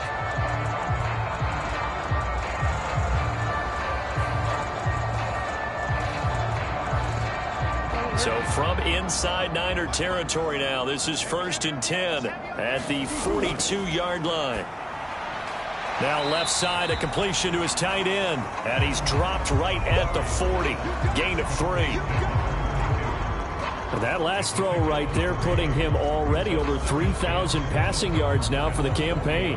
And given where we are in the season, Brandon, you have to think to yourself, if he stays healthy, I think 4,000's a given. I think 5,000 is not out of the question if he stays hot. Second down, Murray sets to throw. He's got it. This is Ware. And he's going to get this down near the 30-yard line. A gain of 10, first down, Arizona. Boy, everything clicking on this drive. He's 4 for 4 now, and that throw, maybe the best of the bunch. This offense is really humming, and they pick up another first down. Murray now on first down. Goes to Ware on the screen. This will be stopped about 2 yards shy of the marker. 8-yard gain, 2nd and 2. And good yardage there on first down, because sometimes all you need to do on the screen is get one key block. That might set your man free, and that was pretty good pursuit to the football defensively, or it could have gone for more. So from the 22, here's 2nd and 2.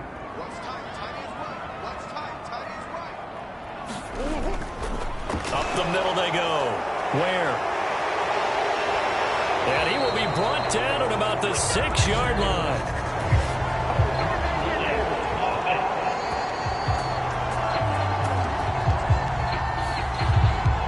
An unfortunate time for the penalty there. That cancels out a positive play from this offense. Well, not to sound too trite or too accepting, but you and I both know it happens. You got to accept it and move on. Yardage, you got to get back. Focus on the next play. Move on. One thing you hope to see out of a rookie tight end is a real concentration when the ball's in the air, and I'm not sure that he didn't, but he has to be prepared for people making a play on it when that ball's up for grabs. This will be the 8th play of the drive. It's 3rd and 7.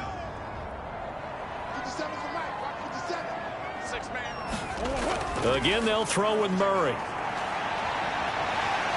And he slides and covers up at the end as he's going to be able to pick up decent yardage.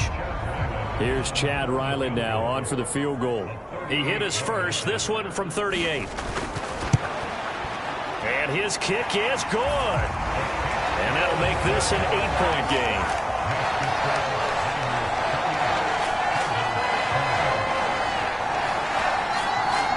So the response to that touchdown on the other side to begin the third quarter. Look, just 3 points, but still a response nonetheless. You're exactly right about that, because I think you needed to answer back with something, even though it's not 6. Just enough to send the message that says, hey, we're not going away. And they'll start this drive just across the 30. Pretty nice work on the return.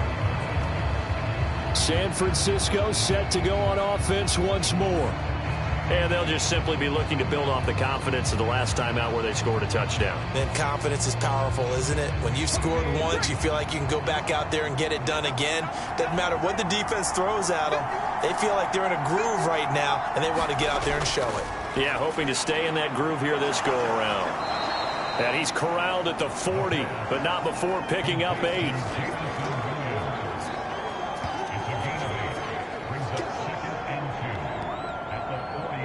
Second and a couple.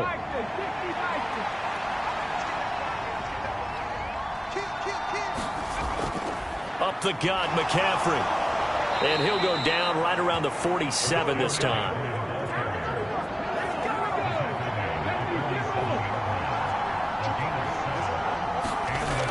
On first down, he'll drop to throw. And that is incomplete. Oh, the coverage a little too good there, and it's 2nd down. Remember, these two teams met earlier in the year in Santa Clara with the Niners coming out on top. So a win here in Arizona would give them the season sweep.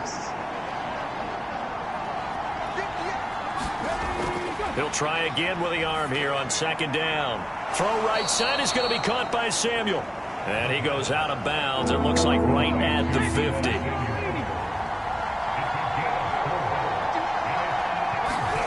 From the midfield stripe, they'll look to throw. And he'll go down, but not before getting this inside the 30. A good pickup there, a 22. Well, a lot of times when you get a manageable 3rd down situation like this, you have to think about your tight end, and he comes through for him, picking up the 1st down.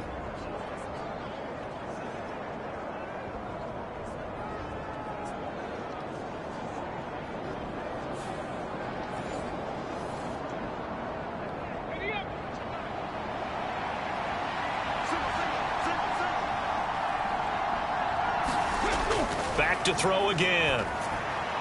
He'll get this out wide here to McCaffrey. Heck of a broken tackle and able to work this down near the 23. From the 23, here's 2nd and 5.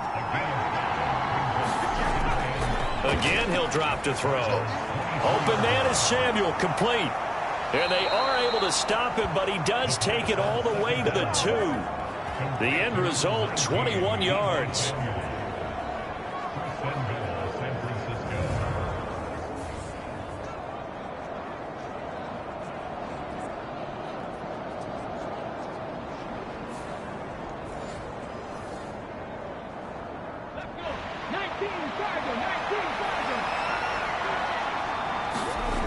They'll look to throw. Steps, and he's going to take it in. Touchdown, San Francisco. Taking it in from 2 yards out. And the Niners have taken a 2-touchdown lead now. Moody good with the extra point. And the lead is up to 15 now. So that drive takes him down the field in 8 plays. And it's culminated by a 2-yard touchdown run.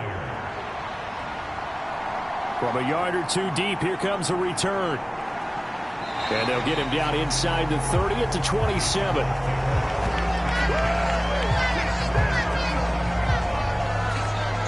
Here's the Arizona offense now as they get set to take over. And last time able to get 3. It's not what they wanted. They wanted 6, but they got at least something. They mustered something out of the drive. They'll take it. I like the way you've described it. Not ideal, but they'll take it. Anything to put some points on the board. But this time on offense, they don't even want to see the field goal kicker trot on the field. They want that ball in the end zone. Yeah, they'll be going for 6. And he can't find a receiver, and he's brought down. Josh Allen, he's the one to get him, and that is sack number 7 for him on the year. We've seen him escape similar situations earlier in the game and get away for pretty good yardage. At that time, they get him down. Yeah, they've had enough evidence that he can get away and run for good yardage, haven't they? That time it felt like, okay, enough of this. Let's play it the right way and get him on the ground before he does any damage. So following the sack, they'll try to change their fortune here on 2nd and 13. Now Murray. And that'll be incomplete. Took a pretty good shot as he tried to pull that one in. Couldn't hang on. 3rd down. Shotgun now for Murray. Pass to the sideline and pulled in. And he goes out of bounds just shy of the 45. A big play there as they get the conversion on 3rd and 13. We often hear the phrase sure-handed tight ends, and he certainly fits into that category. Plus, he's got a quarterback who knows to look his way when they need a big pickup. And on this play, he finds it for the 1st down.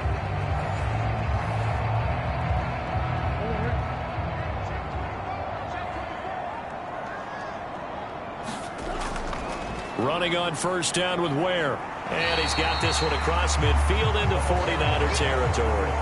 68 yards rushing for him now to this point. That play wasn't quite as big as the play that preceded it, but still, gotta like the way they're moving the football, partner. Absolutely. Pretty good room to run on that last play. Yeah, they didn't get a 1st down, but still, you'll take runs like that each and every time, won't you? Yeah, that went too far in front. He couldn't reel it in. It's incomplete. Let's face it, if you want to get back into the game, these are the kind of throws you got to hit. He's wide open right there. Got to be able to get it to him, don't you think? And those are the throws that haven't been available to them every time he's dropped a pass. Yeah, that's a big miss. And he's going to lose yardage here, as they will switch ends as time is run out on this 3rd quarter of play. We have played 3 quarters. This is the National Football League on EA Sports. And they're indeed going to go for it here on 4th down. So trailing here in the last quarter. Let's see how this plays out. Now Murray's got to have this one. And that is knocked away in the middle of the field and incomplete. The Cardinals unable to convert there on 4th down. And the Niners take over in terrific field position. So they really needed points here in a 2-score game. Could not come away with anything there on 4th. And while we know they're a little bit discouraged here, they can't check out of this game. You and I have called a good number of games over the course of our career where we've seen these types of situations. Teams get the ball back, and that miracle does occur. So they can't let that dream go just yet. They have to get stout on defense here. Yeah, right now really hoping for a turnover.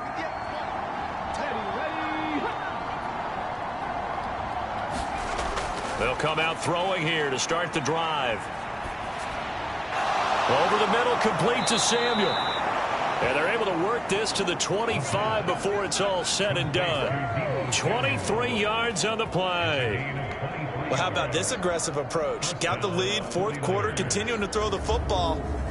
Are you thinking about Super Bowl 51? Atlanta had the lead against New England, and they ended up giving it up? I was going to say don't say it, but you did say it. I did, didn't I? Yeah, anybody watching Atlanta, our apologies.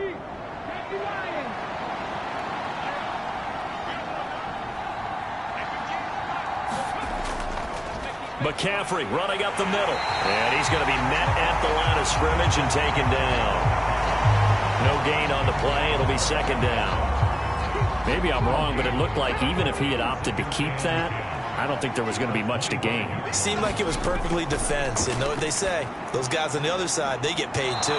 That's going to be caught by Samuel. And they're going to have another first down as the tackle's made here at the Cardinals' 12-yard line.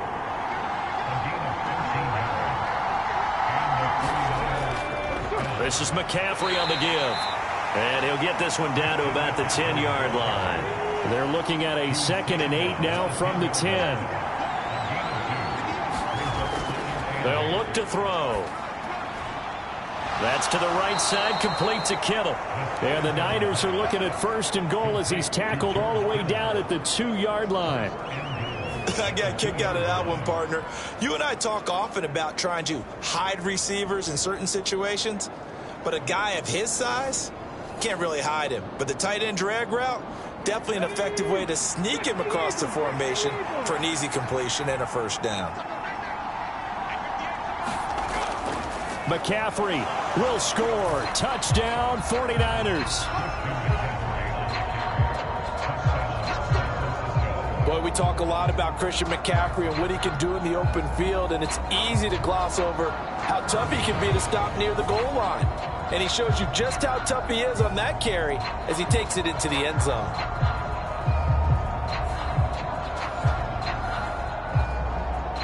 The extra point try now for Moody.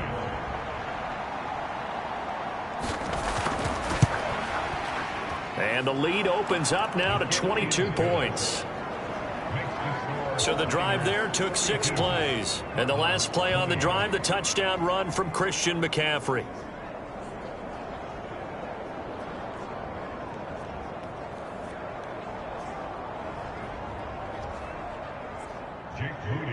So following the touchdown, here's Moody back out to send it away. From a couple yards deep, he'll bring it out of the end zone. And he's able to get this across the 20, but not by much, as he's marked down officially at the 21. So out now come the Cardinals. Well, I think that the folks here had hoped that maybe this home atmosphere would carry their guys to a surprise victory, but it does not appear that that's going to be the case. There's too much to handle on the other side in this one.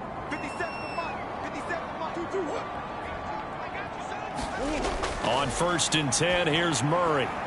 Dumps that off to Ware. And he's upended after a gain of 4 up to the 25-yard line. From the 25, here's 2nd and 6. Here's Murray as he sets to throw it. And he can't find anywhere to go with it, and he goes down. A loss of 3 on the sack made by multiple defenders. You can almost see all the defenders rubbing their hands together with glee, because we all know they relish the chance to bring down a quarterback of his caliber. Anyone who brings him down has plenty to talk about. Not just a sack, but a big win built off the efforts of this defense.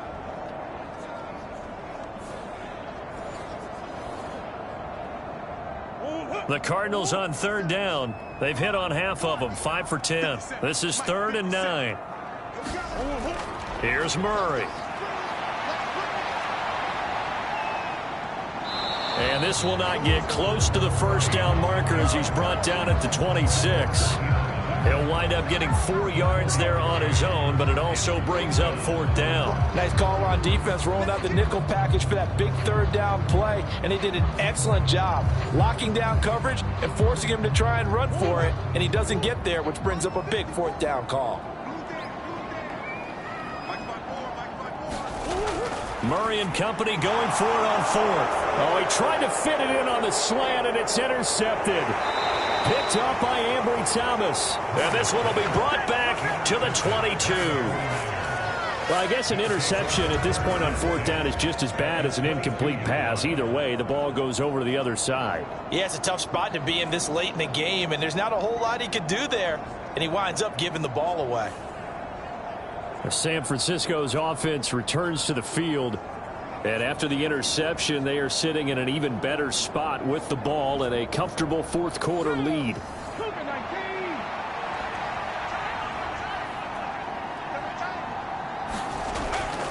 On first down, this is McCaffrey. And he gets it inside the 10 to the 9. 50 yards rushing for him now as he's run it 11 times. Another example of this offense really having their way, Charles, and another big chunk play there on the ground. And when you look at the defense, they've got to do a much better job of wrapping up when they tackle. A lot of great opportunities continue to slip through their fingers, as do the runners. 60 vices, 60 vices. Back to throw. And that's going to be incomplete. Too tough to hold on to that one. It's second down. Back to throw here. And he comes back with one complete. The catch good for 6 yards, but now it's third and goal. They'll look to throw here. That is caught by the tight end, Kittle. Touchdown, 49ers. A 3-yard touchdown pass. And the Niners add on to their fourth quarter lead, and they are on their way to improving to 8-2. No surprise there. Third and goal down here. That's where they're going to look for their tight end. Yeah, you want that big guy running his routes because it doesn't matter who they cover him with. If it's another big guy, he might use his bulk against him. If it's a shorter defender, might go over the top. Either way, you tend to find a little bit of a mismatch in that area. Moody good with the extra point, and that'll push the lead up to 29 now.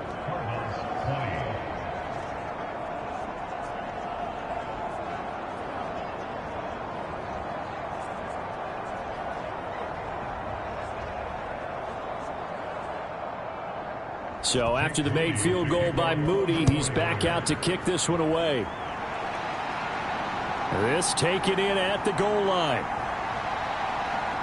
And makes it across the 20 as his guys will set up shop at the 23-yard line. Arizona getting ready to go as they take the field. Facing a big fourth quarter deficit here, things not looking good. You know, this offense, though, they've been in the top half of the NFL so far this season, but in this one, well, their defense has really struggled. Trying to shake off the interception, he'll look to throw. And able to break one tackle, but then quickly brought down, but a nice little gain. Here now, 2nd and 4. Murray now. And he's going to have to eat this one as down he goes. Nick Bosa just would not be denied. That's a loss of 7. Guys with his talent in the pocket aren't supposed to be getting hit like this, and you know an intense conversation with the offensive line is going to occur after this one. Might not be from him, but the offensive line coach will have plenty to say about this game.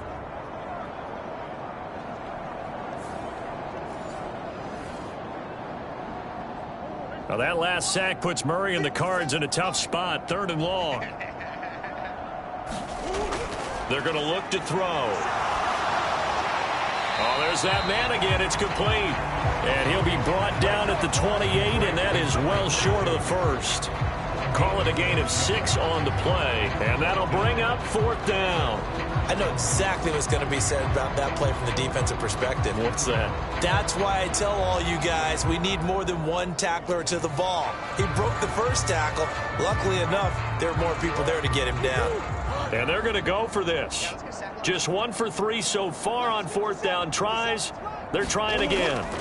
They're going for it. Hits Murray. And it's incomplete. They cannot convert, and they turn it over. The Cardinals unable to convert there on 4th down. And it'll be a turnover on downs. Well, that's It's the 4th time that they've tried to go for it on 4th down. They've only converted once, Charles. And obviously not a good percentage. And if you're going to go for it on 4th down, you think that you've got the right play dialed up. You can't be stopped. Your momentum's going to keep going. But 1 for 4, that tells you that you need to look at things in a different way, and you need to tip your cap to the defense. They've done a great job. They'll give it up to McCaffrey. Stopped at the 24-yard line after a gain of 5. From the 24 now, here's a 2nd and 5. Again, they run. Again, it's McCaffrey. And he's dropped just before the line to gain. 4-yard pickup leaves him with 3rd and 1.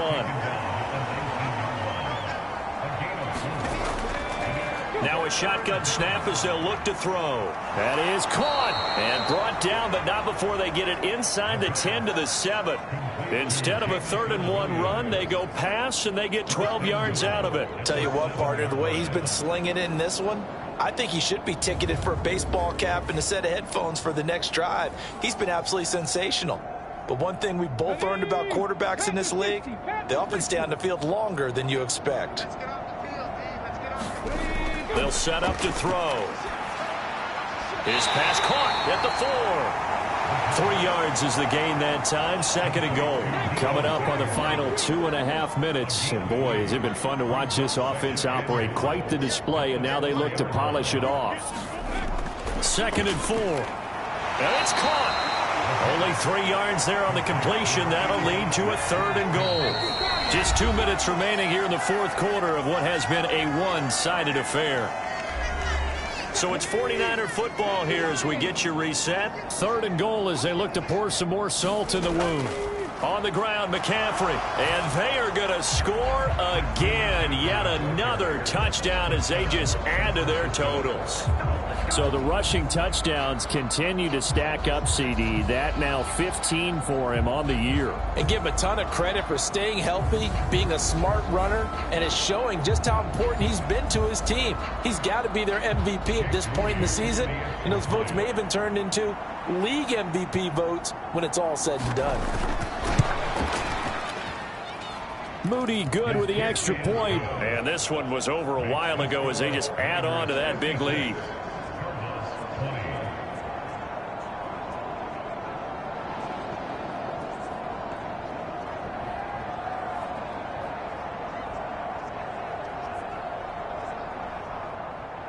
So here's Moody back out there now to send this one away. Taking it about the 1. And he takes this near the 25. Just a little pass there. Call it the 26.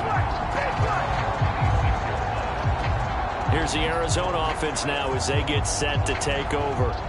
Well, this game, it has had no shortage of offense. They've been able to put up a decent amount of points on this side, Charles.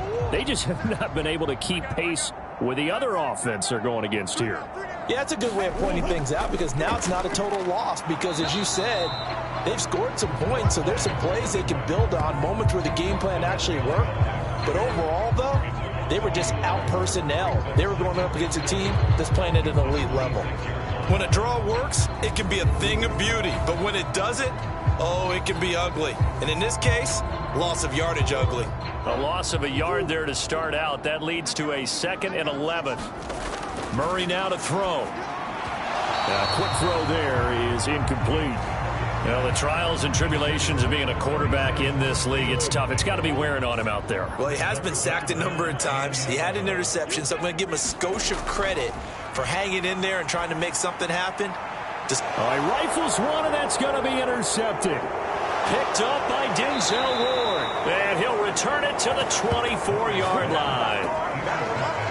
CD, this defense, man, at this rate, they're just having fun out there right now. And normally with this type of a lead, if you're a starter on defense, you're saying, hey, let the other guys play. But with this going on, no one wants to come out of the game. They all want their shot at picking off a pass.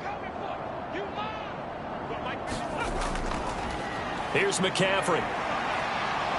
And he's brought down, but he has it down to the 12 on a pickup of 12. 1st and 10. Well, we're beyond the tone setting right now. This guy's been the bell cow all day, and they'll continue to rely on him to move the chains, drain the clock, and lead his team. From down at the 12, it's 1st and 10.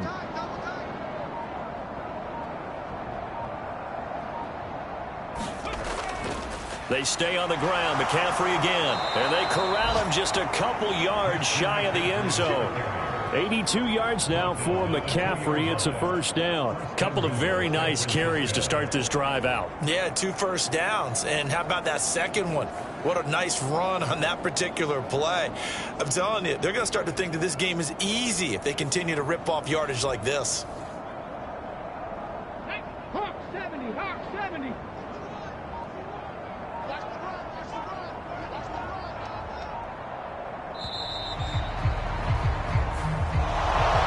Charles, a lot of happy faces heading into the tunnel as this one ends, and understandably so. Not only did they get the win, but, boy, their offense was on fire in this ball game. And, partner, I have no idea what the top speed is on one of those high-end sports cars. What's the top gear you can get into? This offense, they certainly were there in this one, huh? Everything clicking for them in this contest, the kind of performance that they're going to cherish. So for the 49ers, they continue to put themselves in position for a first-round bye as they move to 8-2, and they will head back home next week. Meanwhile, for Arizona, their woes continue as the record falls now to 1-10. And they'll look to get back in the winning column next week as they head to Philly to face off with the Eagles. So that'll do it for us. For Charles Davis and all our crew, I'm Brandon Gaudin. You've been watching the NFL on EA Sports. With that, we say so long and sign off from the desert.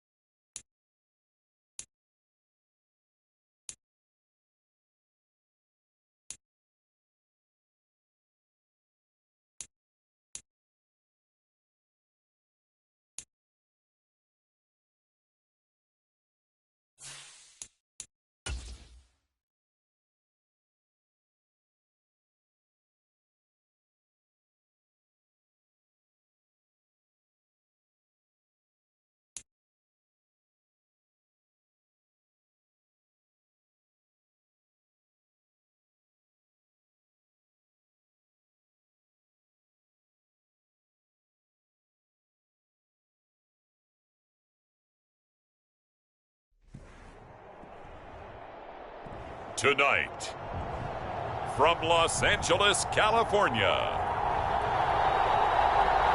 it's Week 11 of the NFL on EA Sports.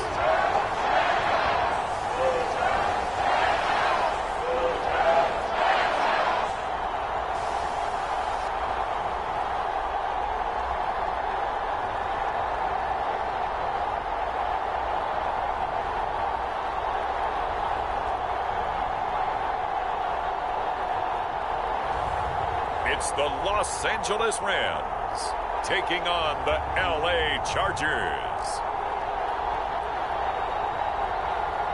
This is the city, Los Angeles, California. That's where we are for this edition of the NFL on EA Sports. Tonight, we've got a great Sunday night matchup on tap, as it'll be the LA Chargers and their Southern California rivals, the Los Angeles Rams.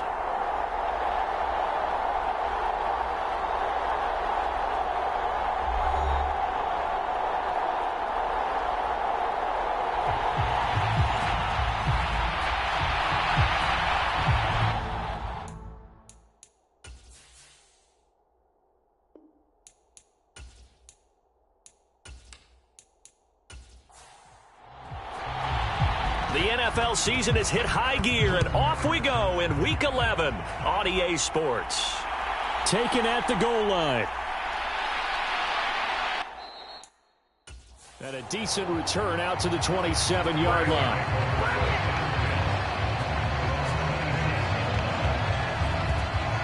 So out come the Rams now for their first possession. Leading the charge at quarterback, the former Georgia Bulldog, Matthew Stafford. Now, the meeting we had with him this week, that's one of the briefer ones we've ever had, isn't it? He wasn't too happy after last week. Not happy. Really determined to play a whole lot better, and he really can't play a whole lot worse. He's got to go out and show the team that the goods that he exhibited early are still there. Otherwise, he could lose the confidence that they have in him. And hoping to get rid of that interception bug. Here's 2nd and 10. Now Stafford. And the Chargers rush is going to get there. Down he goes. The safety Antoine Winfield got in there that time. All right, partner, I'm going to be Captain Obvious right here. Not the start you're looking for offensively, right? Incomplete pass, followed by a sack. And when he went down, it looked like that right ankle got turned, but thankfully he popped up okay, and they breathed a sigh of relief on that sideline.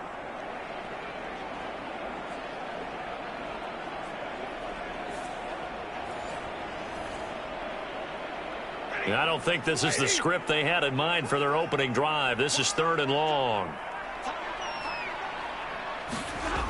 Here's Stafford. And the throw there going to be incomplete. Jack Fox out to punt here on 4th down. He punted 4 times in the loss last week as he gets this one away here. And he'll take it just outside the 40. It'll be a 40-yard punt, 8 on the return. And it'll be Charger football here as they take over. So here's the Charger offense making their way out. And leading them out, their signal caller, now in his 4th season in the NFL. And I thought it was a really nice performance last week by him. 3 touchdown passes.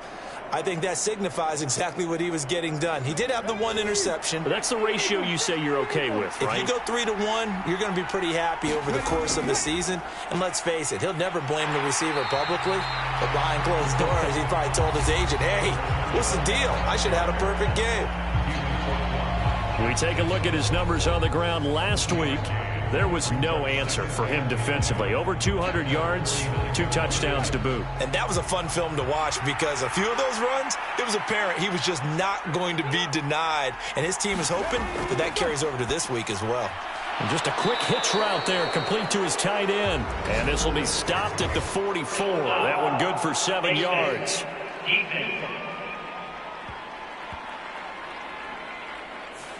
So a tug on the face mask, and that's going to cost him 15 yards. And sometimes it'll go unnoticed, but that one, pretty obvious for everyone to see. So a big penalty there on the face mask leads to 1st and 10. Now back to throw. He'll get this complete to Kadarius Toney. Stopped at the 24-yard line after a gain of 5. Now 2nd and 5. He'll drop to throw. Got an open man. It's Pickens. And down inside the 15, shy of the 10. Now a 1st and 10 at the 11. They'll set up a throw. This will be caught just inside the 10. Touchdown! A great play there with touchdown number 12 on the year. And the Chargers are on the board first on the road here in L.A.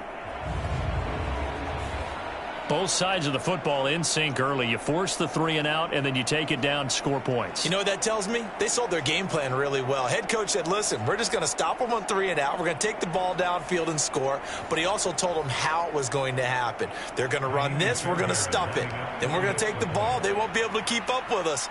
And they got it done. Fairbairn good with the extra point, and it's now a 7-0 game. Just a 4-play drive that time, and it ends with the Chargers getting into the end zone.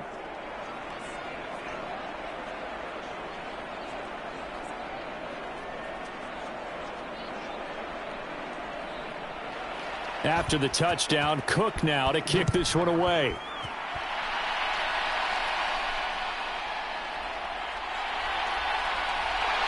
And able to take it past the 25 and up to the 28-yard line.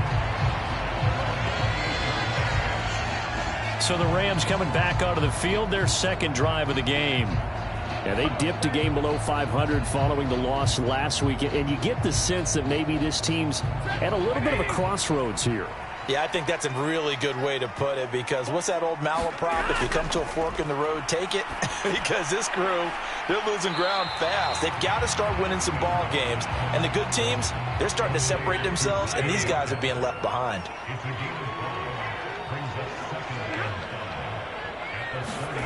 From the gun, here's Stafford. Looking left side, and he's got a man. That's Walsh. And out across midfield down to the 45. 22 yards there, a 1st down.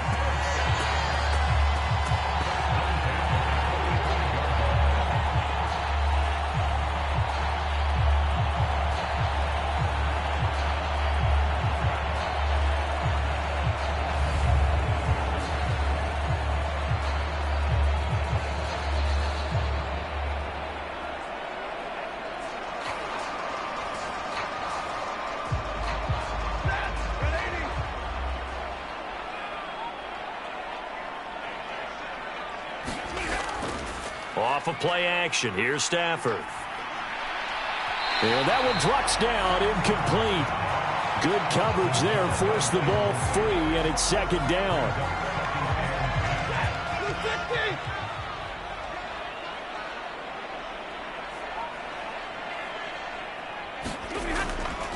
First carry for DeAndre Swift. And a good job of finding the open space to run as he's down close to the 30 here.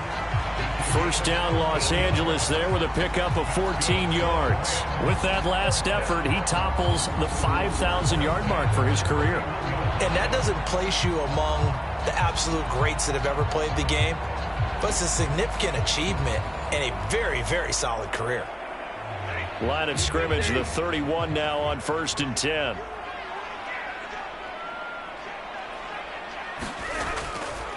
They'll stay on the ground with Swift. And this time they were waiting for him as he'll be knocked down before he can get back to the line of scrimmage. 2 yards the loss, 2nd and 12. This defense is a difficult one to prepare for, one of the best in the league. They'll come at you from all angles, and they did a nice job there stopping him for a loss.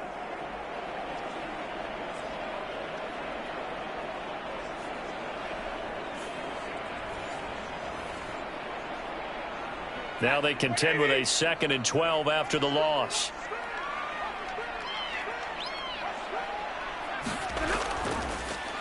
Evans running straight ahead. And he is going to be stopped cold behind the line of scrimmage. Back-to-back 2-yard losses, and that sets up a tough 3rd and 14. Well, this defense for the Chargers, they were excellent a week ago in the victory over Arizona. And I'm eager to see the game plan and trying to attack them this week, because when you take it away 4 times through interceptions, what do you do now when you go into a game? Do you decide you can't throw the ball? Do you try and run it more? Or do you tell your quarterback, make sure you see your guys open before you deliver? Now on 3rd and long, they'll look to throw. And that nearly intercepted. Boy, for a guy known for his hands defensively, that's a ball he probably thinks he should have come up with. But instead, it's 4th down. York able to send this one through. And they are on the board, but still trailing. It's 7-3. Well, maybe a little bit of an anxious moment there as that ball got closer and closer, but it does curl in. Yeah, actually did a little bit of a slow dance there with the left upright, didn't it? But had just enough space, as you said, for it to curl in. A look at the running back, the man out of the backfield as he gears up to go again. And you see his numbers from a week ago. He was up over 100 yards then, and he's already hit pay dirt here once in this one. We always talk about quarterbacks and receivers getting into rhythm, right? Really feeling good, finding each other downfield. I think running backs operate the same way. They can hit a good rhythm and a good stride, and he's carrying it over from last week. And down he goes, but he takes it up to the 40. The escapability in evidence there is that one good for 15 and a first. That's the first time he's called his own number, but he's got to be overjoyed with the results. He wasn't just going to settle for a modest gain. To me, he was determined to come through with a big message to a defense that slept on him in the pocket.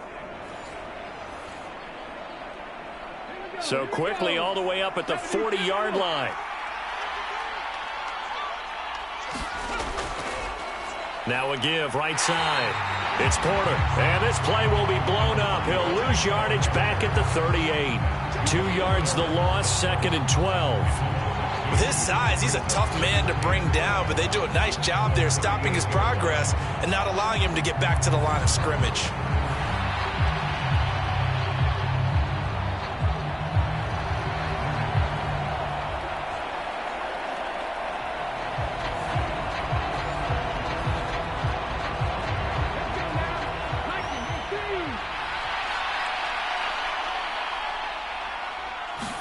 Here we go on 2nd and 12. Pickens on the slant. And taking it across midfield and inside the 45. 17 yards for the Chargers there as they've got themselves a first down. You can see the time and effort and thought that they put into their passing game because it was evident right there. It looks like a simple pitch and catch, but you and I both know that they have planned for this and worked hard to make it happen.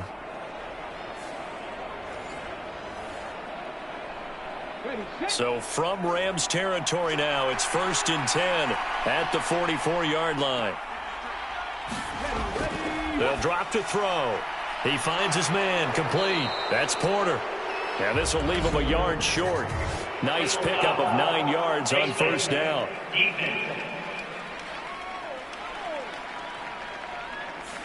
Well, that flag puts them on their heels a little bit more defensively as the officials walk it upfield. Yeah, and they can blame the officials all they want, but bottom line, it's their own fault because, to me, that was an avoidable call. Stay focused and avoid major mistakes like that.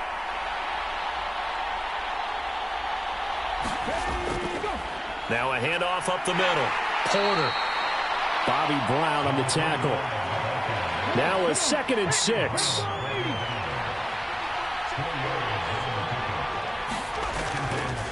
Here's a play fake as they set up to throw. He's going to get this one out to his fullback.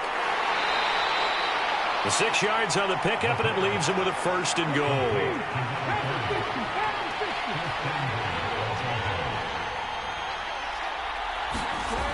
Out of the gun, they'll look to throw. And this will be incomplete. Physical play on the football there, and it's 2nd down.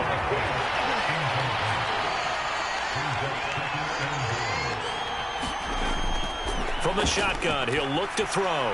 He finds his man complete. It's Porter. And he's going to be brought down just shy of the 5 at the 6.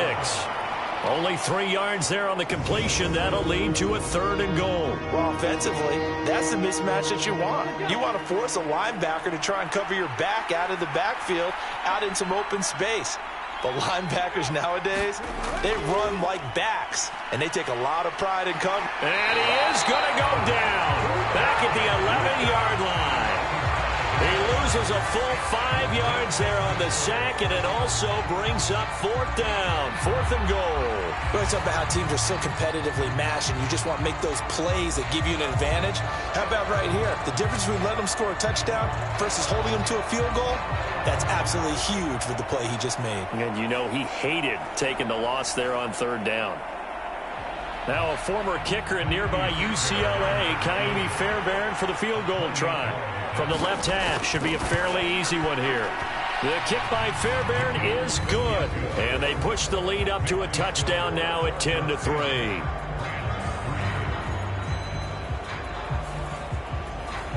They had it 1st and goal, 3 attempts, couldn't get it in, so they settle for 3. Yeah, the field tends to shrink a little bit the closer you get to the goal line, doesn't it? It doesn't sound right. It sounds a little counterintuitive.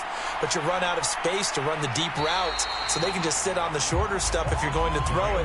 If you want to run it, there's just not as much space. They end up having to take 3 there. L.A. set to take over again on offense. Last time out, you remember their drive stalled, but thanks to their kicker, booted a long field goal to at least get them 3. Now here they'll try to do better and find the end zone. And in our experience, how much fun is it for coaches to know that they've got a kicker who can nail it from long distance? Now, the hard part is, as an offensive play caller, you don't want that in your head too much where you're relying on it, and he goes out and gets the job done for them. But I'm quite sure he would be content to just kick extra points from here on out. Yeah, absolutely no question. I think his teammates would be okay with him just kicking the extra points as well. 2nd and 7. Out of the gun, Stafford. Chargers able to get the pressure and bring him down. Aiden Hutchinson, he's the one to get him, and that is sack number 7 for him on the year. I spent a lot of extra time preparing for this game, watching this offensive line, because they gave up 5 sacks last week in their loss. They just gave up another one now. They don't seem to be working together as a cohesive unit. Right? 4 guys might have it right, but the 5th guy is giving something up. They've got to find a way to all get on the same page. So now Stafford and the Rams, after the sack, they're staring up at a 3rd and long. Under pressure, they got him again. Joey Bosa, he's the one to get him this time, and back-to-back sacks brings up 4th down. He continues, Charles, to be under constant pressure, and these sacks, they're starting to pile up. And if they want to have a realistic chance in this one, they've got to change their blocking assignments. They've got to do a better job to keep him upright. If he's going to be on the deck constantly, they've got no chance to win this game. Here comes the Rams punter now as the drive goes backwards, so he's on to punt it away. And he's able to get it out of there.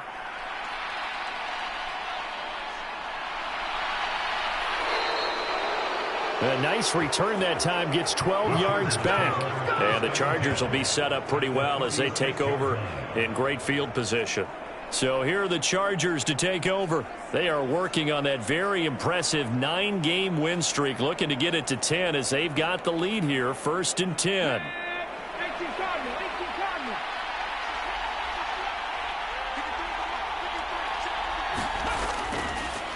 Now a give right side. Porter.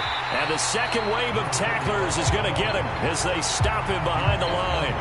2 yards the loss, 2nd and 12. With his size, it often takes more than one guy to get him down, but if you can at least slow him up and the reinforcements arrive, you have a chance to get him on the ground, and that they did that time for a loss.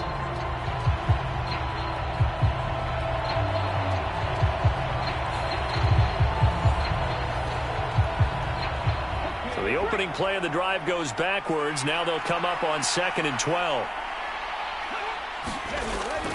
Looking to throw. Over the middle into traffic, and that's complete.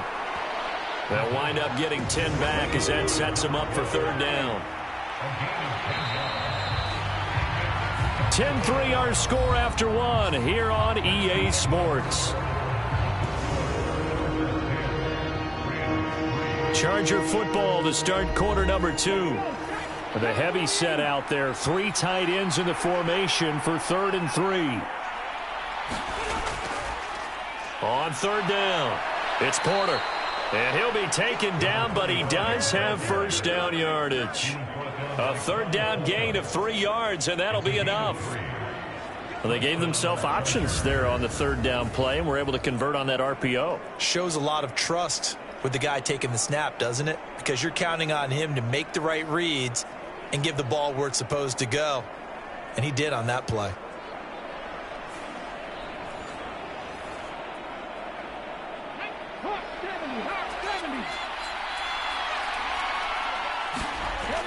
Back to throw now on 1st down. And that's going to wind up incomplete. However, we do have a flag down. Let's check in with our referee. So the pass incomplete in the end zone, but the flag comes out for interference. And now you're set up right on the doorstep of the goal line, 1 yard away. Now he fights his way in for a Charger touchdown. A great effort there. His 11th rushing touchdown on the year. And the Chargers go up by 2 touchdowns. Everybody in the stadium knew what they were going to do right there, CD. 3 tight ends on the field, all that extra bulk, and they run it in. And you saw where that one went, right? You run it over your best blocker. I can just see the head coach right now. I want to run this one over the big boy. And they got it done. On for the PAT, Kaimi Fairbairn.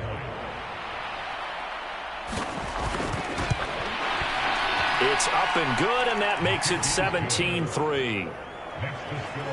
So that drive, 4 plays, and it ends with a 1-yard touchdown run. After the touchdown, Cook now to kick this one away. And here comes a return from just beyond the goal line. And he returns this to the 22.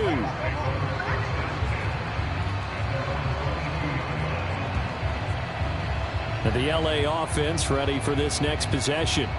And it's been very much a slow start for them. 3 drives and just the 3 points, CD.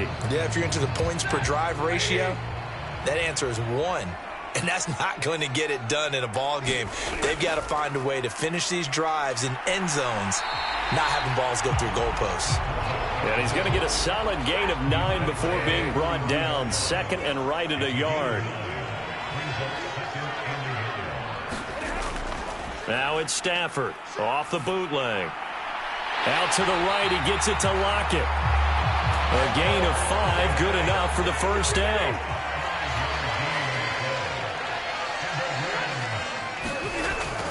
Well, they'll run it here on the jet sweep. And he slips up past the 45 before being tackled. It's a gain of 11 and a first down, L.A. An excellent run there coming from out wide. And we used to consider these jet sweeps to be gadget plays or something a little bit unusual, right? But now most teams have some version of this play in their playbook. And I think it's a lot because of the receivers that are being developed nowadays. These guys look like running backs, even though they're playing out on the perimeter. This offense finding its legs now. Here's another 1st and 10. They'll fake the give. Now Stafford. And that's going to be incomplete. Now it's 2nd and 10.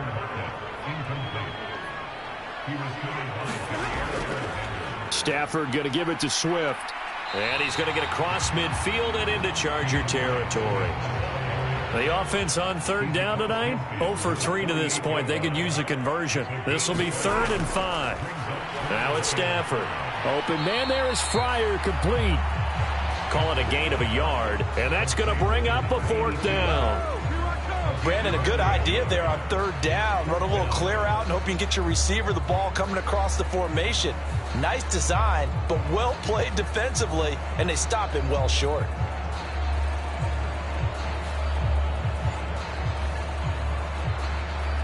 Here's Jack Fox now as he's on to punt for L.A.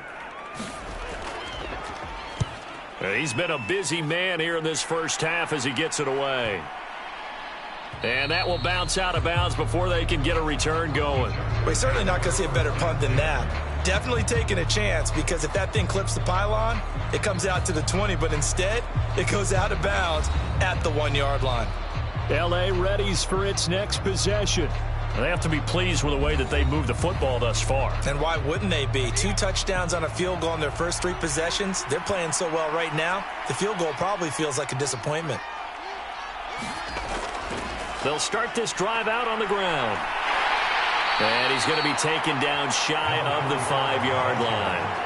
And they'll come up 2nd and 7.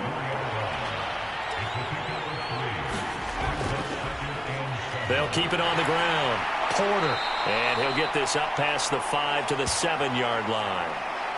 And it appears we've got a member of the Rams shaken up on that last play.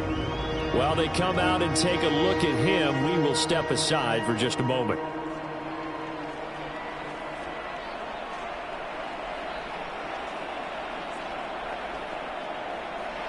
Third and 3.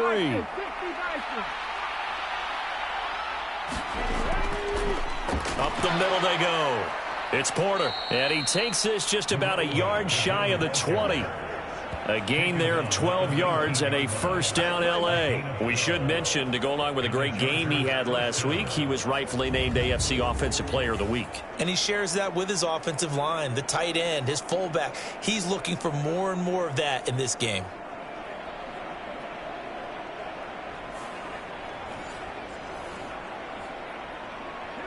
So a much rosier picture now after that last play. Here's 1st and 10 at the 19-yard line. Now they'll switch it up here and look to throw. This is the tight end Fant. And he'll go down at the 26 following a gain of 6. From the 26, they'll line up on 2nd and 4. He'll look to throw. Going right back to Fant. Back-to-back receptions for him, and it's another first down.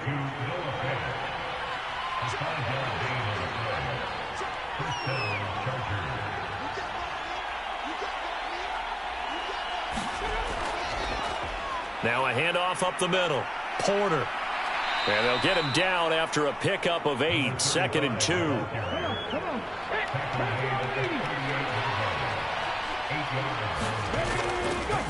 Up the middle they go. It's Porter. And a pretty good burst there as he'll get this across midfield and down to the 46.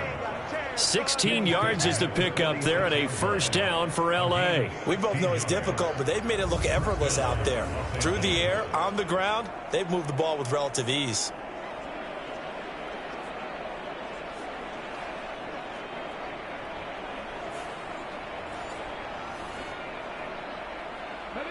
So from Rams territory now, it's 1st and 10 at the 46. He'll look to throw.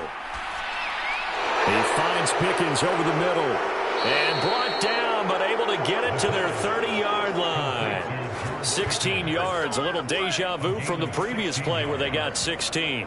Well, coaches always talk about finding balance on offense. I don't think you get much more balance than this. Big-time run, big-time pass. A 1-2 combination. Looked pretty good. How about that?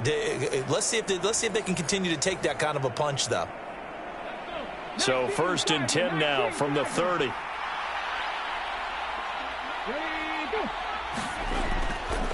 Now a handoff up the middle. Porter able to slither by. And some determined running there as he'll pick his way down to the 12-yard line.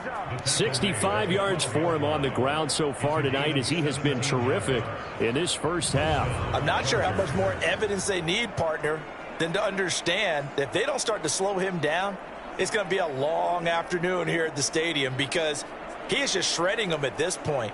And let's face it, coming into the game, they knew he would be the focal point of their attack. This is going to take an 11. Here, it's a gain of 6 as they're able to convert, and now it's 1st and goal.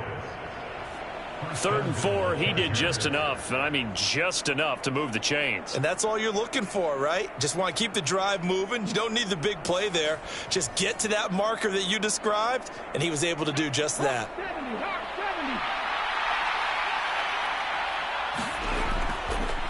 They'll try to run this one in. And he is into the end zone. Touchdown, Los Angeles.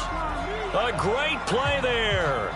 On his way to a monster game, 3 first-half touchdowns. And the Chargers drive the entire length of the field, 99 yards for the score. Well, he'd been the workhorse on this drive, and it would have been unfair to bring someone else in to finish the job. So they go back to him again, and he delivers with a touchdown run.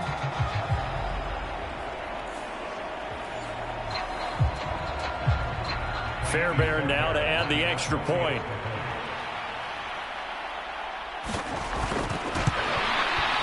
And the lead now to 3 touchdowns at 21 points. So that drive spans 13 plays. And it winds up with a touchdown for Los Angeles.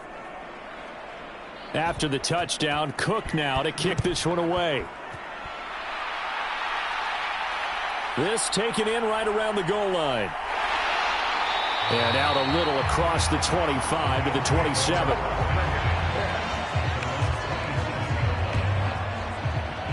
The football going back to the Rams now. They're down 3 touchdowns to this point, needing to put something together as they have it 1st and 10.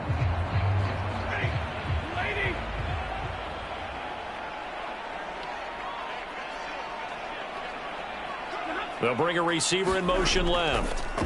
He's going to get it on the jet sweep. Big Derek Brown making the stop. 2nd and 10.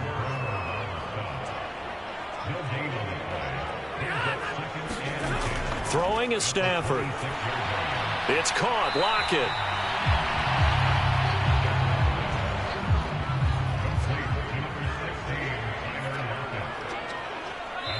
Two minutes remaining in this first half of football. We remind you that coming up at halftime, Jonathan Coachman will be alongside. He'll have highlights and analysis from Orlando of this first half of action. And he'll be taken down, but he does have first down yardage. Now you've got to hustle your guys to the line and get them set. Meanwhile, he put it on the carpet, a fumble. And down the numbers. There he goes. And they will be set up now as he brings this thing all the way back inside the 20.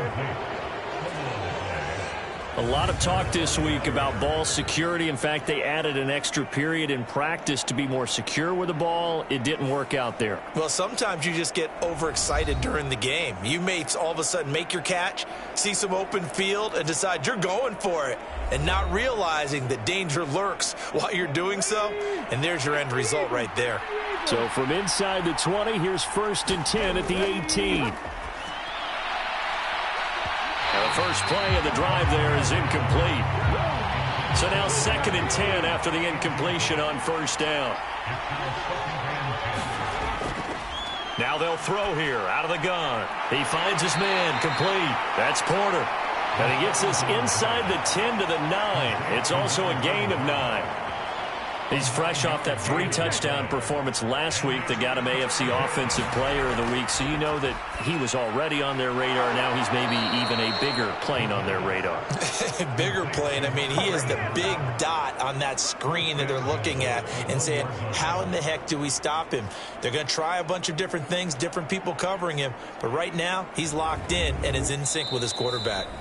The Chargers going to signal for the first of their timeouts, as they'll stop it with just over a minute to go before halftime. A chance to really cap off a big first half here as they come up on 1st and goal. They'll stick with the passing game as he looks to throw. And this will be caught in the end zone for a Chargers touchdown. A 1-yard touchdown reception. And the Chargers continue to pull away here in this first half. And, partner, they found a gap there on the post pattern, and it was in the middle third of the field. And that's really difficult to do because ordinarily the safeties are back there to prevent that happening. But they found the opening and exploited it. On for the PAT, Kaimi Fairbairn.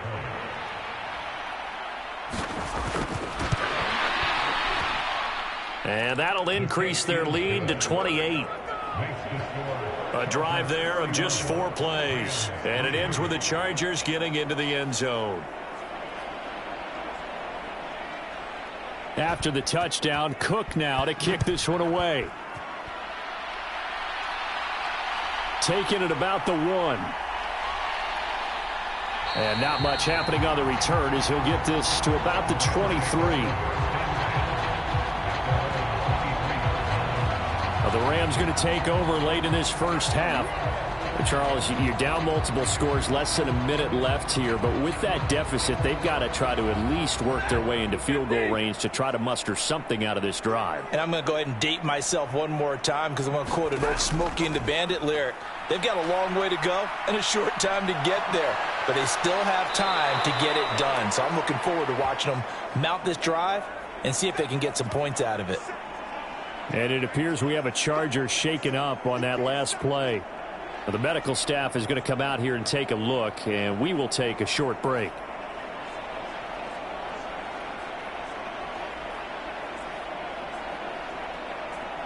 Pass protection has been a problem all night long as they come up facing second and a bundle. Back to throw. Stafford. That's caught. Puka Nacua.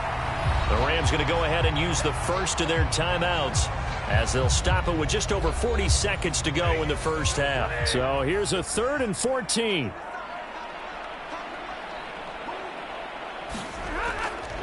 This is Swift on the counter.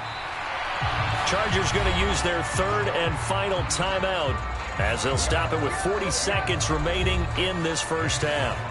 Here's Jack Fox now.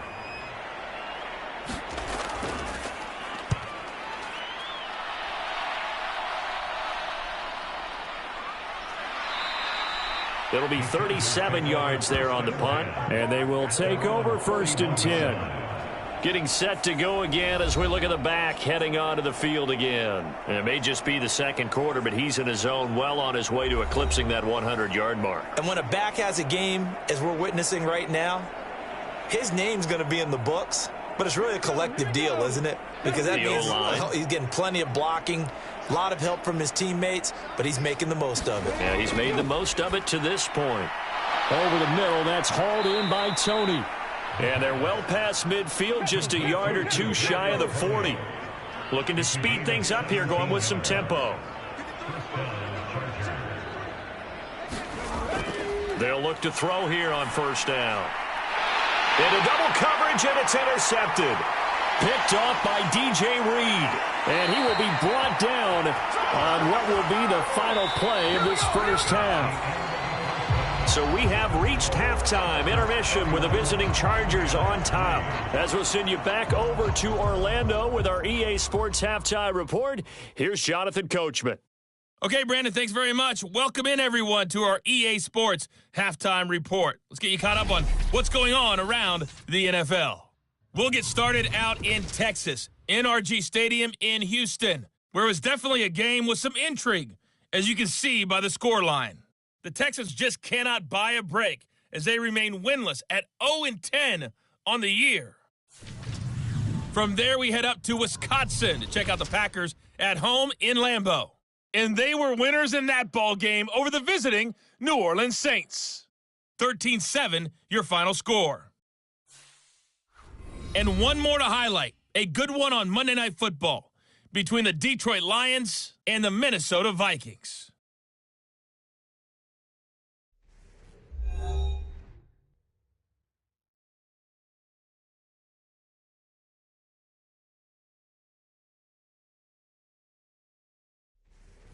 All right, Coach, thank you very much as we welcome you back for quarter number 3. So the Chargers will start the second half with the lead and the football as we're underway in the 3rd quarter. From a yard or two deep, here comes a return. And he'll get it up past the 20 to about the 22.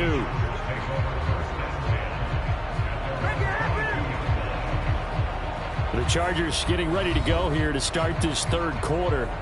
Well, it's hard to imagine the first half going any better for them, CD, and now here as they begin their first series of the second half. I mean, they score here. This one, it's pretty much out of reach. We honestly might already be at that point, partner, because this team, they were dominant in the first half, continue to be dominant now, and I think they're viewing this as a put-away drive on their way to a lopsided victory. So after the run for no gain, here's 2nd and 10. They'll bring a receiver in motion left. And he'll get it here on the touch pass. And the reinforcements come in as they're going to stop him behind the line. This defense not fooled one bit on that touch pass. And this has become one of those kind of in vogue plays, kind of like the shuffle pass was a few years ago. This one never got off the ground, but you understand why a lot of teams are running it. These wide receivers, a lot of them, they run like running backs with the ball in their hands. On third down, he'll drop to throw. And he'll be stopped short of the first down as they rally to tackle him at about the 28. That'll go for a gain of 7. And it'll be fourth down.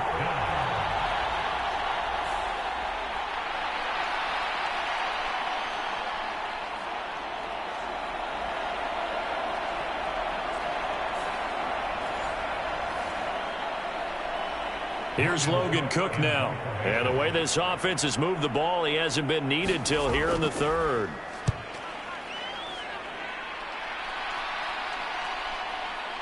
Oh, look at the juke.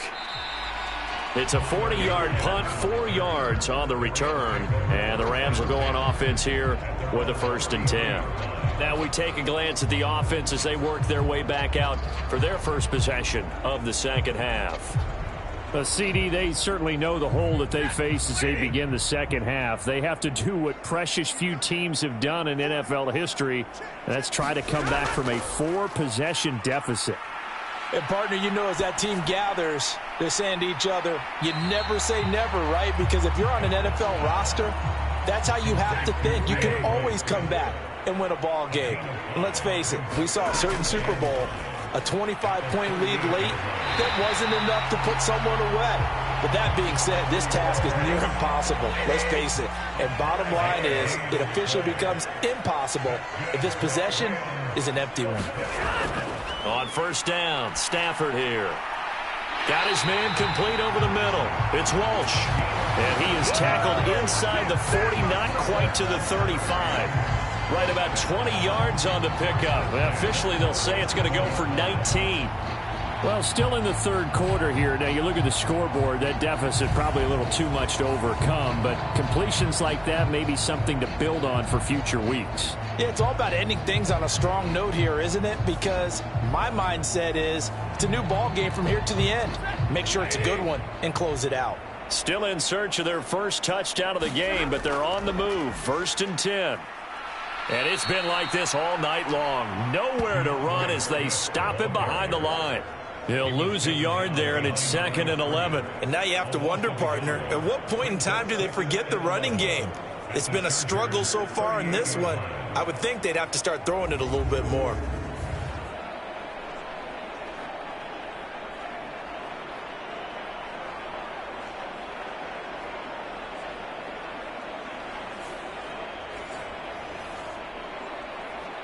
Looking at a 2nd and 11 now after the loss. Stafford. That's going to be caught by Fryer. He'll be hit down at the 33, 5 yards on the play. So 3rd down now. They need the 27-yard line for a first. Stafford now to throw. Over the middle, that's hauled in by Kupp. And they get him down about 2 yards shy of the line to gain. A 3rd down pickup of 5. One of the money routes for any offense, the drag route. So tough to defend because the receiver can stop at any point and make himself available to the quarterback and get a completion. But I love the communication we saw there. All the defenders pointing out the receiver, where he was going, and then they're able to rally to the ball after the catch and stop him short of a 1st down. I guess they figure they got to start taking some chances. Here's a big one in this 3rd quarter as he'll go for it on 4th down. And boy, is he close. Did he get there? No, they're going to say he's short of the line to gain. Sean McVay's gamble does not pay off. And the Charger defense stands tall and they get the football back. They'll try and start this drive in the air. Throw left side, hauled in by Pickens. 2 yards to go, 2nd down. Up the middle they go. Porter. And he'll get it out near the 40 to the 39. So from the 39 now, they'll come up on a 1st and 10. Now a shotgun snap as they'll look to throw. And nothing but green grass here, middle of the field. And it's a huge return as he brings us all the way back down to the 15-yard line. Well, when I looked down, he was kind of shaking his head right after he threw that pass. What did you see? Well, from a defense's perspective, anytime you have your eyes back towards the quarterback, you're in a position to make a play on the ball, whether it's a big-time play by you or an overthrow by the quarterback. You have a much better opportunity. Line of scrimmage, the 15. It's 1st and 10. Now they'll send Kupp in motion right. Now they'll fake it there on the jet sweep, and instead, here's Swift. He takes us down to about the 12 for a gain of 3. Now that ground game just continues to struggle to really get any momentum in this ball game, Charles. And I mean, you're at the point here, third quarter, down 4 scores, probably going to have to put it in the air. Oh, no question about it. So that's your only chance, your only opportunity. But think of the pressure you just put on your offensive line, because if you're a pass rusher, you're not even thinking about them running the football. All you're doing is getting into that sprinter stance and going after the quarterback. Now a battle for the football. It's caught. It's a touchdown. Cooper Kupp, A 5-yard touchdown. and the Rams take the interception on defense and convert it into 6 points. A lot of people might call this backyard football. Sometimes just understanding who you've got out wide and who you're going to throw it to. Give him an opportunity to go up and make a play, even when contested. Looks like that one worked out pretty well. The trust factor, in effect. Now Cade York for the extra point. And he puts this one through. It makes our score 31-10. Scoring summary, 3-play drive. And it ends with Cooper Kupp on the receiving end of the touchdown pass. York ready, and here we go as he sends this one away. From a couple yards deep, he'll bring it out of the end zone. And he's up past the 20 to the 22-yard line.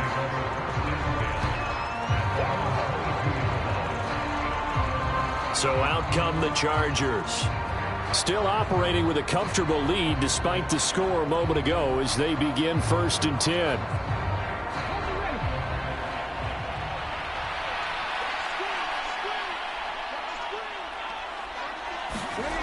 Trying to shake off the interception from the last drive. He'll look to throw. On this one, incomplete. The pressure got to him as he released it. And it's 2nd down. They'll look to throw here. And that'll be caught by Tony. And he's brought down, getting this one up to about the 35. Ball up to the 35 now as they come up on 1st and 10. Now a handoff up the middle. It's Porter, and he'll power his way forward for about 4 yards there on the 1st down carry. Ball on the 40 now. Here's 2nd and 6. Back to throw. Completes this one to Pickens. And he'll take this to the other side of midfield before going out of bounds. So 1st and 10, and if they score on this drive, might have to start digging in our second half blowout material. They'll try the left side. Porter. And he takes this for about 6 down inside the 40. 2nd down and 4.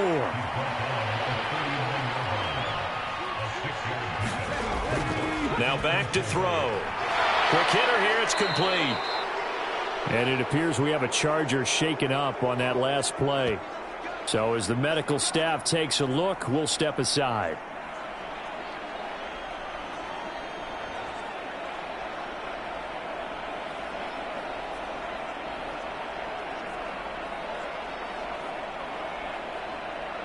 So they'll come up 1st and 10 now from the 33. On play action, they'll throw. They'll roll him out right. Runs through the contact. And he's going to be out down inside the 20 at the 15. I guess no need to force it when you can do that instead. 1st down, 18-yard gain. Fast, slow, it doesn't matter. If you give a quarterback enough room to escape, he can hit you for a big gain. You've got to give him a little more focus moving forward.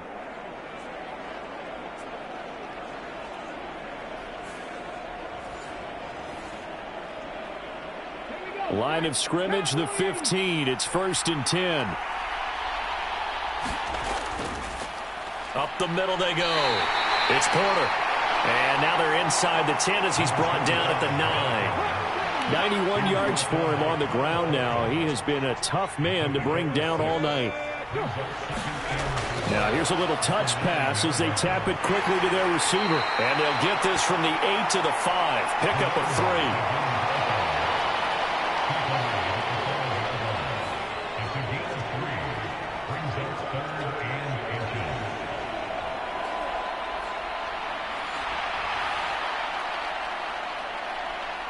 Here comes 3rd and the length of the football. He'll drop to throw. And he takes it in for a Charger touchdown. A 5-yard touchdown run. And the Chargers are able to stretch out their lead. So another touchdown there, and even though we're still just here in the 3rd quarter, kind of hard now to see them giving up this lead. And this is just an offense that's imposing its will right now. You name it, they're able to do it. If you're the play caller, whatever you want to select is there. You want to run it, you want to throw it, pick a play, any play. They're rocking and rolling right now. Fairbairn now to add the extra point.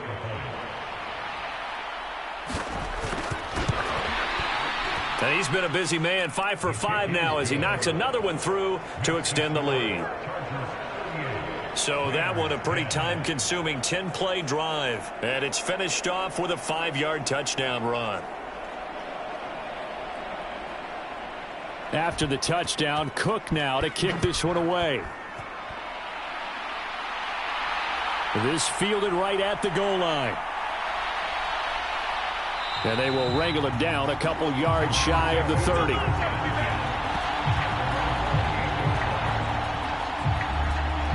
Here's a Los Angeles offense as they get set to take possession. Well, we haven't exactly been treated to a nail-biter in this one, CD, and if they cannot score here, this one's pretty much all but over. Are you saying that you feel like people are starting to think about getting out of here, maybe beating the traffic in order to get home or to their final destination? Yeah, I don't think there's a whole lot of reason to hang around, especially if they can't score here.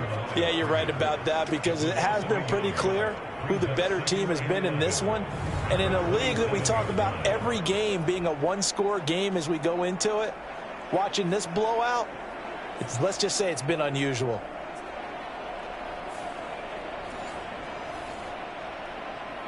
After the loss to start out, here's 2nd and 11. Once again, it's Swift. And he powers his way up past the 30. These guys have punted 4 times already, and they're staring at a 5th, barring a conversion here on 3rd down. And that one too wide and incomplete. And there's another stop. One of the league's best defenses is certainly bringing it again this week.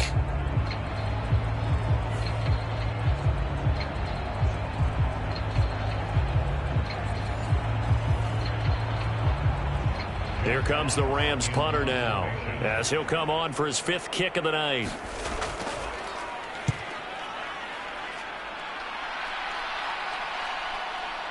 This is brought in at the 21. It's a 45-yard punt, then 8 on the return. And it will be 1st and 10 as they take over. The Charger drive about to get going. They'll come out throwing here on 1st down. That's going to be caught by Pickens. And to the 36-yard line, taken down there after getting 8 yards.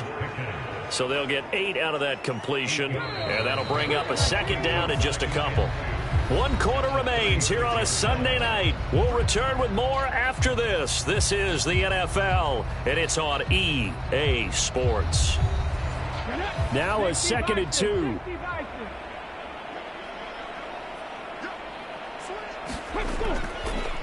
Now a give right side. Porter. And they will only muster a yard here to the 38. You know that old expression, it's not my night?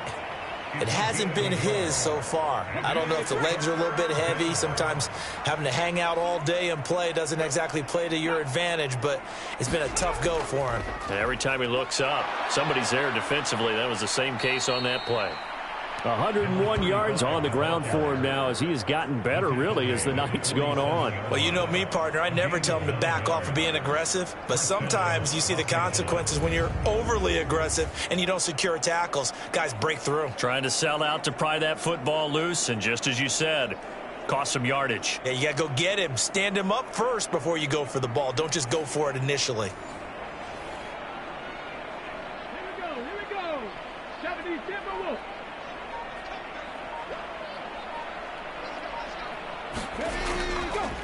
They'll run on first down. It's Porter. And a good push there defensively as they stop him at the 48. Gain of just 1. From the 48-yard line, here's the 2nd down and 9. They'll try the right side with Jones. And he's going to take this one across midfield and into Ram territory.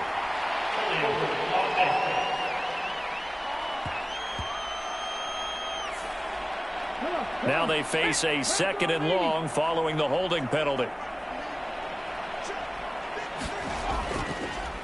They'll keep it on the ground. Porter. And he'll make it only to the 43, a gain of 2. Let's give a lot of credit to the offensive line. They've been able to move the ball really well on the ground the entire game. And while that wasn't a huge one, that's okay. They'll take them in short, steady bursts. On 3rd down, it's Porter. And he'll take this one across the 45 up to about the 46-yard line. Give him 3 yards there as that'll take us to 4th down. As much as I praise teams for being true to who they are, in this situation, I wonder if maybe they outguessed themselves a little bit. 3rd down seemed like an obvious passing situation. They chose to run it and didn't get anywhere close to the 1st down.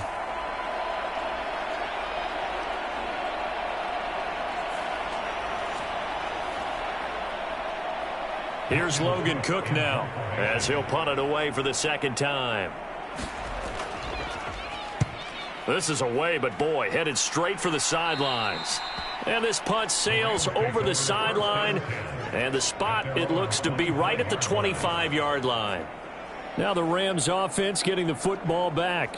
Well, we said it at halftime that they would need a nearly perfect second half to erase that deficit that they were facing, CD. But unfortunately, the second half has pretty much been a carbon copy of the first.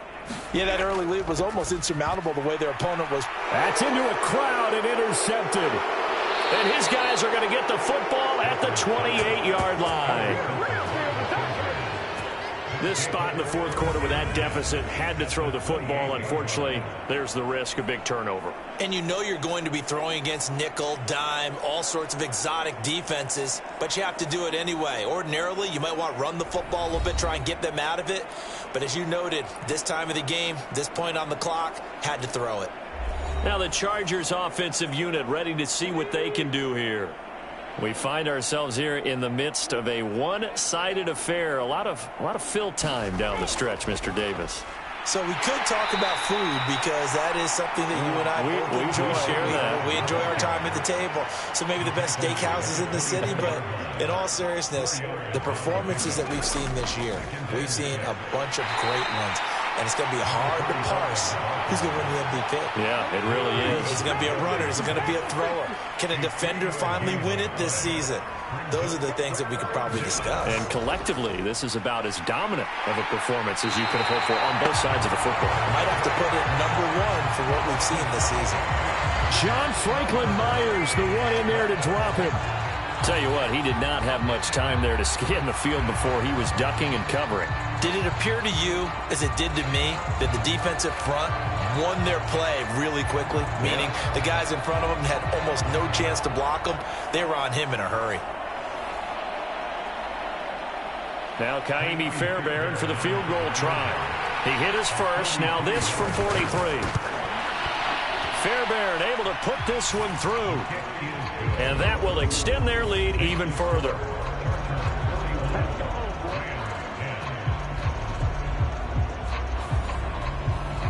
So they got the turnover, started with great field position, but in the end, the defense able to hold firm, and they only get 3 out of it.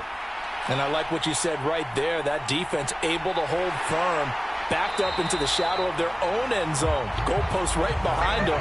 They had to make sure they didn't give up the 6. And, boy, they came through in a big way. To them, even though they gave up 3, that's a win for their side. So now here are the Rams as their offense comes back out.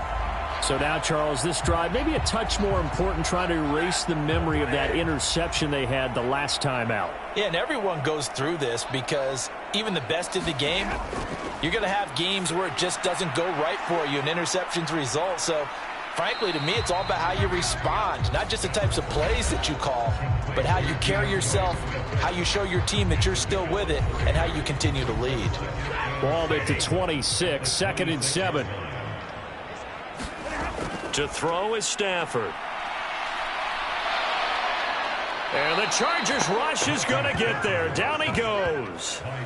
Derek Brown, his 2nd sack of the night. Well, partner, you and I will be headed to the airport, but after this game, when it's interview time, someone's going to ask this quarterback what hurt worse, the interceptions or the sacks. His whole day, it's been rough. Barring a miraculous comeback, this offense isn't going to win this game, but he's probably going to say what hurt most is the loss. So now Stafford and the Rams, after the sack, they're staring up at a 3rd and long. Now on 3rd and long, they'll look to throw. It's a short one here, complete to his tight end. It'll go down as a gain of 6, and that's going to make it 4th down. Such a tough position to defend near the line, even when you add a second defender, but the big man shrugged off the extra body and made the play call a success.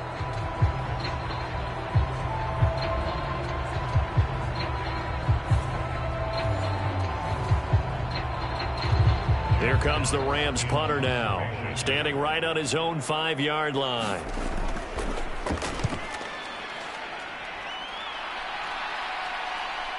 That's taken at around the 40. We'll call that a punt of 38 yards officially, and out will come the offense as they take over. The offense for Los Angeles returns to the field. And, Charles, we are in the midst of a very one-sided affair. I think this is where you and I have to fill a little bit. You want to regale us with old stories of your childhood in New Paltz, New York? I don't think anyone wants to hear that, but this is a perfect time for us to start listing MVP candidates, right? The best teams we've seen so far this year, the best games that we've called thus far, how we anticipate the season unfolding. We can go in so many different directions because the game certainly not taking us there. Oh, I hear the remotes clicking off right now. He finds his man, complete. That's Porter. Only a yard there, sniffed out well defensively, and it brings up 3rd.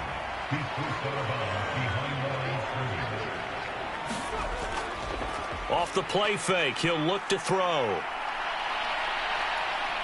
Now he'll escape to his left. And he'll get this one down near the 20-yard line, just shy of the 20. Turns out to be a great idea to tuck that one. Good for 24 yards. Well, he and his offense were staring down what was likely a 3-and-out.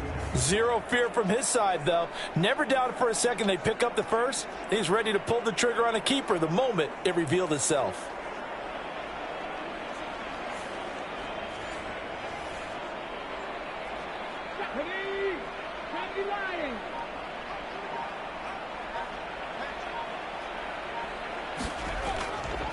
On 1st down, Porter. 128 yards rushing for him now as his big night continues. Here now, 2nd and 4. They'll keep it on. Oh, now he's stripped. He lost the football. And it looks like the Rams might have it, and they do have it. He has been a workhorse for them in this game, and ball security hasn't been an issue until that point. Yeah, and let's face it, when he's going to carry the ball that many times, he becomes more and more of a target for the defense, knowing that he's going to be the primary guy. They'll just send more and more players towards him, trying to make sure they knock the ball free. Stafford and the Rams come up 1st and 10. At their own 16. They'll come out throwing here to start the drive. They'll get him to the ground at the 20 following a pickup of 4.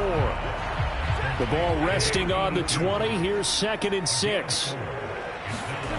Here's Stafford. And that nearly intercepted. It's incomplete. Now remember, he had a pick earlier, but couldn't reel that one in. Throwing on third down, Stafford. Work in the middle of the field, and he's got a man complete. And he is going to have a Rams first down as they're able to get the third down conversion. That's not the first time they've looked his way when they've needed a big play. He's been the go-to guy all game long. And they get the hook up again on third down to keep this drive alive.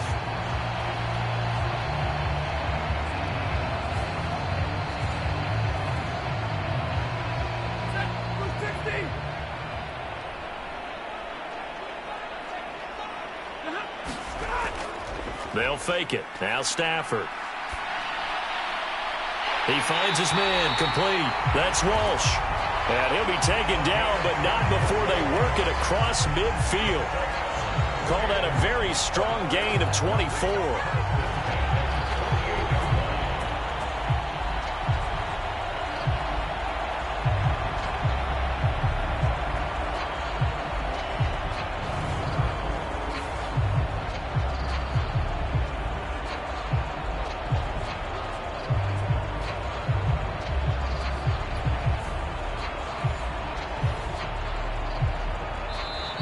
Just 2 minutes remaining here in the fourth quarter of what has been a one-sided affair. So it's Rams football here as we get you reset. They've got a 1st and 10 as they search for a late score. Now a first down throw, Stafford. And that is incomplete. Oh, the coverage a little too good there, and it's second down. To the air again, Stafford. Over the middle, complete. It's Walsh. Here's play number 7 on the drive. This is 3rd and 7. Out of the gun, Stafford. It's a short one here, complete to the tight end. And the tackle going to be made at the 41 as they stop him a few yards short of the first. Short completion, just 4 yards. And that'll bring up 4th down. Excellent job there defensively. Gave up the underneath to the tight end on third down, and they made sure that they did their job. Got him on the ground and prevented him picking up a first down. All right, they're going to try and keep hope alive here on 4th down. They're going for it. Pass taken in by his big tight end. And he works it past the 30, almost to the 25. But no reason not to try it there, and they do indeed convert on 4th. And incomplete on the deep ball. Here's 2nd and 10. Again, it's Stafford. That'll be caught by Foreman. Now they got to get to the line quickly. Here's Stafford. And that is incomplete. Certainly looked like someone was very confident in his ability to fit that one in. I would say he was overconfident because there wasn't a whole lot of separation there. Had that one covered pretty well downfield and knocked it away.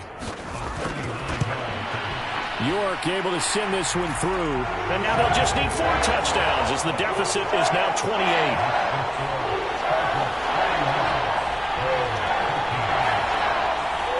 Well, certainly happy they were able to force the fumble, Charles, but wish they would have gotten in the end zone, only getting 3 points there and still facing this second half deficit. And they also will understand it's going to be a whole lot tougher to force another turnover the rest of the game because that offense, they're going to be all about ball security from here on out. Possession switching back now to the Chargers.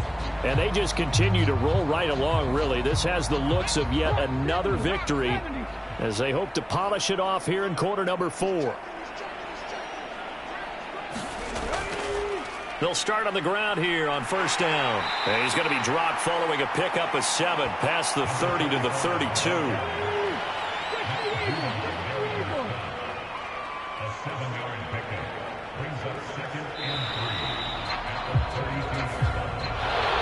Well, partner, under the lights in primetime, this offense, they gave the nation quite a show, putting up that many points to come away with what will certainly be a memorable win for them.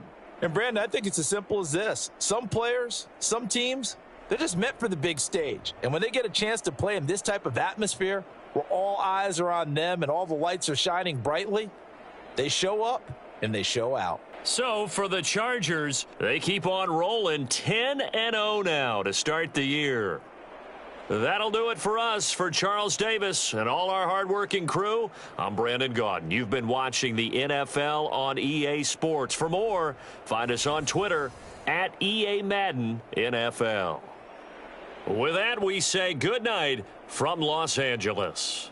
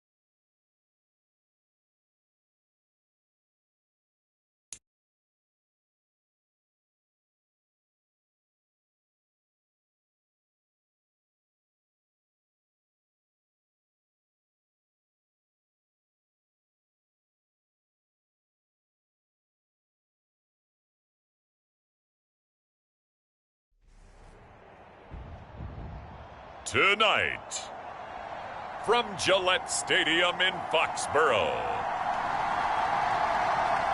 it's Week 11 of the NFL on EA Sports.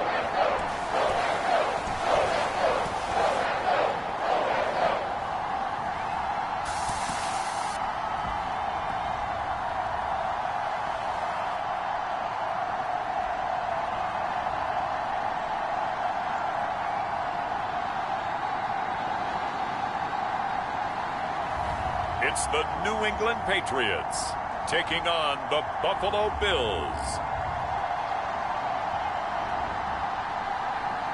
It is a chilly night here in the northeastern U.S., but we've got some football to keep us warm at Gillette Stadium in Foxborough. Tonight we start Week 11 of the NFL season with a good one on tap, as it'll be the Buffalo Bills taking on the New England Patriots.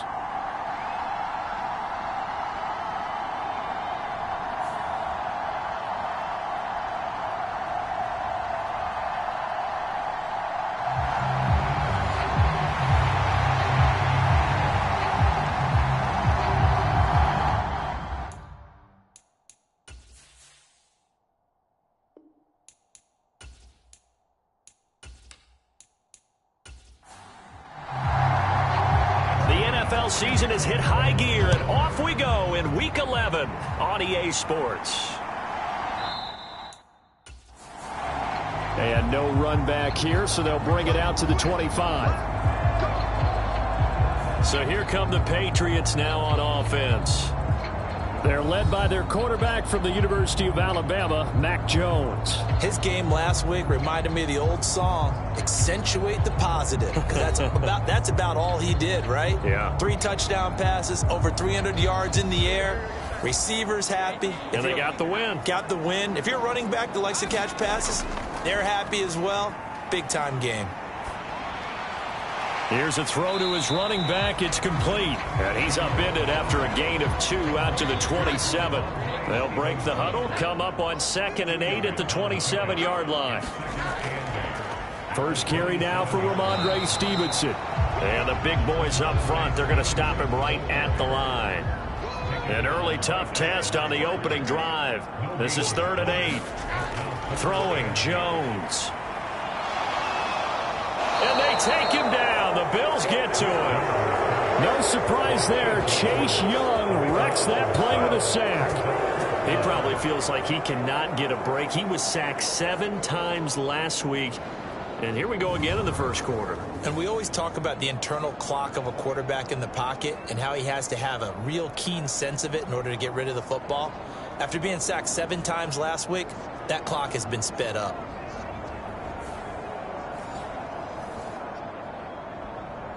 On 4th down, here's Presley Harvin on to punt. He only punted twice in the win last week as he gets this one away. A little juke.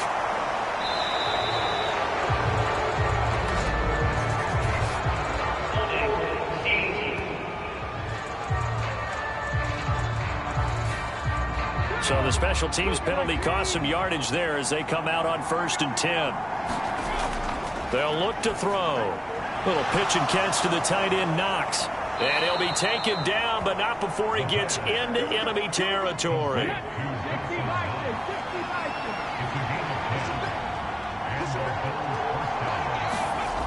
They'll look to throw now on 1st down. That's complete to Justin Jefferson. And he's corralled, but not before getting it inside the 35. 15 yards that time, and a Buffalo first. Well, I think when they look at their offense, they think to themselves, weapons, weapons everywhere, and they want to move the ball around. They want to spread it to different people, but you absolutely know they want to get this man involved as well, and that's what they just did on that play. Back-to-back good plays have them on the move on 1st down. They'll set up a throw. A quick throw knocked away. It's incomplete. From the 34, they'll come to the line on 2nd and 10. Again, he'll drop to throw.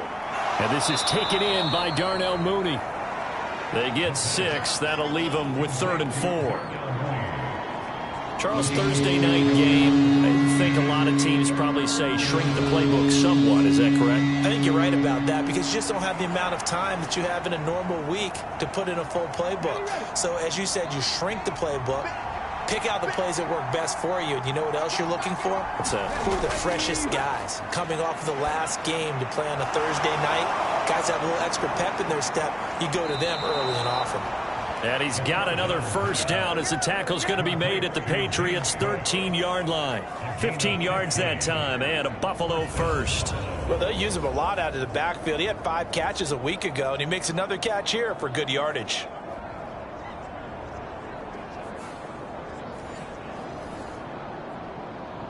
From the 13 now, they work on 1st and 10.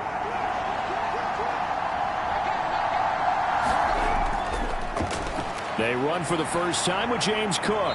Showed off the juke, but still corralled shy of the 5 at the 6-yard line. A solid run on first down. Gain of 7 leaves him with a 2nd and 3.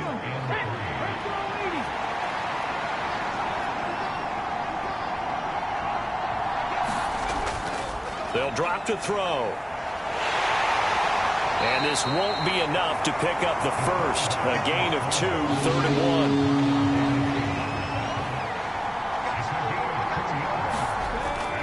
They'll set up to throw. That is caught. Touchdown, Bills. Stephon Diggs. His 2nd touchdown on the season. And the Bills put the night's first points on the board as they take the early lead. An ideal start for them, really. You force the punt, and then you go down and score. And you've got to see a fist pump on the sideline from the head coach, don't you? Because he's turned into his bench, and he's telling his team, this is how we prepare. Force the punt, go downfield and score. I told you guys, it's just like a boxer in the gym preparing for the fight. Now we get to turn it all loose. And Tyler Bass on for the extra point attempt. He hasn't missed an extra point all season, and he won't miss this one either, and it's 7-0. So that drive goes 8 plays, and it's finished off by the touchdown by Stephon Diggs. And he'll elect not to return this one, so they'll bring it out to the 25 on the touchback. So back onto the field come the Pats for their 2nd drive. As mentioned, this one of the hottest teams in the NFL, riding that winning streak into this one, but now playing here on Thursday night. Do you think that this helps or hurts their momentum? Well, ordinarily, I'd say it hurts the momentum because now you get that short week.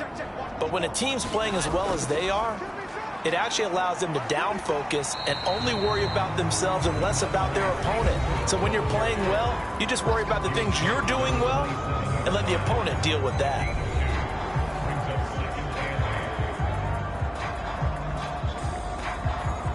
They'll break the huddle, come up on 2nd and 8 at the 27-yard line.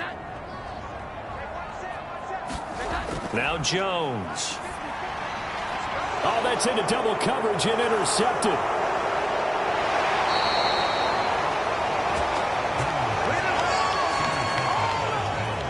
Well, that's a drive killer right there. Not a really confident throw either. This one was kind of up for grabs, and it's going to come down the hands of the wrong team. So here come the Bills out for their 2nd drive. Following the interception, they're set up nicely here, already inside the red zone, knocking on the door, if you will. 1st and 10.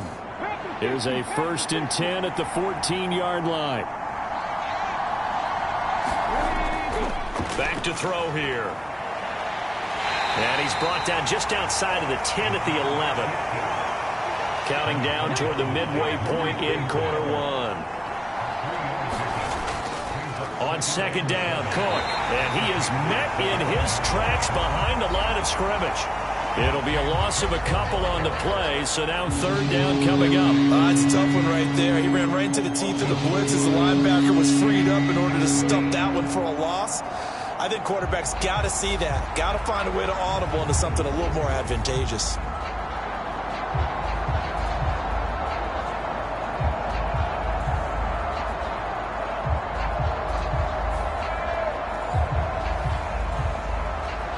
So they they've been unable to capitalize on the great field position as of yet. Here's 3rd and 9.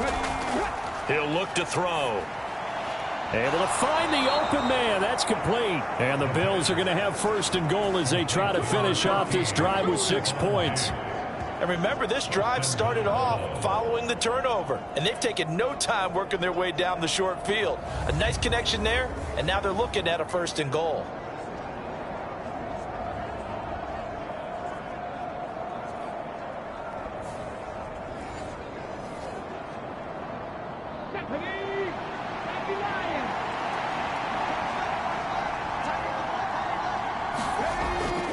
Cook. Nothing doing there. They're going to wind up holding him at the 2. 2nd and goal, and they will try again from the 2-yard line. Again, it's Cook. And he takes it in across the chalk for a Bills touchdown. James Cook, his 3rd rushing touchdown on the year. And the Bills are off to a 13-0 first quarter lead. No success on 1st down. He couldn't get any yardage. They give it to him again, and he finds the end zone. Sometimes it just has to be persistence, doesn't it? And you know who else helps with that? Offensive line. After a team's been stuffed, the last thing they want to do is go to a different play call. They want to come back and do it again and show that they can dominate the line of scrimmage. Here's Bass now for the extra point. And it's good, and they have jumped out here to a quick 14-0 first quarter lead. The drive summary that time, 5 plays. And it was James Cook capping all of that off with a touchdown run. After the touchdown, Bass to kick it away.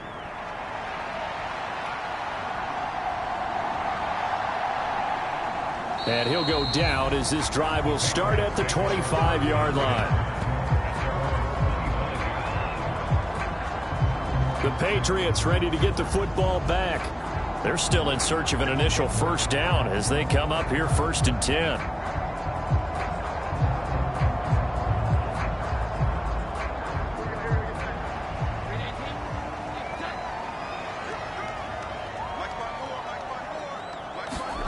Trying to shake off the interception. He'll look to throw. And this will be a gain of 5 as he gets it to the 30.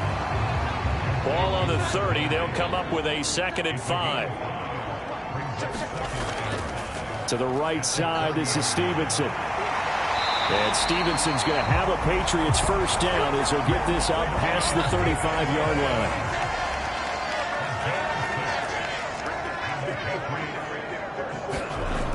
line. Looking to throw. Jones. And the Bills are going to get him as he goes down. And Oliver able to record his 5th sack of the season. Well, partners, the first quarter, too early to start talking about needing a comeback. They're down 2 touchdowns already, and that sack, that disrupts this drive. They need something to go right on offense, and they need it to happen soon.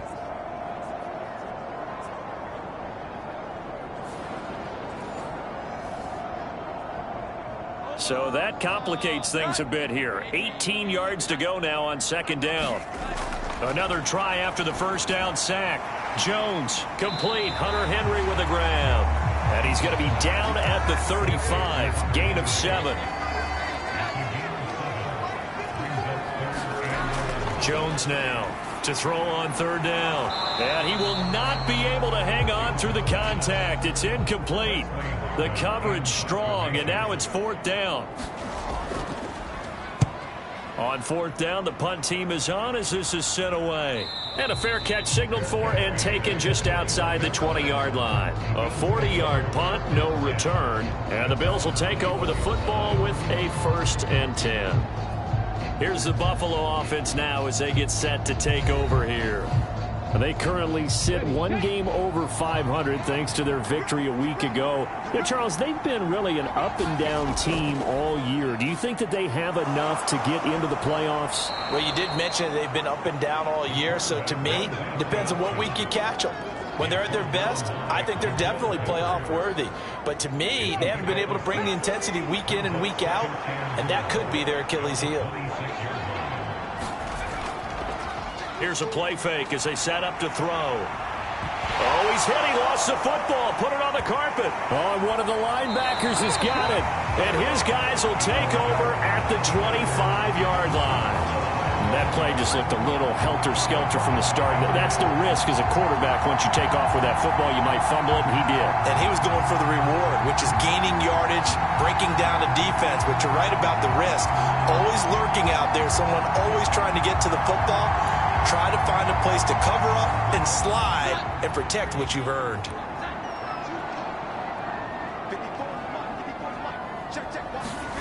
Now Jones. Following the fumble recovery, he'll throw.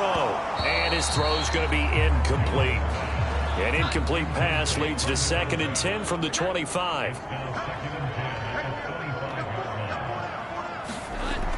Throwing again. Jones. Pass on the out route caught by Smith-Schuster. And taking it to the 15-yard line before he's brought down. Line of scrimmage, the 15. It's 1st and 10. Back to throw. Jones. This is caught. Touchdown, Patriots. A 15-yard touchdown grab. And the Patriots have cut it back within a score. And no matter how it comes about, when you get good field position, you have to make the defense pay. Short fields usually make for good offense.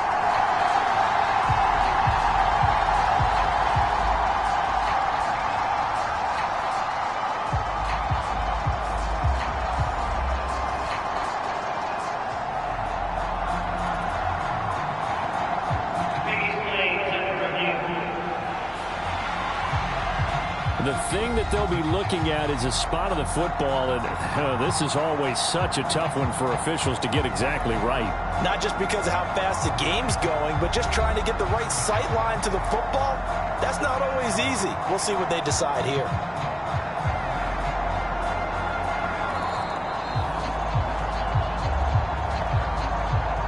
First and goal, and they got to be thinking a chance to get right back into this football game. Stevenson is into the end zone. Touchdown, New England. Did my eyes deceive me, or was that an I formation play that was just run there for a touchdown? Little old school eye. How about that? Was that a fullback, tailback, running it into the end zone? Well, that's what that fullback's for, right? That's why you use that. Let him pave the way. Oh, without a doubt. He's an extra blocker, and he did his job well on that play.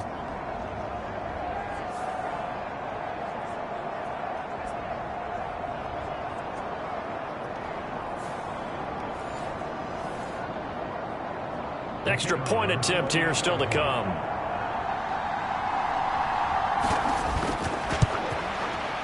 And that one makes it 14-7.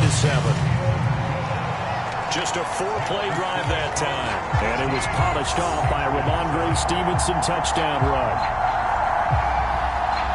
This game back within a touchdown now as the kickoff's away. Hines opting not to risk it, and this will come out to the 25. Back now on offense, the Buffalo Bills. They come off a victory over the weekend, but now the quick turnaround here for this Thursday night game. How does that affect how teams like this approach these short turnarounds? Well, wins and losses always factor into, how you're getting ready for the next game. But equally as important when you have the short turnaround, what is your injury situation? Are you losing key guys? And if so, how well have the backups prepared for this? Because you don't have much time to get them ready. They have to be ready before this week in order to play well in this game. Oh, that's into a sea of bodies, and it's intercepted. Picked off by Juwan Bentley. And his guys will take over at the 30-yard line. So a first interception thrown for him there, and that really not the best decision either. Not at all, and that's something he did not do in their victory last week. No interceptions in that game, but this defense, they're able to take advantage of an early mistake. Now let's see if they're going to turn it into points.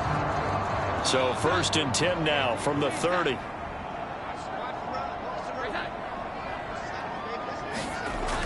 Throwing to start the drive. Jones. Open man, that's Henry. Now the result here, a pickup of 8. Leaves him with 2 to go on 2nd down. Through one quarter, 14-7 our score. Start of the second quarter from Foxborough. It's the homestanding Patriots with the football, as they've got it with a 2nd down and 2 coming up. Open man right side is Smith-Schuster, complete. And he is going to lose yardage here. He winds up giving a yard back there, and now it's 3rd and 2. They threw the screen to the perimeter, but to no benefit at all. Tackled behind the line of scrimmage for a loss of yardage.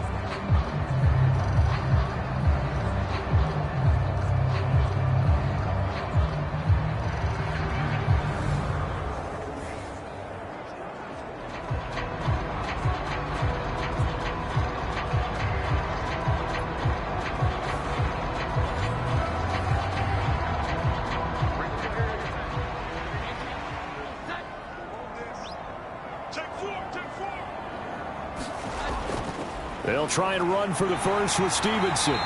And he'll be brought down inside the 20 at the 19. It's a 1st down following a gain of 3. So it's pretty simple, partner. You pick up a turnover, set you up in excellent field position. The last thing you want to do is go 3 and out in this spot. Yeah, they would have had to settle for a field goal attempt, but now they keep those touchdown hopes alive.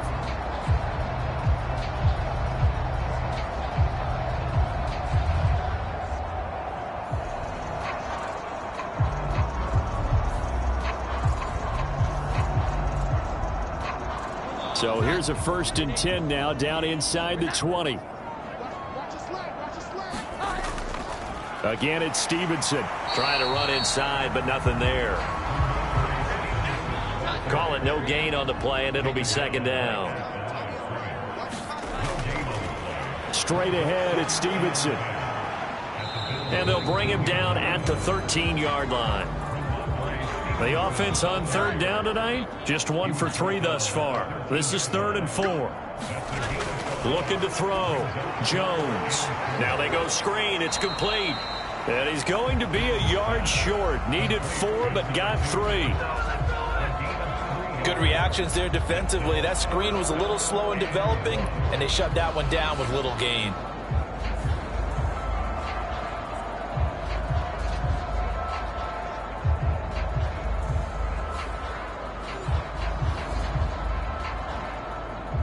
The Patriots will bring on the field goal unit.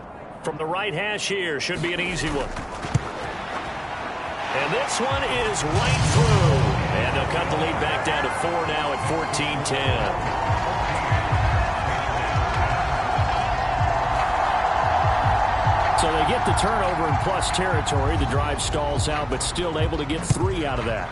Yeah, we were able to see an offense and a defense kind of mix and match with each other, didn't we? Both of them trying to make sure that they had the upper hand and the advantage. Offense trying to get to the end zone.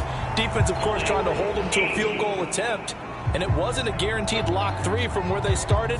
So, you know, the offense has to be happy to come away with those 3 points. They were trying to create some space to run. They created the penalty. And you work on it so much. You work on it so hard. But it's tough to simulate game speed in practice. That often runs you into a penalty. It'll be a gain of 10 to start the drive out, and by a few inches, that'll be a 1st down.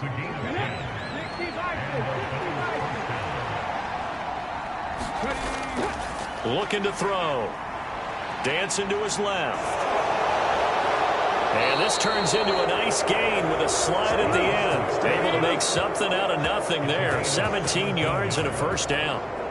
Certainly not the way they drew it up in the playbook, but that's why they love this guy back there. He sees things breaking down, and he's more than capable of finding an escape route and still getting a decent gain.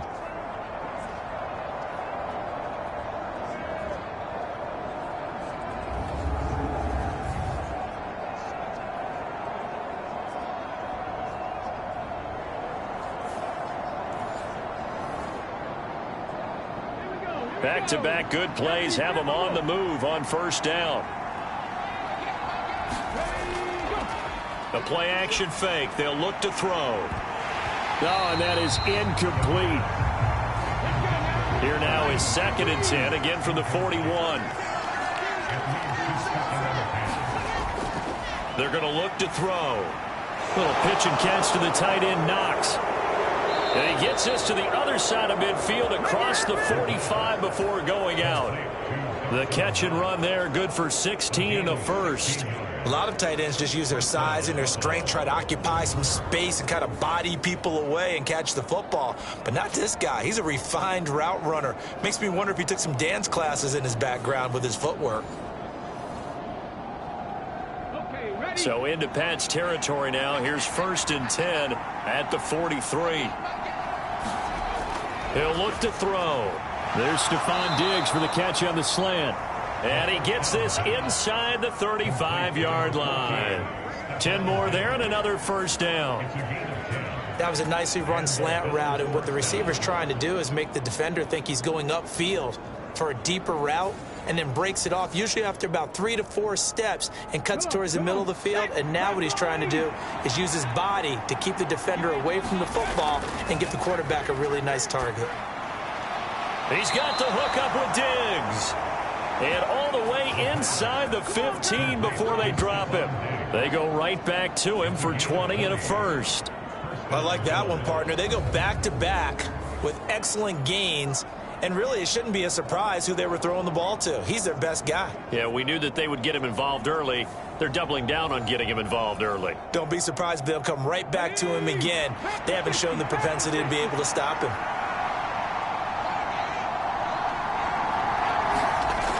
They'll stick with the passing game as he looks to throw. Touchdown! Justin Jefferson from 13 yards out. And they're able to add on to their advantage. A nice connection there, finding his target, and that'll put 6 up on the board. Just like they drew it up in their playbook and reiterated it on the sidelines, right? Perfect route, a good throw, and the defense, they had no answers for that right there.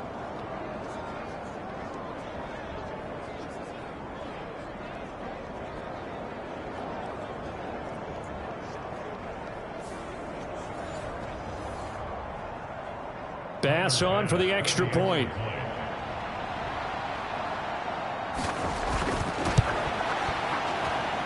It's good, and it's 21-10. So this drive spans 7 plays. And it was all capped off by Justin Jefferson's touchdown reception.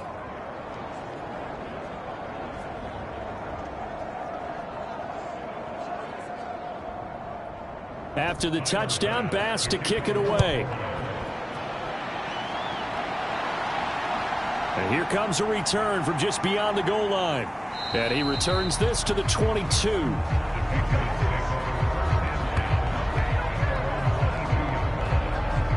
And now out come the Patriots.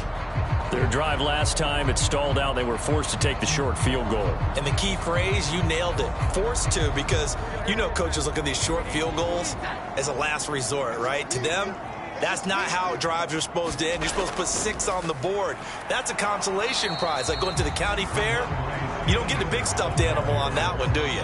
No, you don't go top shelf. That's bottom shelf material. Now he'll look to throw here on 2nd and 10. Open man, completes it to Smith-Schuster. So back-to-back plays, each get nothing. And that's going to set up a tough 3rd and 9. Operating from the gun, Jones. That's to the right sideline, and it falls incomplete. From a defensive perspective, they had exactly what you want anytime they want to throw the football. There was pressure on the quarterback. They were getting after him, and they tightened down on the receivers and forced the incompletion. Here's Presley Harvin now.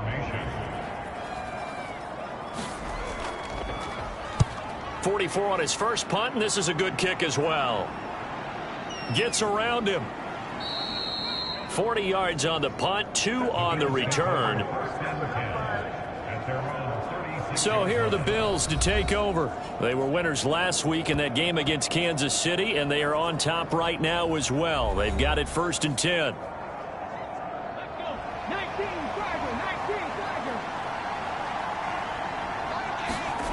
They'll try and start this drive in the air. Throw left side, taken in by Jefferson. And he's going to be dropped quickly right there at the 48, a couple yards shy of midfield. They go play action here on 1st down. It's Knox, the tight end, making the catch. And he is tackled inside the 40, not quite to the 35. 15 yards that time, and a Buffalo first. And what a nice example there of a tight end doing exactly what he needs to do. How about how he worked his way to the outside, made sure he secured the catch, and then anything after that, we count that as a bonus. And indeed, he gets enough for the first down. So into Pat's territory now. Here's 1st and 10 at the 37-yard line. He'll drop to throw. It's complete to Diggs. So the completion good for 6 yards, and it'll be 2nd down.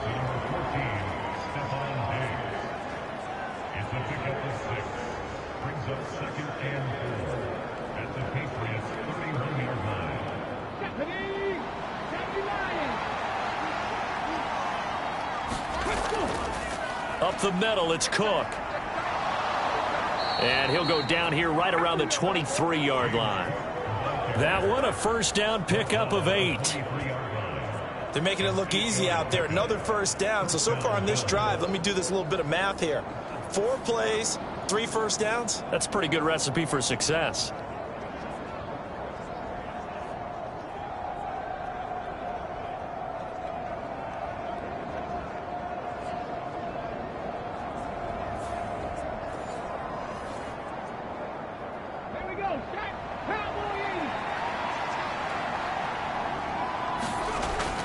Back to throw now on first down. He's got the connection over the middle to Diggs. And they've got it inside the 10 at the 8. 14 yards that time for number 14.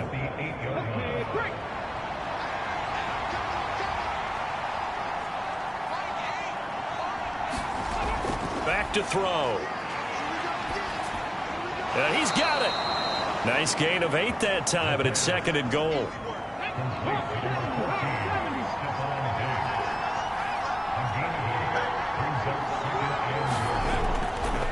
They'll look to throw here. Forced out to his left. And he'll take it into the end zone for a Buffalo touchdown. Taking it in from a yard out as his guys are able to push that lead out a bit further. So a quarterback scramble, certainly a pass play, but he saw something, tucked it, and got in the end zone. A lot of quarterbacks, when they scramble, they're scrambling to create more time to throw the ball downfield. In this situation, as you noted, he tucked it and took off. Great play by him.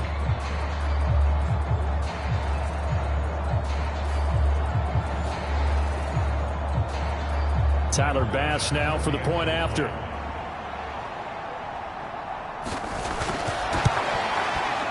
And the lead is up to 18 now. So that drives 7 plays in length. And it ends with a 1-yard touchdown run. After the touchdown, Bass to kick it away.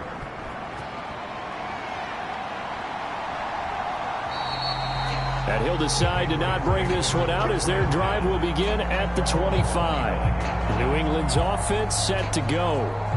And these guys definitely hoping for a better showing than their last appearance. They couldn't really even move the football much beyond the shadows of their own goalpost, Charles. We'll see if they can get a better, more sustained drive going here. Yeah, and every team that we ever talk to says the exact same thing. When you start a drive from that deep in your own territory, the goal is a minimum of at least 2 first downs, because even if you have to punt then, you change the field position, right? You flip the field a little bit. They didn't get that done. This time they want to string together a nice drive and help themselves out. Now that's the kind of big play you'd like to see. This first half, it hasn't gone their way, and they could use a shot in the arm, something to perk them up a bit. And they get one here in the passing game. And we've hit the 2-minute mark in this first half of action. A reminder that coming up in 2 minutes' time, we'll check in with Jonathan Coachman from Orlando. He'll have highlights and analysis of this first half of play. Meanwhile, Jones' throw into the hands of Henry here. And he's got this down to the 35. 16 more on that one and another first down. This is where you can try and get a tight end in space. They like this matchup, so they're going to let their 2 receivers to his outside run simple little short routes, hoping to suck up the secondary. And that'll free up space for their tight end on a corner route to make a big play. Back-to-back good plays have him on the move on first down. Operating from the gun, Jones. And he's got this down almost to the 20 before he's dropped. They'll look to throw again. He finds his man, complete. It's Burns. And brought down, but not before they get it inside the 10 to the 7. 15 more there, and they're on a roll. It's another first down. Now the Patriots going to use one of their timeouts, as they'll stop it with just over a minute to go before halftime. This is first and goal, and a golden chance to get a score back here before halftime.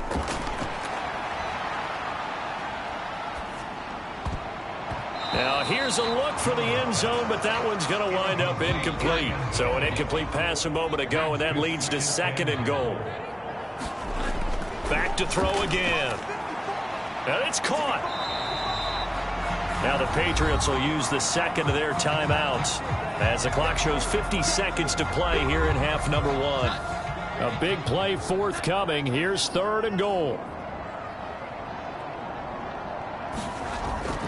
They'll run with Stevenson. Boy, no chance as he was met and dropped behind the line there. Now the Bills are going to use the first of their timeouts as they get the stoppage with just under 50 seconds remaining in half number one. And his kick is good. And that'll get the deficit down to 15.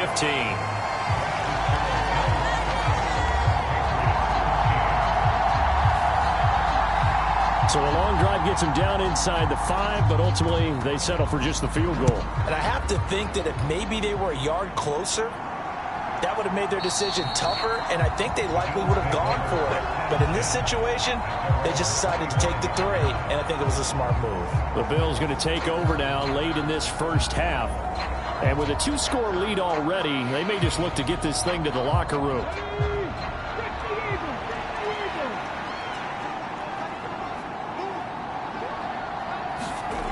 They'll come out throwing here on first down. That's to the sideline and incomplete.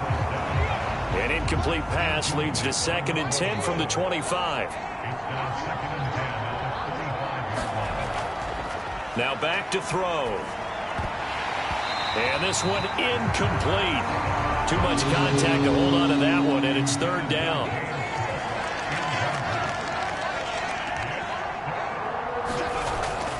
Cook up the gut. And he'll be brought down at the 28, and that is well short of the first. The Patriots will take their third and final timeout as they'll stop it with a little over 30 seconds to go in the first half of play. On is the punter, Johnston, now as he sends this one away. The call for a fair catch, and it's made at about the 23-yard line. So a change of possession here on the punt, and the Patriots take over. The Pats going to get one final possession in this first half. And with time quickly fading here in the second quarter, not sure how aggressively, offensively they want to play this. I think we'll find out just how much they trust their guys in this situation if they decide to take a shot. Short pass caught by Henry. And he got blown up on that play. Back at the 20. But despite the completion, they're going to wind up losing 3 there. Second down.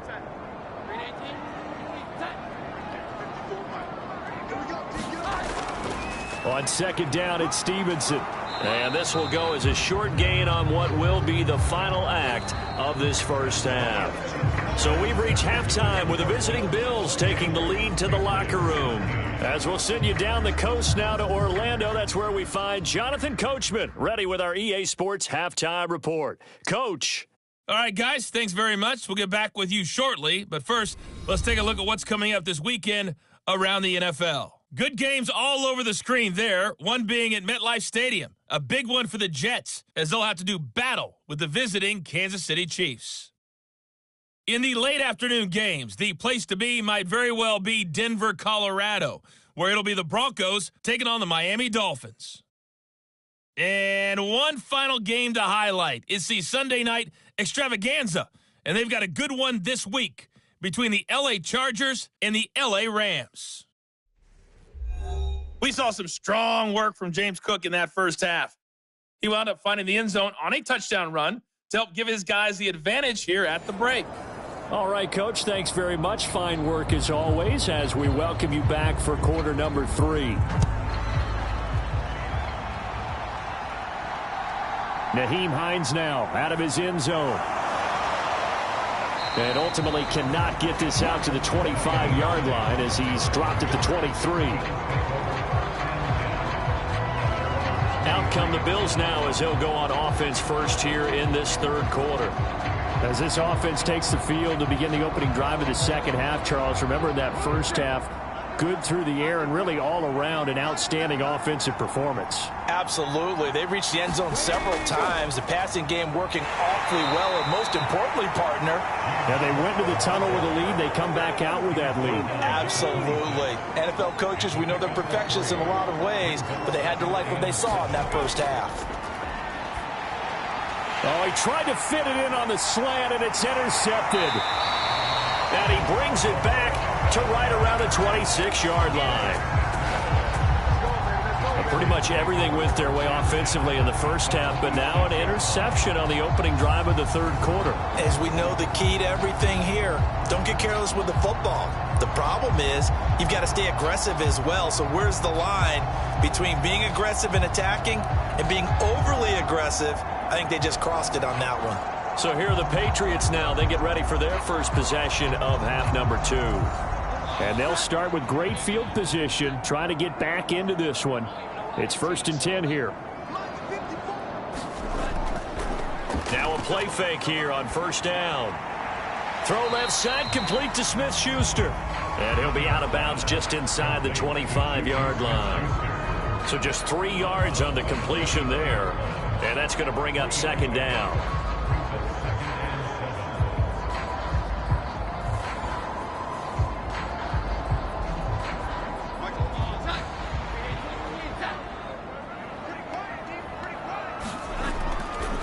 On the counter, it's Stevenson. And still about 3 yards shy of a first as the 4-yard pickup brings it to third down. I'd say they've got to find a way to get him going. He's such a big part of their offense. I wonder if they might throw it a little and come back to the run. Anything, because you're right, he's pretty much been completely neutralized.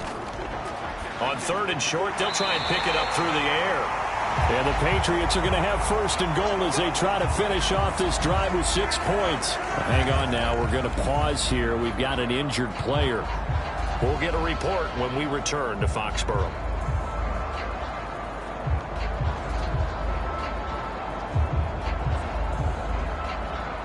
It looks like a jumbo set with 3 tight ends here for 1st and goal. Back to throw.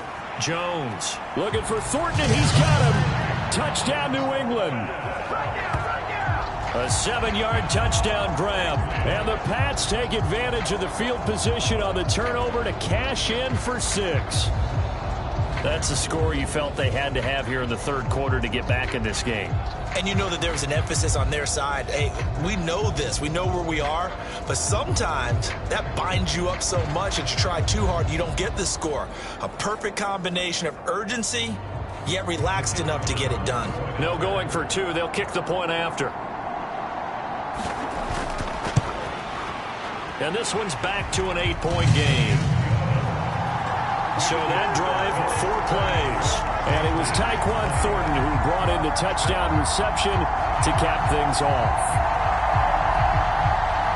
The kicking unit out for the Patriots as they send this one away. This taken in at the goal line. And he's up across the 25 and down at the 28.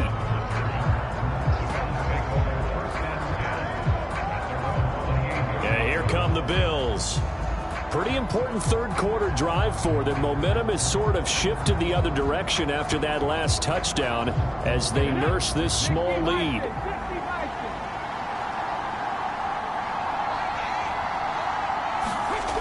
They'll come out throwing here to start the drive.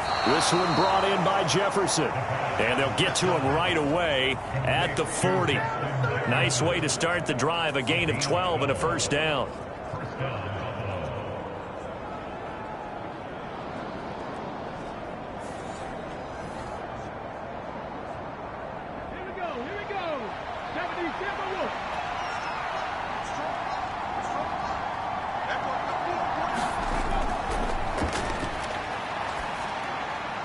Now this one complete downfield on the left side. And he'll be taken down, but not before he works it past the 50.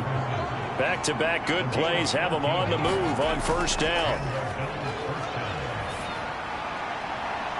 Now a pass hauled in downfield. And all the way home for a Bills touchdown. Stephon Diggs with his second touchdown of the night. And the Bills have taken a 2-touchdown lead now. In order to lead in a game, you're going to get plenty of contributors, but that's his second touchdown catch of this game. He's one of the key guys in this one. And you better believe he'll be looking for the hat trick here as this one continues to go.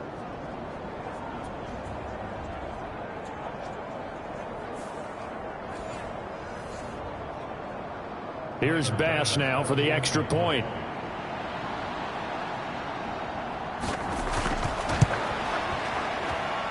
And he's been a busy man, 5 for 5 now as he knocks another one through to extend the lead. So they only needed 3 plays on that drive. And it's finished off by the touchdown by Stephon Diggs. After the touchdown, Bass to kick it away. From a yard or two deep, here comes a return. And he'll be stopped right around where he would have been had he gone down to a knee, maybe a yard shy of there at the 24. New England trying to get a place on offense. A strong showing their last time out. They scored the touchdown, but Charles, they look up and they're still down double digits, so you feel like just to keep pace, this drive probably needs to end in the end zone as well. Yeah, and I think the best move for them is to not worry about how far they are down on the scoreboard, but to just remember the last drive and how it ended. Go ahead and try and repeat that. Then you can look at the scoreboard and see where this game is. And he'll wind up losing yardage here back at the 21-yard line. Not what they had in mind there. That's going to go as a loss of 4. If you're a selfish player and you're throwing the ball, you're cool with the completion. Maybe not so cool with the yardage loss, though, huh? Yeah, you went backwards on the yardage.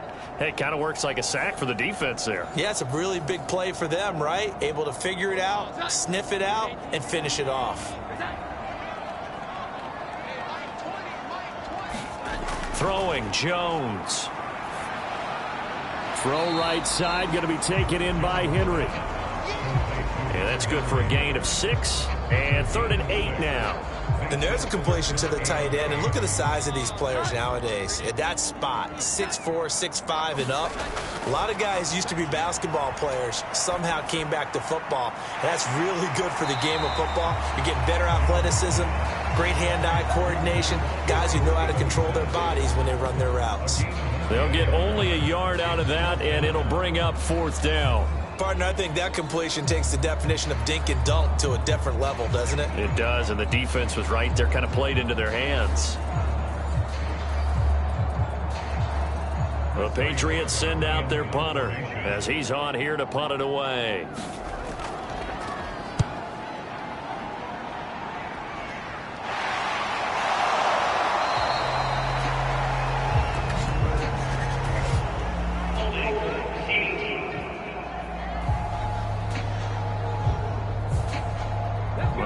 Penalty sets them back inside the 20 as they get going on this drive. Coming right, this is Cook on the toss play. And it's been like this all night long. Nowhere to run as they stop him behind the line. 2 yards the loss, 2nd and 12. When this offense gathers to watch the tape, they're going to like a lot of what they saw. They put up big numbers, but they might fast forward through that last play. Oh, there won't be any fast forwarding, partner. I've sat in those sessions before. You end up spending more time on the bad plays than you do on the good ones. It's just the nature of coaches.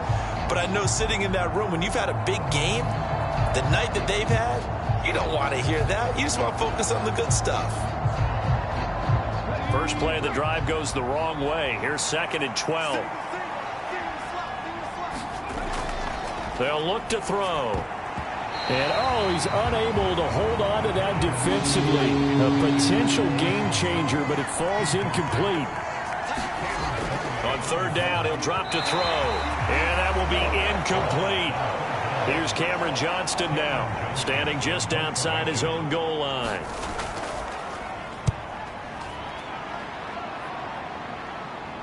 And now a fair catch called for and taken just outside the 40-yard line. They call it 38 yards on the punt, no return. And they will take over 1st and 10. Out comes the New England offense to see what they can do this time. I would say they went 3 and out last time, but actually they didn't even get to 3 and out. Still a strange decision to us here in the booth. Yeah, let's hope they don't go 1 and out, but maybe, possibly, let's try and think with them here. Try to play field position maybe, turn the ball over, put it in the hands of their defense. Who knows? You're a nice man. Brought down by Trayvon Walker on the pass rush. Well, partner, I would say just avoid play action. But that's not just been the problem. This defense, they've been getting pressure on all types of pass plays and really piling up the sacks in this contest.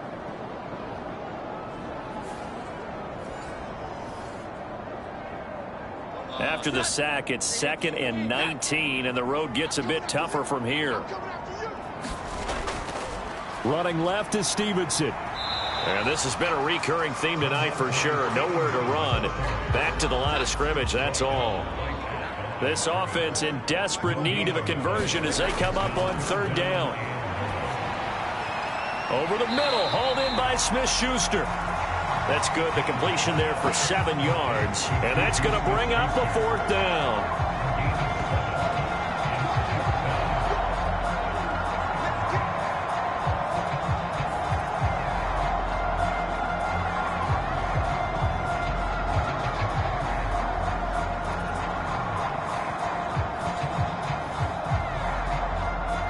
The Patriots send out their punter as he's on to kick it away.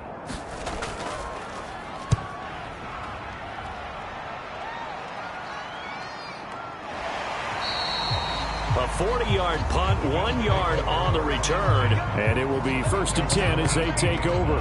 Here's Stephon Diggs as he and the rest of the offense get ready to go again. He's having a day here in quarter number 3. Over 100 yards, couple touchdowns. Every receiver's hope for when they head into that game in the National Football League. And his team is loving what he's giving them. Of course, the yardage is terrific, but I think it's what you mentioned, the 2 touchdowns. That's the big one because he's paying off his results downfield. And still more time here. 3rd quarter, we'll see what else he has in store for us. Samson Abuka. He's the one that got home and takes him down for a loss of 9. Now, that was just absolute perfect man coverage. Nowhere for them to go with the football. Led to a sack. And that's really difficult to do in today's NFL with all these gazelles running around that you're trying to cover in the secondary.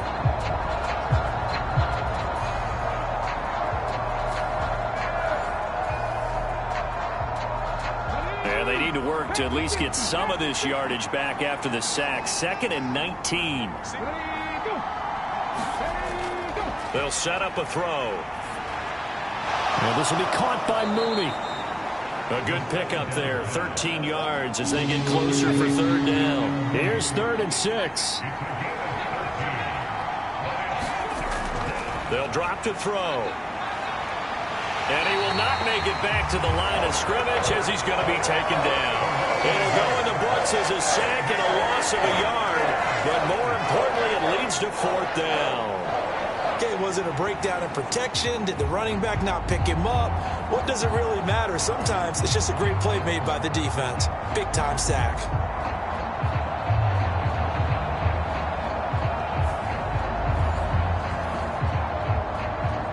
Here's Cameron Johnston now as he's on to punt for Buffalo.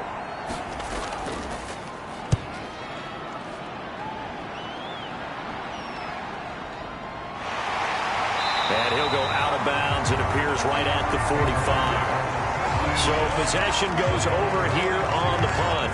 Another go-around now for the Patriot offense. Charles, a very uninspired effort. The last time we saw them out there was a quick 3 and out, then they punted the football. Yeah, and you never want to get stopped so soundly during a series, but what would be even worse now is letting it happen again right here. They've got to get going. Jones throw complete there to Smith-Schuster. And he's brought down. Solid way to start the drive. 13 yards, picking up the first. And partner, they're locked in man coverage out left, and they end up running a crossing route. Rounded it a little bit more than a slant. And he's just going to angle himself towards the right side of the field, and that's very difficult for a defender to shadow him across all that ground.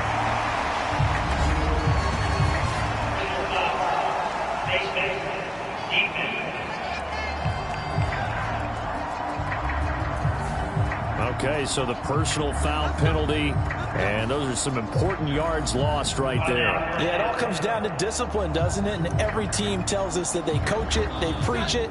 In this case, it slipped a little bit. Up the middle, here's Stevenson. And they'll get to him just inside the 15, even after that strong run we witnessed. 2nd and 6. Now Jones. He's going to be sacked back at the 23-yard line. Vita Vea coming right up the gut. Gets in there for a loss of 9. Oh, you can just see it in their body language. They're starting to see victory on the horizon now, and if it comes to fruition, they got to give a game ball to the front 7. Defensive line has taken charge and controlled this game. Face a challenge of stopping this opposing offense, and they've done so with ease. Work now for Jones and the Patriots here after the sack. It's 3rd and long. Now on 3rd and long, they'll look to throw. And this is caught. For the moment, it's a touchdown, but multiple flags down, so let's sort this out.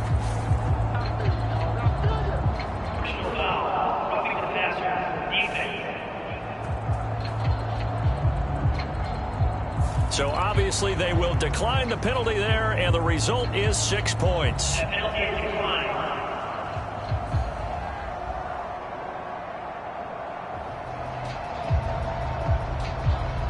Well, that's what I call an answer right there. They gave up a sack on the previous play.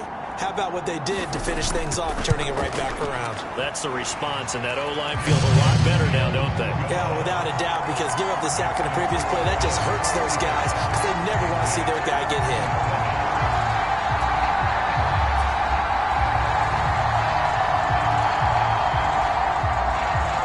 The kickoff unit is out on the field, and they will send this one away.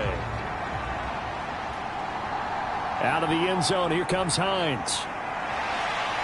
And ultimately, he stopped right where he would have been if he had simply gone down to a knee at the 25. The Bills ready to take over.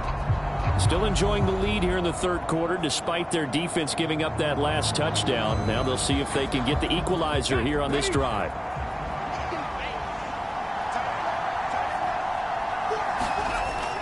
Here's Cook as they begin on the ground. And he's taken down, but able to slip across the 35. A gain of 11 to kick off the drive, and it's a quick 1st down. Absolutely love the run right there. This guy's known for his quickness, but also for his speed, and he's able to get to the 2nd level almost before you blink if you give him any type of blocking.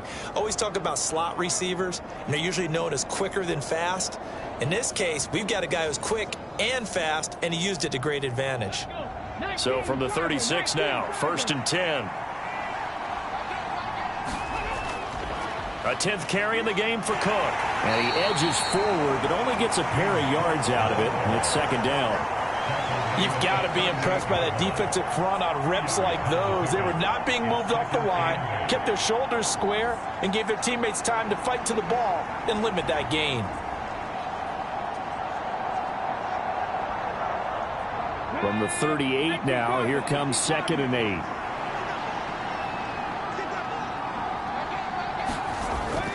They'll set up to throw.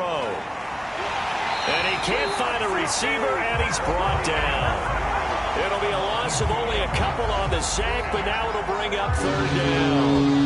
And you get the feeling, Charles, yeah, he's got the 2 sacks now, but he may get more here. We've still got a quarter and then some to go.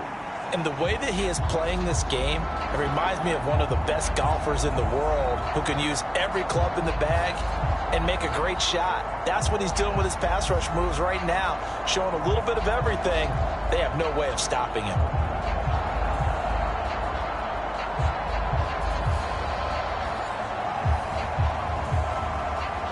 Third down and 10. He'll look to throw. And he'll be taken down, but not before he gets into enemy territory. I guess no need to force it when you can do that instead. First down, 18-yard gain.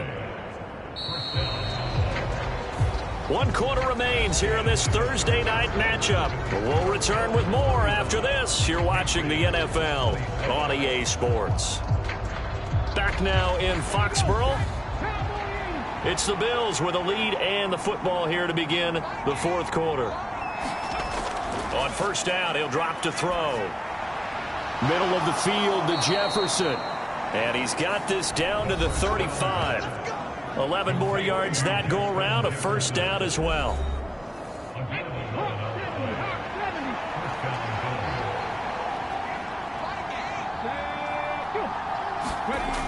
Back to throw here. Little pitch and catch to the tight end, Knox. And he's tackled a yard short of the marker. Good gain of 9 on first down. If nothing else, they've already taken a couple minutes off the clock here already as they come up second down. Back to the ground, Cook. And he'll get it down this time to the 17. That one, a first down pickup of 8. As I take a look at the clock, I realize that this drive has eaten up a good portion of the fourth quarter already. Got to tell you, partner, when you're trying to salt away a game, this is exactly what it's supposed to look like.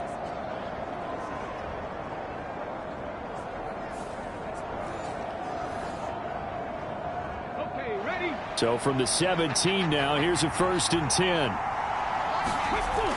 From the red zone now, they'll look to throw. And brought down, but not before they get it inside the 10 to the 7. Give him 10 that time, escaping the danger, running with it, and picking up a first down. It's getting cold in here, partner, because it looks like he's trying to ice this one away. Yeah, I know, bad dad joke, but what the heck, right? Scrambling for that first after the D blanketed his receivers, that's a backbreaker for the defense. They finished this drive off with 6, and this one could be over. So first and goal, 6 points here would go a long way toward wrapping this one up. This is caught. That's good for a gain of 6, second and goal.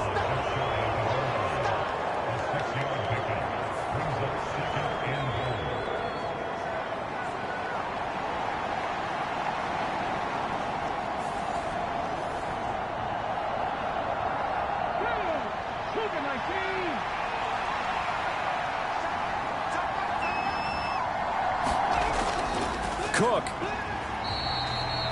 The tally there, minus 2 yards, brings up third down. And now third and goal coming up, the loss on second down. That just means this crowd's going to get even louder, and they'll get a little bit of extra help from the defenders as they exhort them to join them in the effort. A lot of tired bodies on that field, but this is a big play, third and goal. And he's got his tight end Knox for a Bills touchdown. 2 yards on the touchdown there. And the Bills are looking to make it 2 straight as they add on to this fourth quarter lead. Extra point by Bass, up and good. And the lead is up to 15 now. A pretty long drive that time, 11 plays all told. And it culminates in a Bills touchdown.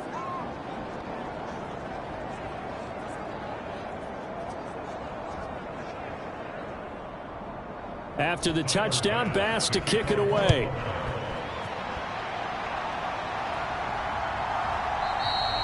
And they'll put up the stop sign there as his guys will get it at the 25. The Patriots offense now, they work their way back onto the field.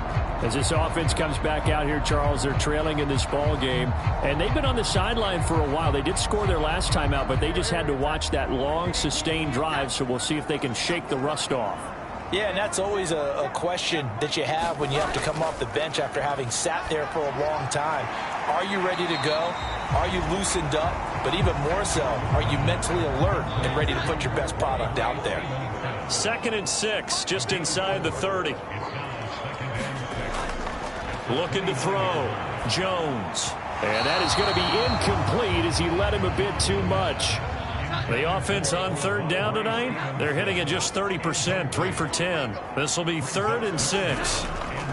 From the shotgun, he'll look to throw. Work in the middle of the field, and he's got a man complete. He had the touchdown earlier. This one's going to get him a first down.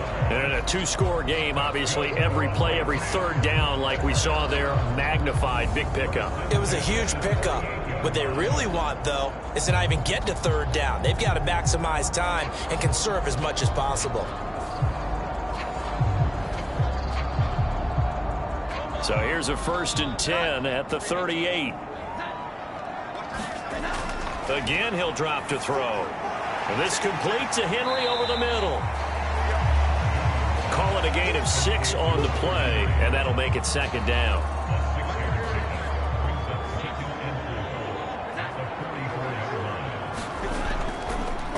On the handoff, Stevenson. And he'll get it out a couple yards shy of midfield at the 48. 2 first downs have him up near midfield now on 1st and 10.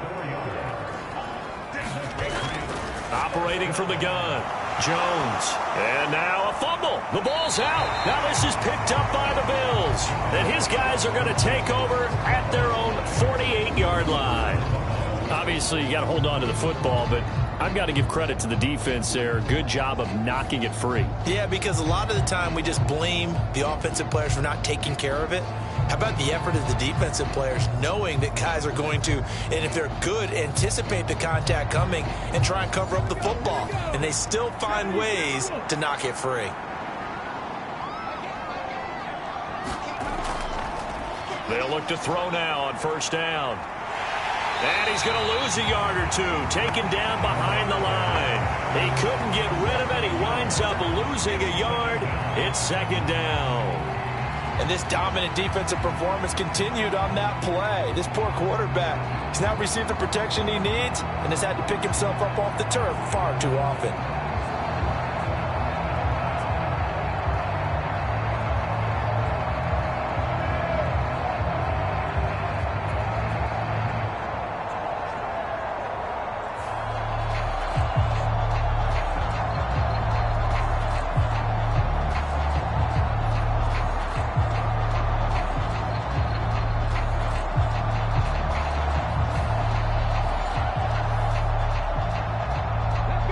After the sack, here's 2nd and 11. He'll look to throw. To the sideline, and it's caught, but boy, he's out of bounds. And they tried to get him into space coming out of the backfield, but it'll be 3rd down. Looking to throw. Being chased out left. And he gets this to the 48, but no further. Well short of the line to gain. Only able to get back a yard for his efforts, and that leads us to 4th down. And, partner, I would guess that in his headset he was hearing from his coach, it's 3rd down, don't take a sack. And in this case, he's able to avoid the pressure and get out of there. He doesn't get the 1st down, but he does turn a possible loss into positive yardage. Here's Cameron Johnston now as he's on to punt for the 4th time tonight.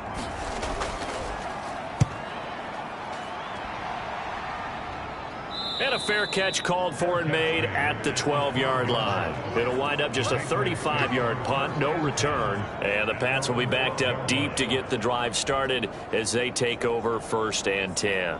Out comes the New England offense to see what they can do this time.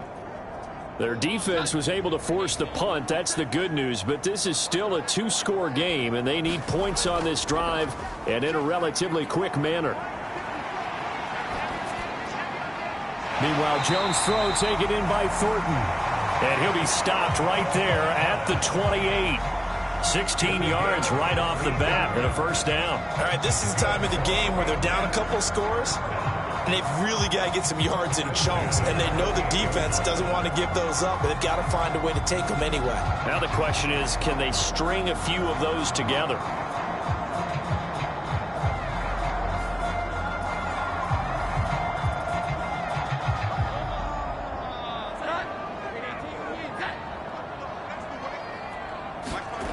Here's Jones on 1st down.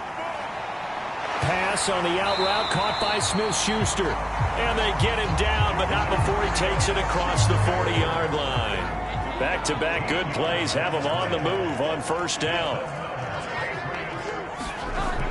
Back Back to throw. Jones. Short pass caught by Henry.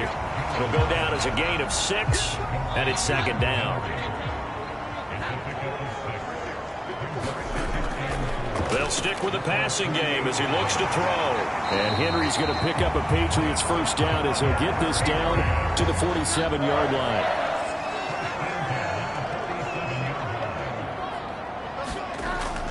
Looking to throw. Jones. Fighting to stay upright. And a big loss here as he's taken down. Taken down for the 5th time this game. Multiple defenders there to get him. My man, it's been a rough night for that offensive line, and it's only getting rougher. 5 sacks now that they've given up in this contest so far. It feels like the witching hour out here, doesn't it? Okay, stupid question. What's the witching hour? Yeah, the witching hour. That's when everything goes haywire late at night.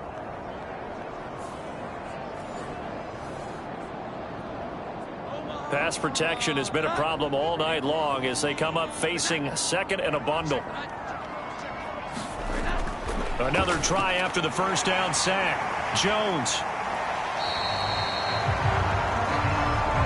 But when you hit him on the move like that, he's able to get into open field with a full head of steam. Oh, boy, it's going to be tough to get him down. Yeah, there was a big window. They're lucky they did get him down. 7th play of this drive coming up, but a long way to go on 3rd down. Back to throw. Jones. He'll dump this down to Stevenson. And he gets this only to the 44-yard line. Not near enough to keep the drive alive.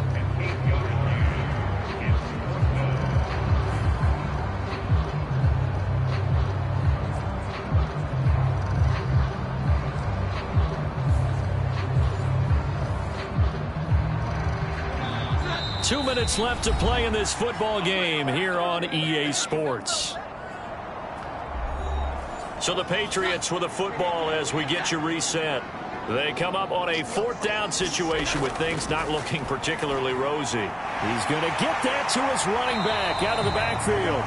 And he's corralled, but not before getting it inside the 35. Jones. And this is intercepted, and that should do it. Picked off by Cameron Curl. And the Bills are going to have the football here at their own 18-yard line. With the points that we've seen scored, neither defense has been at their best, but these guys, they've been a little bit better, Charles, and a nice interception there. Yeah, you're right about that, Brandon. Let's face it. It's not always how you start, it's how you finish, right? So maybe you have a rough game all the way along, but if you make a big play like that at the right time, it can make everything turn out just okay.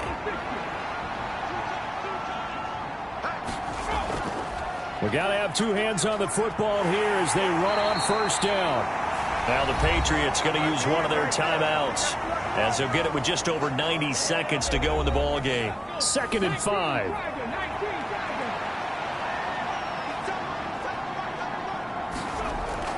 He's going to get it again. Just looking to get forward and protect the ball. And he will have a Bills first down, and that should be that. Now the Patriots will use the second of their timeouts as they'll get it with just under 90 seconds remaining.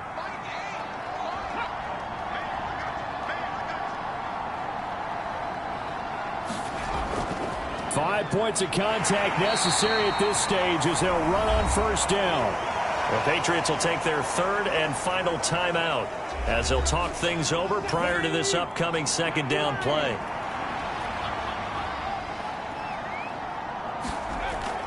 They'll try and wind down some clock with Cook. And he'll get this up to about the 38-yard line. That's it. That's what you want. Straight ahead positive gain. Just keep that clock ticking. The heavy set out there. 3 tight ends in the formation for 3rd and 3.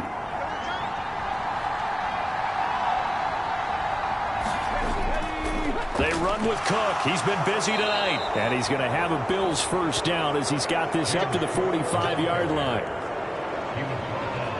Well, it wasn't a goal line situation, but how about the goal line formation on 3rd and short? They went in and went heavy. No surprise on who was going to get the football. How about the power exhibited there? Yeah, that was just put a hat on a hat, drive forward. Nice job to pick it up.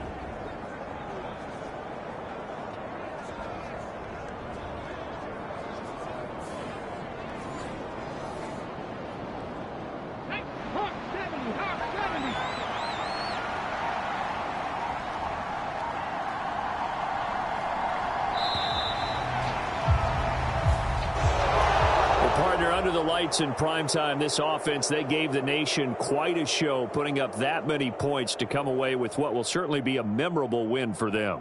And, Brandon, I think it's as simple as this. Some players, some teams, they're just meant for the big stage. And when they get a chance to play in this type of atmosphere where all eyes are on them and all the lights are shining brightly, they show up and they show out.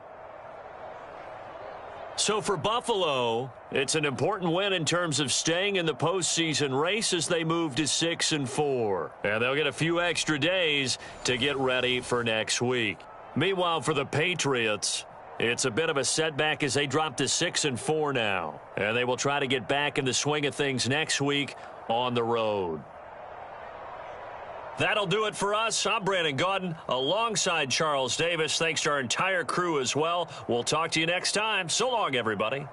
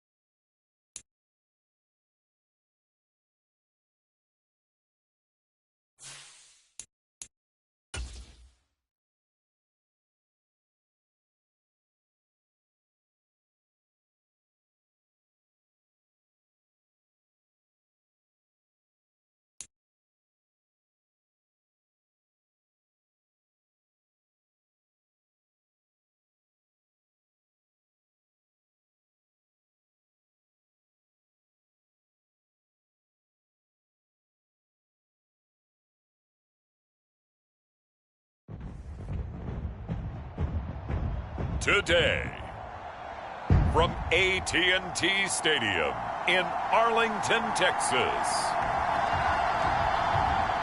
it's a special Thanksgiving Day presentation of the NFL on EA Sports.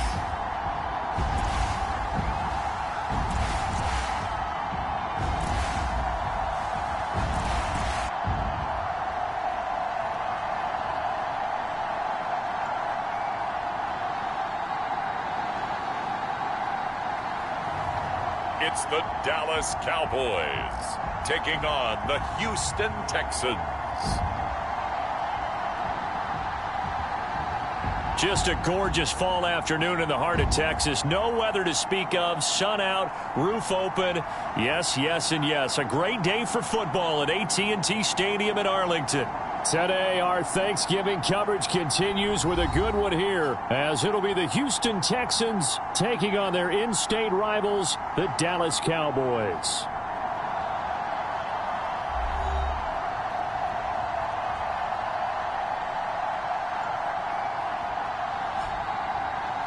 Hello again, everyone. I'm Brandon Gautin, joined as always by Charles Davis. And Charles, you take a look at this Cowboy team.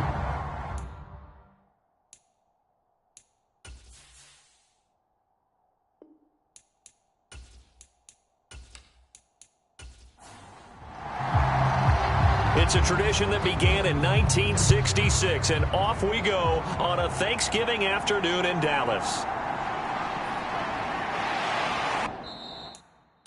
And able to get this across the 20, but not much further as he's dropped at the 23-yard line. So out come the Texans for their opening drive. And a glance here at their quarterback, standing 6'3". And this is a game for grit, determination, and somehow finding a way not to panic. What a horrible start for them. I mean, they haven't won a game yet. So now, as a quarterback, you're not just talking to your team. You've got to demonstrate to them what they need to do to win. He's got to be the leader by how he plays. Opening play, and Stroud will throw it. That one complete. It's tanked down. And this will go as a gain of 7 as he gets it to the 30-yard line. The numbers for him from a week ago: 6 catches, 86 yards, and a touchdown. And the competition gets a little bit tougher here because he's got to go against the #1 ranked defense in the NFL against the pass, the latest incarnation of the no-fly zone. 4 yards the pickup, first down. Now that's the way to do it.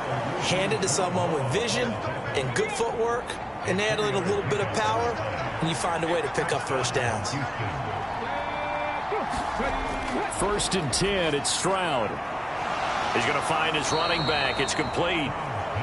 They'll wind up getting 7 on the play, and that will bring up 2nd down. Back to throw. Here's Stroud. Firing quickly here, and that's complete. Catch number 40 for him on the year. It's a first down.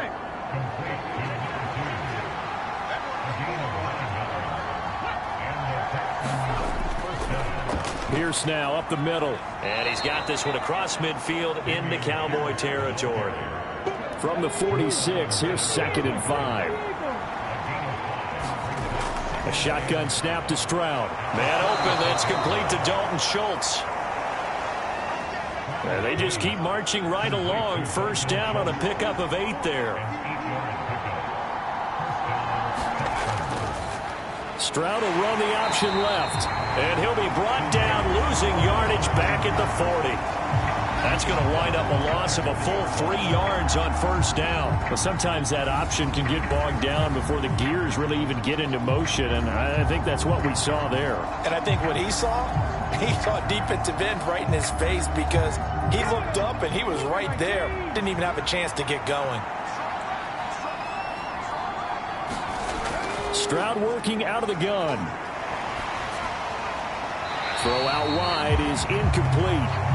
You know, Charles, for this defense, look, it's no secret. You're facing a team that is really, really struggling. They haven't won in what seems like forever, but sometimes a desperate team can be a dangerous team, right? You're exactly right about that, but they shouldn't be.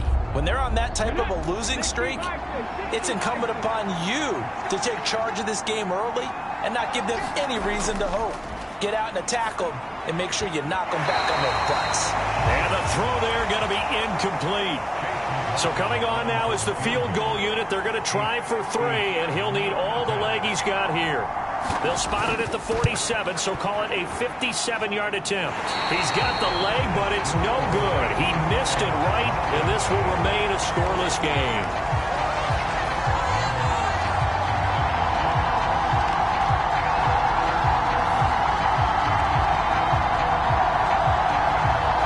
And now Dallas gets set to take the field.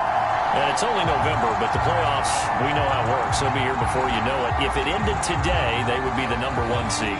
And that's a great spot to be in, but I love the phrase, if it ended today. And I'll guarantee you, that's what they've discussed in their locker room, in their meeting rooms. Yeah, we know where we'd be if it ended today, but we also know it's not ending today. Right. So they've got to continue to play the type of ball that put them in the spot where they're #1 in their conference.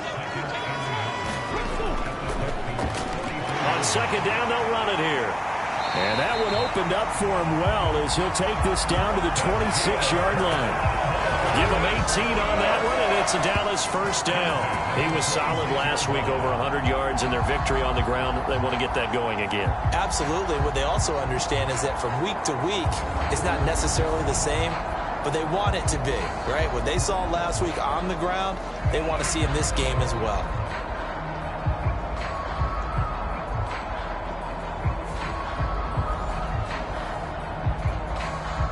Back-to-back good plays have them on the move on first down. Now a shotgun snap as they'll look to throw. And a quick throw here, that's complete. Down he goes at the 23, a pickup of 4. From the 23, here's the second down and 6. Off the play fake, he'll look to throw. He'll wind up getting 4 there on his own, but it will leave him now with a third down situation.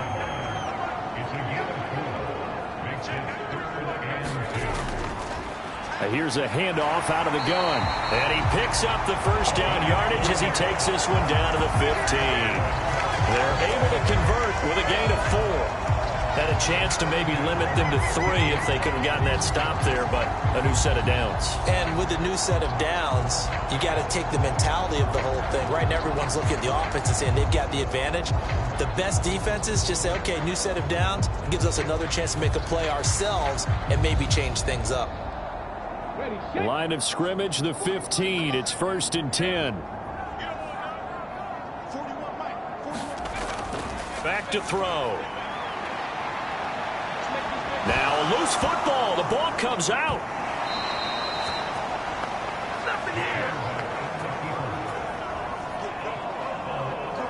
Much like a running back going through the line, quarterbacks have to be aware of protecting the football as well. He left it exposed that time, wound up having it knocked free, but fortunately, had an alert teammate who was able to get it.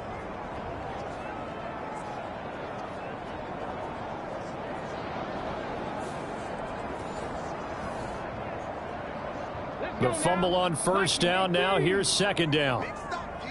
Big stop. Let's go. Go. Here we go. Now they'll switch it up here and look to throw. Shakes off the sack, but he can't get away forever, and down he goes. It'll go as a loss of 3 on the sack, and it brings up third down. Like the footwork back there, and I thought you did a pretty good job of evading that first wave of players. Tried to buy a little extra time out of the pocket, but in the end, oh, that was a tough one. Yeah, winds up getting buried for the loss.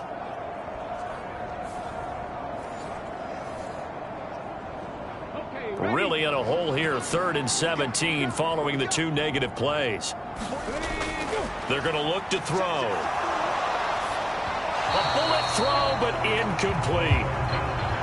Matt Gay now gets ready for the field goal try. On the left hash mark, this a 38-yard attempt. And Gay knocks this one through. And the Cowboys are going to jump out to a 3-0 lead.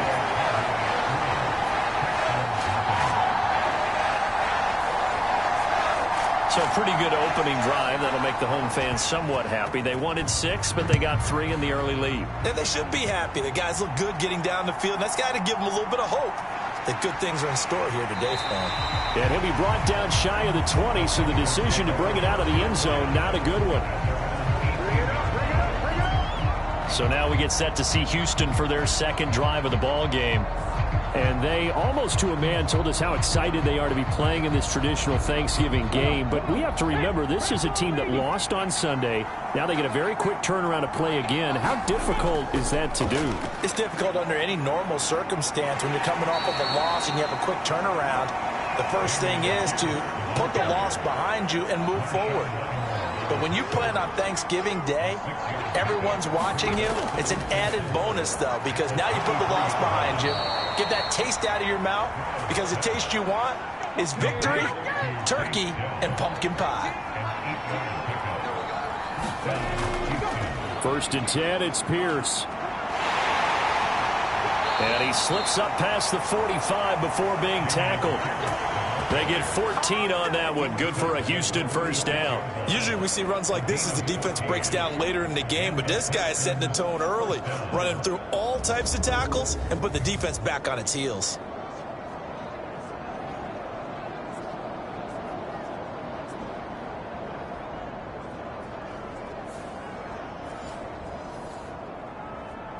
Ready? Back to 60. Back to 60.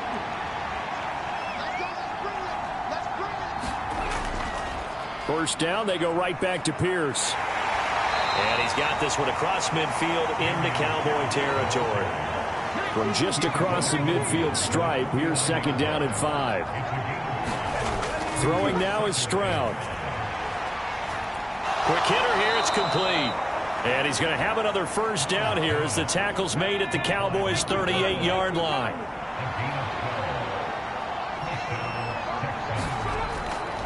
Pierce takes it straight ahead. And nothing much materializing there on the first down run. He'll get a couple, and that's it.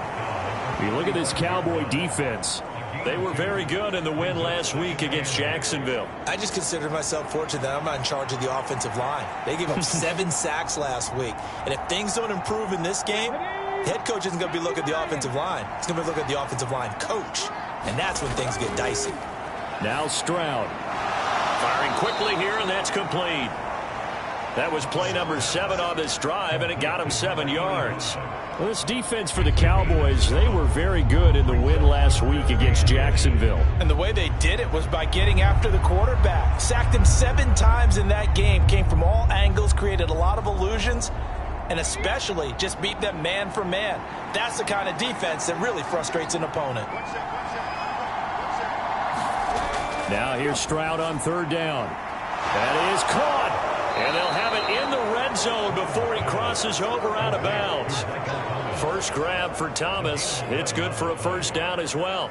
Would it be safe to say that as precise as routes are supposed to be run in the NFL, maybe they're not quite as precise in college ball? That's accurate, yeah. And I think we saw a college route in the NFL there. Just find the soft spot, find the dead zone, and find the first down. And that's what he just did.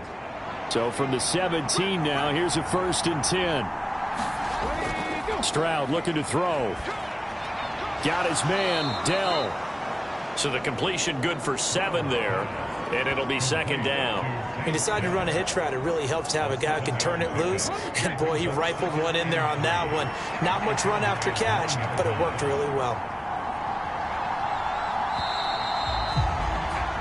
3-0 after 1 on EA Sports. Texans football to start quarter 2 as they've got it with a 2nd and 3 forthcoming. Here goes Stroud again. A quick throw there is incomplete. So the incomplete pass on the last play, and that leads us to a 3rd and 3. Stroud. Touchdown, Texans. Michael Thomas, his 5th touchdown now on the year. And the Texans have taken the lead. Well executed there offensively. Defense looked a little confused, but he found his receiver, and that one good for 6 points. And the payoff we just saw there tells us how many times they ran this play in practice over the past few weeks, because they executed that flawlessly right here on game day when the situation arose. Chase McLaughlin on for the extra point.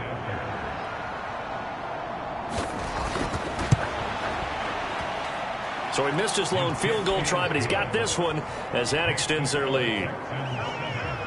So that one a long 11-play drive. And it's Michael Thomas who ends it with a touchdown reception. Unable to corral him. He fights through.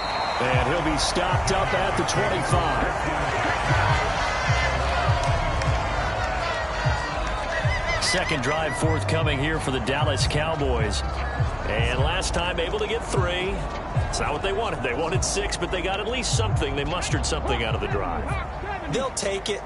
I like the way you've described it. Not ideal, but they'll take it. Anything to put some points on the board. But this time on offense, they don't even want to see the field goal kicker trot on the field. They want that ball in the end zone. Yeah, they'll be going for 6. That one goes for 24 yards. They were in zone defensively, went with a crossing route. It's always interesting to watch that chess match. Yeah, and I think safeties don't mind crossing routes against zone, because eventually you're going to run into their territory, and that's when they lick their chops in order to get the big hit or a play on the ball. Offensively, nice execution to find a hole, make the catch. From the midfield stripe, they'll look to throw. That one caught downfield by Watson. Touchdown, Cowboys! Christian Watson. 50 yards! And the Cowboys are once again back in front. They erased that deficit pretty quickly, did they not? A 2-play drive. What do we call that? Short-lived? Very. Very short-lived. 2 plays later, they're in the end zone and back out in front. We always talk about drives, don't we? Does 2 plays count as a drive? Not really, but that second play was so good. I don't care what we call it. It was enjoyable to watch. Matt Gay on for the extra point. And it's through, and that makes the lead 10-7. Pretty clean and simple there. Just 2 plays. The long pass resulting in the touchdown on play number 2.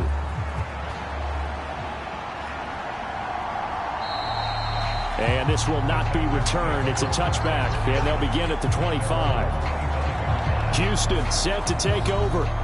They are currently mired in a losing streak. Now they get the short week for the Thursday night game. Do you see that as a potential positive, or is this just more in what has been really a string of bad luck for them? Well, to me, it comes down to leadership, and leadership's got to spin it into a positive and make it an advantage for them. Yes, we're in a losing streak. Yes, no one thinks we can win. But we have the resources we need right here in this room.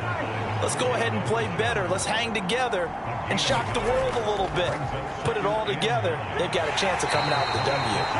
He takes this for 3 to the 29. This offense so far on 3rd down, they've been okay. 2 for 3 thus far. This will be 3rd and 6. Pass taken in by his big tight end. And he is going to have a Texans first down as they're able to get the 3rd down conversion. Well, sometimes our pregame meetings do pay off, don't they? What do the guys in the locker room call him? Well, they said it with a chuckle. They called him Old Reliable. Yeah, that means he doesn't move quite as fast as he used to, but he still knows all the tricks, doesn't he? Even that little gentle push-off in order to get open, he finds a way to pick up a first down. So from the 36 now, 1st and 10. Stroud to throw it. That's caught again by Schultz. That'll go for a gain of 7. And it'll be 2nd down.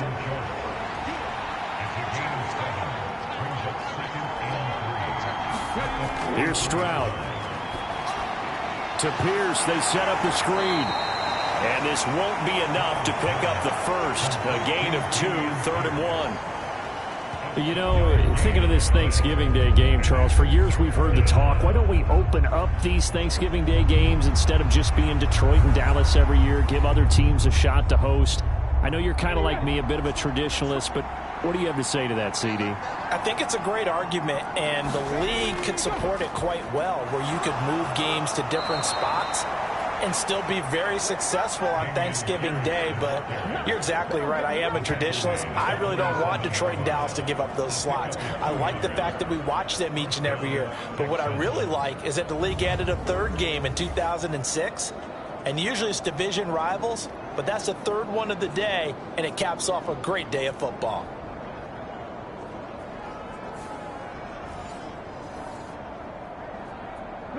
A couple of first downs on the drive already, as they'll go from the 47 now on first down. And Stroud now to throw. Oh, he tries to force it in, and it's intercepted. Picked off by DeMarvion Overshown. And he takes this one back into the end zone, and the Cowboy defense has a touchdown.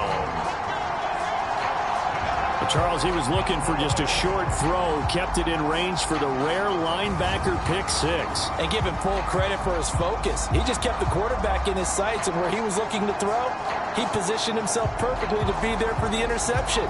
He made the play of the game for his defense right there.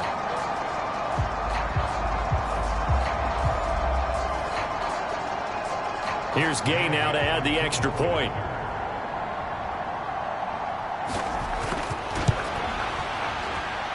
It's good to make it 17-7. So the defense creating some points, not only getting the interception, but then returning it to the end zone for the pick six. So they throw the pick six. They'll get another shot at it now as this one's in the air. And he'll very wisely take a knee here as they'll bring this one out to the 25 on the touchback. Out comes the Houston offense as they get set to take over here. Now remember, they were just out here a moment ago through the pick six, so we'll see if they can take better care of the football this go-around. Yeah, and sometimes, partner, I think it's almost better that you just throw the pick six and you come right back out on the field. You're not over on the sidelines dwelling for it for very long. You're not hearing everyone say, oh, hey, you'll get them next time. Hey, don't worry about it. All that stuff just goes right out the window. You're right back out on the field with a chance to atone. Offensive linemen love creating space for their guys carrying the ball, but when that guy also breaks tackles and creates extra yardage, they almost feel like he's one of them, and they really embrace him. And he is going to be stopped cold behind the line of scrimmage. He'll lose a yard on the play, so now they need 3 yards on third down. Sometimes you just sit back and marvel at what he can do defensively. Speed, strength, quickness, he's the whole package. And that package just wrapped up the runner for a loss.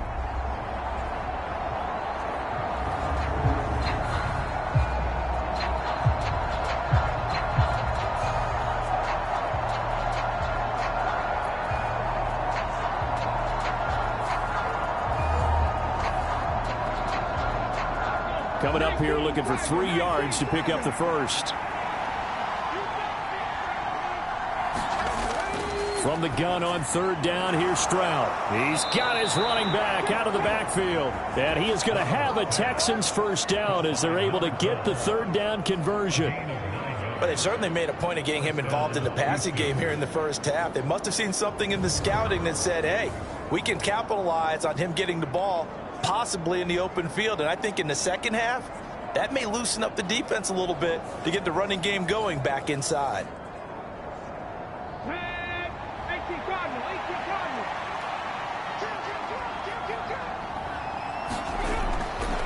Now a handoff for Pierce. And he'll manage to pick up about 4. It's second down.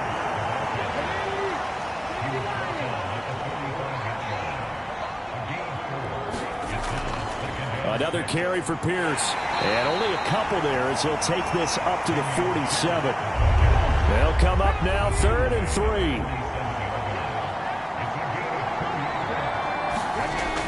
Looking to throw. Stroud. And that's going to be incomplete. The coverage too good there. The contact popped the ball free, and it's 4th down.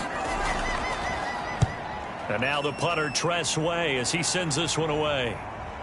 This is taken at the 18, and he'll get this up past the 25 before he's out of bounds.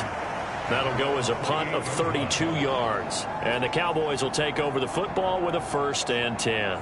So here are the Cowboys to take over. They've got the lead yet again in this ball game with their winning streak right now sitting at 10.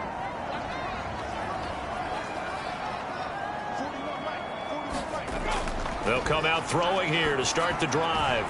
Short throw caught by Pitts. So give him 2 yards there on the completion, and it's second down.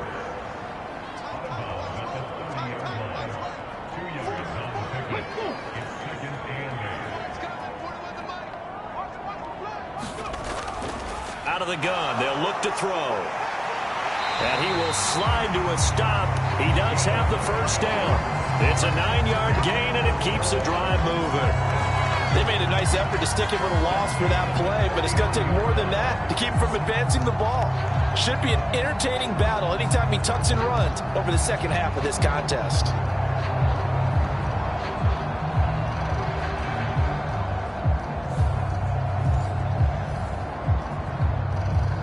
So from the 39 now, they'll come up on a 1st and 10. Lamb in motion left. He'll get it here on the jet sweep. 5 yards on the carry. Good pickup on first down. So this game, Charles, you know, we talked about potential unbeaten seasons a lot. It feels like every year at some point in the season we talk about that. But this is one of those games where if you're unbeaten, you got to be careful. You can't take this one too lightly. You're exactly right about that. And by rights, this should be a cakewalk. Almost a week off. Let the starters run up the score in the first half. Backups get to play in the second.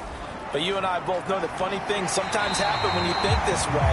So it's incumbent upon the starters to really play well to make it work for this team. Now on first down, he'll drop to throw it. That's taken in by Watson. And he'll go down inside. And now following that last play, I do believe we're going to get a review here. Yes, indeed, the red flag is out. Did he keep those feet in bounds? That's the question they've got to decide. And I got to say, watching it in real time, it was awfully close. Yeah, it certainly looked like a heck of a catch because he didn't appear to bobble it, which could complicate things. But even with the benefit of replay, that's pretty tight. Well, here's the call. So the challenge there does not go their way. This will indeed remain a completed pass. 2nd and 3. Complete once again to Watson. And he's going to be taken down with another first down as the stop's made at the Texans' 30.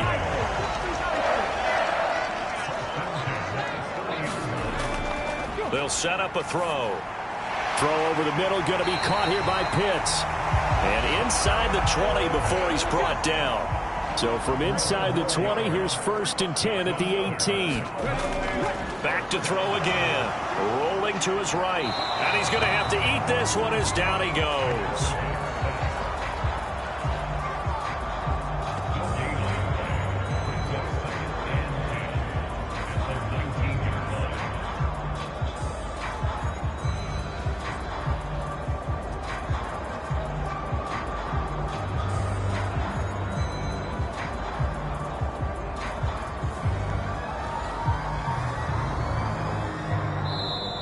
Two minutes remaining in this first half of football. Now a 2nd and 10. They'll set up to throw. Oh, into a sea of defenders and intercepted. And the Texans are going to take over at their own 41. Absolutely a golden opportunity missed there to add to their lead and really cap off an impressive drive because they've got the advantage and plenty of time to add to it. But on the flip side, plenty of time for an opposing comeback as well. So when you have the chance to distance yourself from out so early, partner, you know you don't want to let it slip away. Houston's offense taking over again. They'll start in excellent field position following the INT. Good starting field position for the Houston Texans here as they come up 1st and 10 at the 41-yard line. Throwing to start the drive. Stroud. And that one drops down, incomplete. Good coverage there, forced the ball free, and it's 2nd down. Operating from the gun. Stroud. A short one going to be taken in here by Schultz. He'll get only 3 there, so it leaves him with a 3rd and 7 ahead. Work in the middle of the field, and he's got a man complete. And he is going to have a Texans first down as they're able to get the 3rd down conversion. He's going to hit his man out of the backfield, complete. This will be stopped about 2 yards shy of the marker. 8-yard gain, 2nd and 2. And at his size, he's a smaller back. You can get him to football. He can kind of get lost, make someone miss. It's good for him. Yeah, it's great for him. I like what you said there. Sometimes he gets lost in the traffic a little bit, but get him out in the open field into some space. That plays to his strengths the best and keeps him out of it where all the big boys are, you know, make him make someone miss in the open field. 2nd and a couple. They'll look to throw again. Gets the dump off to Pierce. 2 yards, good enough for a first.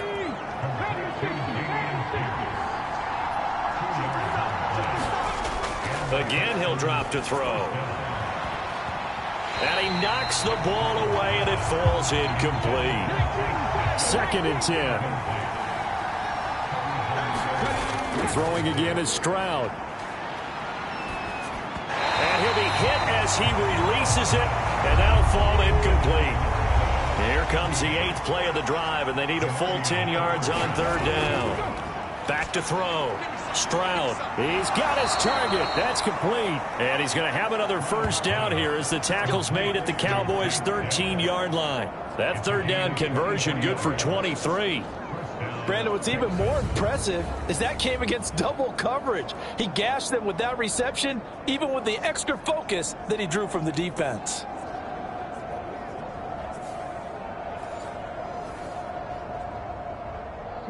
From the 13 now, they work on 1st and 10.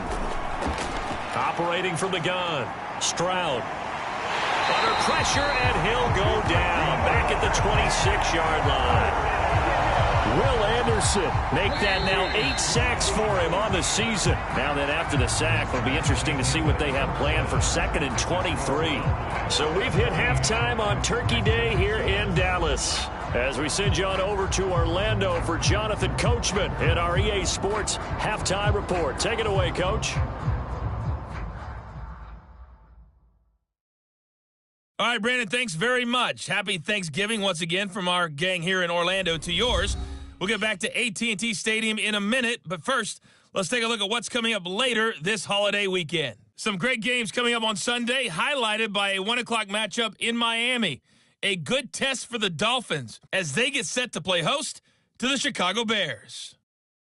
Lots to look forward to in the late games as well. One of the best being in Philadelphia, where we find the Eagles taking on the Arizona Cardinals.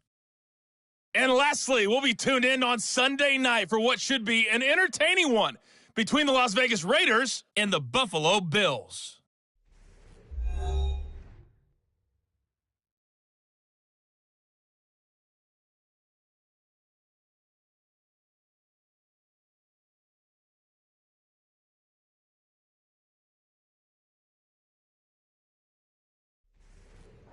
All right, Coach, thank you, and we welcome everyone back for quarter number 3. A 10-point game, 17-7 the score as we get back to it on EA Sports. And the half will begin with a touchback.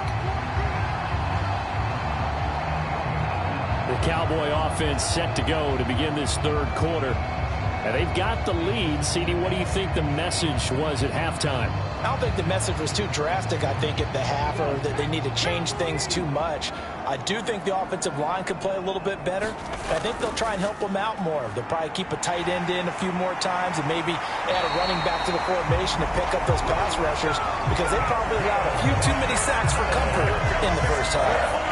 43 yards rushing for him now. He's only carried the ball 4 times. They've got the lead early here in the 3rd quarter, and runs like that are how they established that lead in the first half. I love the fact that you're using the word lead, because they are leading from the front, pounding on the defense right now with the running game, and truly establishing themselves here in the 2nd half. Back to throw now on 1st down. Staying on his feet. But in the end, the pressure too great, and he goes down. Emmanuel Ogbah that time, able to drop him for a loss.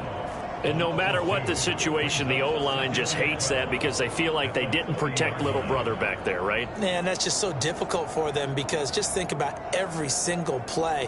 When you decide to throw the football, you're dealing with some of the best athletes on the planet. You talk about guys, if they weren't playing football, they'd be starring in the NBA at power forward. It's a really difficult task.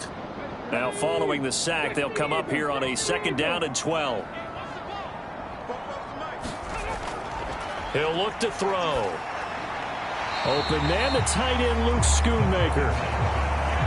Here is 3rd and 5.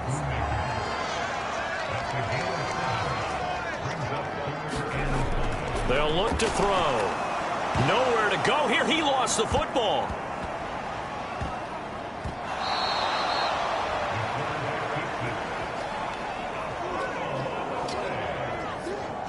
When that ball popped free, we could hear it all the way up here. Those guys down on the field alerting everyone of the fumble. He's lucky that his offensive mates picked him up and jumped on it. Yeah, and you have to think to yourself, and I'm sure they've been echoing it on the sideline and into the huddle. Guys, we have the lead. Just take care of the football. Don't make it easier for them to start to make a comeback. Here's Ryan Stonehouse now. And the way this offense has moved the ball, he hasn't been needed till here in the 3rd. Taken in at the 22. A good head down running on the return. Gets about 15 yards. And the Texans will take over. Now we take a glance at the offense as they work their way back out for their first possession of the 2nd half. And both of these defenses have been stifling these last few drives offensively.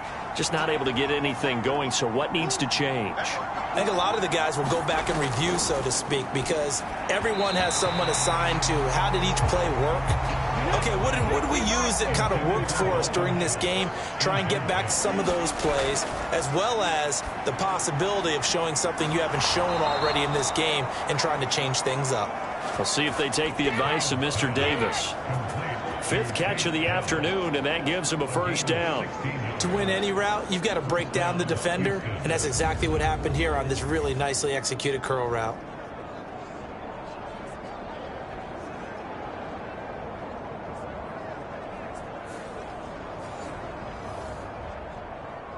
Here we go. 70,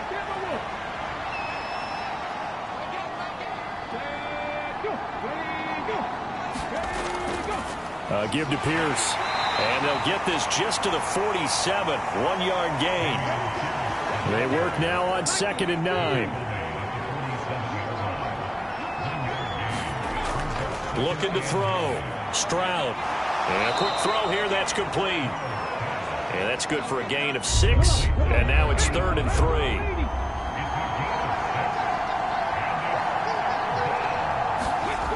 Back to throw. Stroud. Able to find the open man. That's complete. And he's going to have another 1st down here as the tackle's made at the Cowboys' 26. Texans passing game in rhythm right now, picking up another 1st. A little football 101 there. You just see the receiver try to run down the defender, meaning he goes right at him and really trying to move him a little bit towards the center of the field so he can put his foot in the ground and break to the out, to the sideline, and make a catch.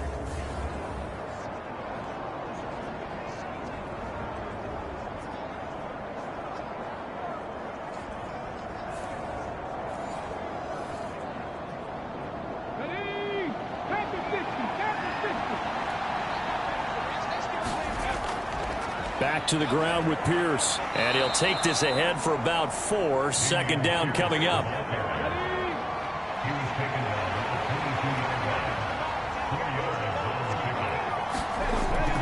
Looking to throw. Stroud to the right side and complete to Thomas. And they just keep marching right along. 1st down on a pickup of 8 there.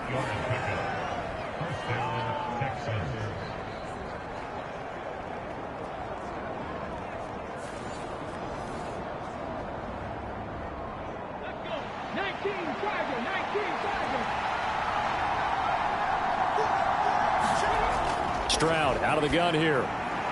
Quick hitter here. It's complete. And the Texans are going to have a 1st and goal coming up as the tackle made at the 3-yard line.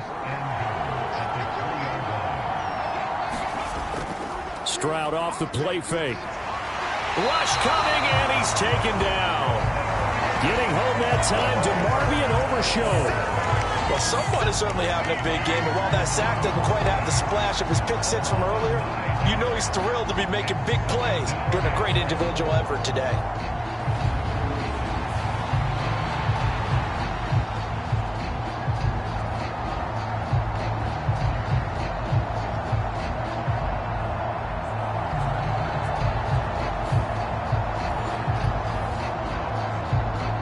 Two of their 3 red zone trips so far they've come up empty on. They'll look to reverse that trend on 2nd and goal. Back to throw. Here's Stroud. His pass caught at the 4. That catch good for 8, but still, it's 3rd and goal now.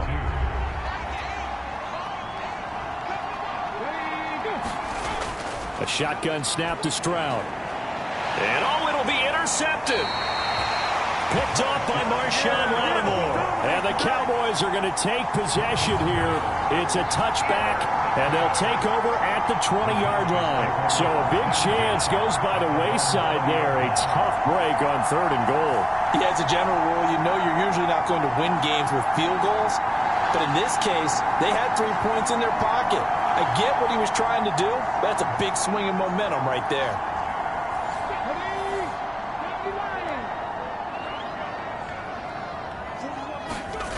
They'll come out throwing here on 1st down. Now they set up the screen. That's complete. And he is going to lose yardage here. Not what they had in mind there. That's going to go as a loss of 4. Well, Brandon, we could see that play developing, and they were hoping that he was going to be able to put a move on the first guy and turn it into a big play. But no such luck. The speed on defense continues to get better and better in the NFL. Pretty nice example there of those guys being able to run from their assignments and finish off that play.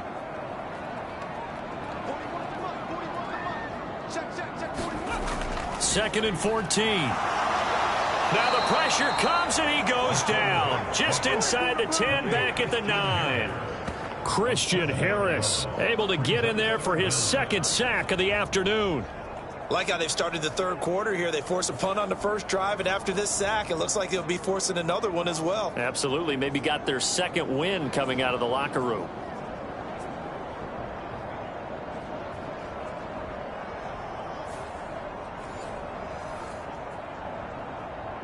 Now 3rd down and very long.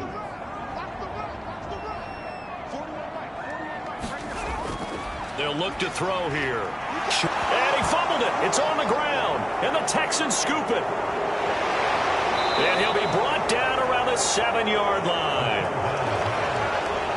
Well, you had an offense working with a comfortable 2-score lead here in the 3rd quarter, and certainly doesn't feel as comfortable now following the turnover. Yeah, you're right about that, because now the nerves start to come into play a little bit. You're a little bit jangled. You don't want to give your opponents any avenues to get back into the game. What you'd rather do? Put up signs and say, roads closed.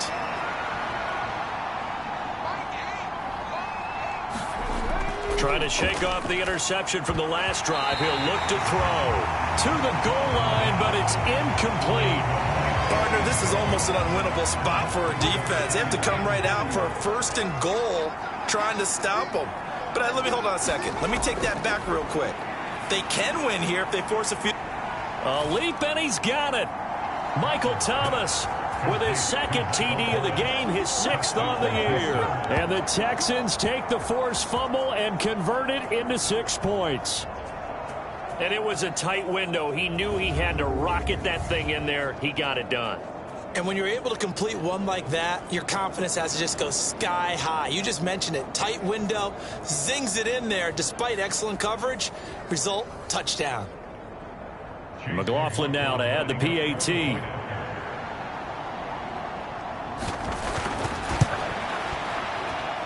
And this is up and good to make it a 17-14 game. Well, that drive started with not a whole lot of real estate in front of them. In plus territory, excellent field position. 2 plays later, pay dirt.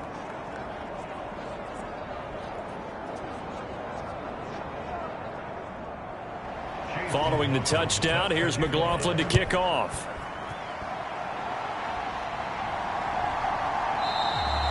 And no thought to bring this one out. He'll just go down to a knee, and they'll take over at the 25. Dallas offense set for this next drive. Their lead down to a field goal now as they start with a 1st and 10.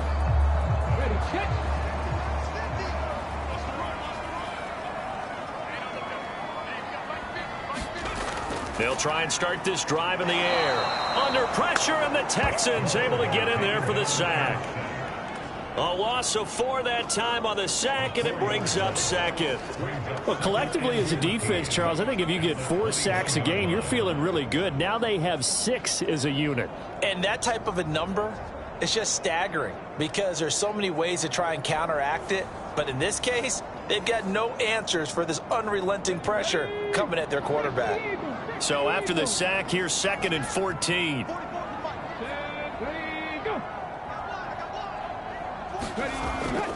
He'll drop to throw.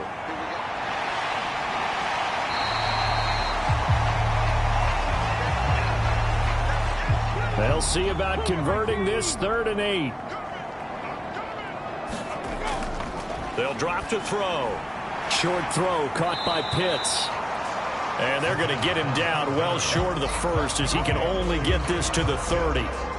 That catch, by the way, number 505 of his career, and that ties him with a couple of other tight ends for the past, Frank Wycheck and Dallas Clark. And those guys were excellent players, but how about what we're seeing right now? 505 and rising.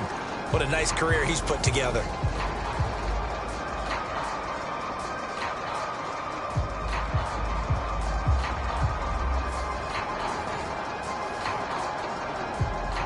Here's Ryan Stonehouse now, as he'll punt it away for the 2nd time.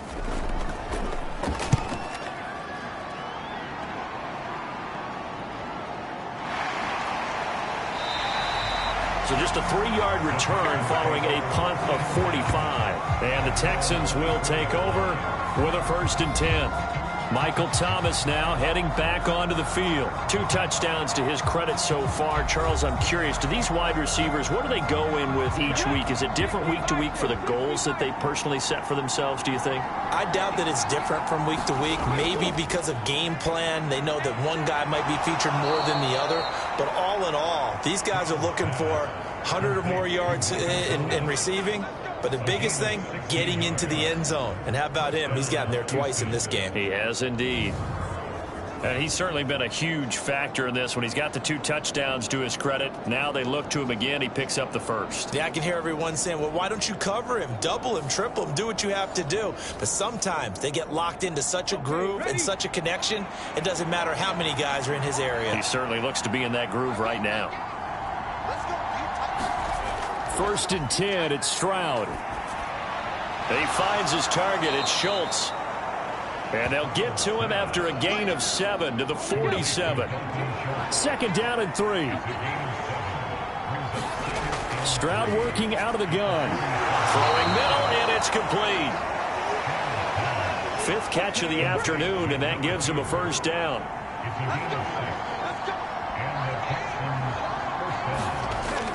Now Stroud.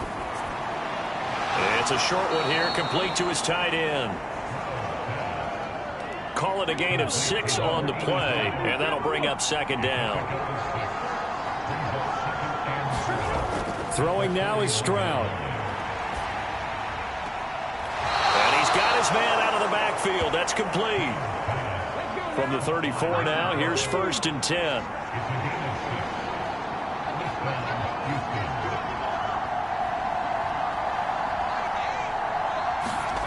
Stroud looking to throw. And that's going to be incomplete. Too tough to hold on to that one. It's 2nd down.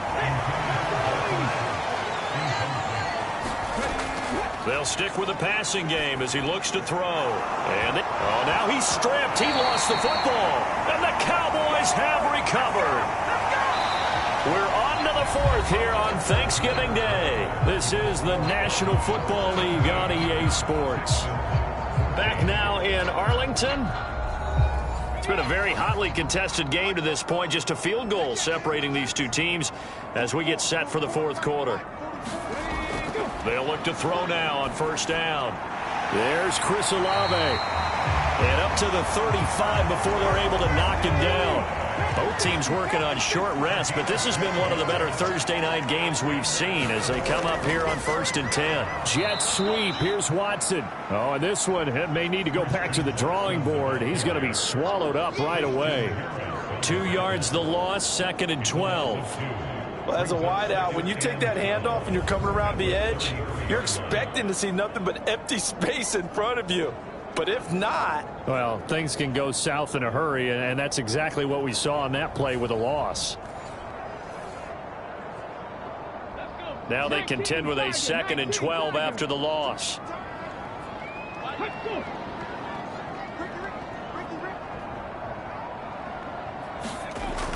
Now back to throw.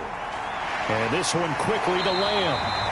And they bring him to the ground just shy of midfield. That his first catch so far. They've held him under wraps, but he's got a first down there. Great change up there on the route. And got that inside release, made it a successful pitch and catch. Well, the first thing you want to do is have him thinking that you're going outside, make a move in that direction. Then you really don't run the route against the whole body of the defender.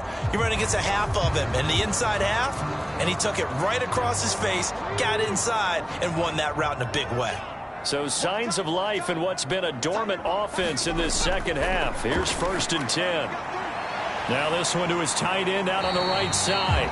And he is down at the 48. A pickup of 4 that started at 148-yard line and ended at the other. 2nd and 6. Going for Kyle Pitts again. He's got him again. So the completion good for 6 yards. And they'll be faced with a 3rd and inches. From the gun, they'll try to run it. And he will have a Cowboys first down as he's able to get about 3 that time on 3rd and inches. How about this offensive line? They're really starting to establish themselves, take over this game. And before the series began, I know exactly what we said in the defensive huddle. Guys, we got to get no less than a 3 and out. Let's get off the field. Instead, they can't find any traction towards doing that. Right now, they're just getting muscled all over the field and getting pushed down it. So from the 39 now, they'll come up on a 1st and 10. Back to throw here. He's got his pass-catching tight end. That's Pitts. That's good. The completion there for 7 yards, and it'll be 2nd down. One back in the backfield, he'll get the carry. And he's able to get it down to the 25-yard line.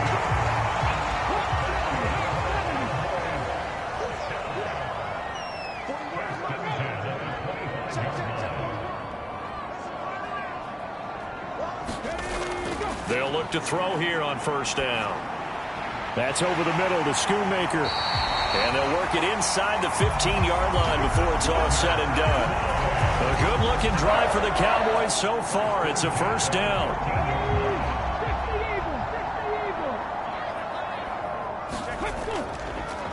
One back in the backfield, he'll get the carry. And this will leave him a yard short. Nice pickup of 9 yards on 1st down. From the 5 now, 2nd and a yard.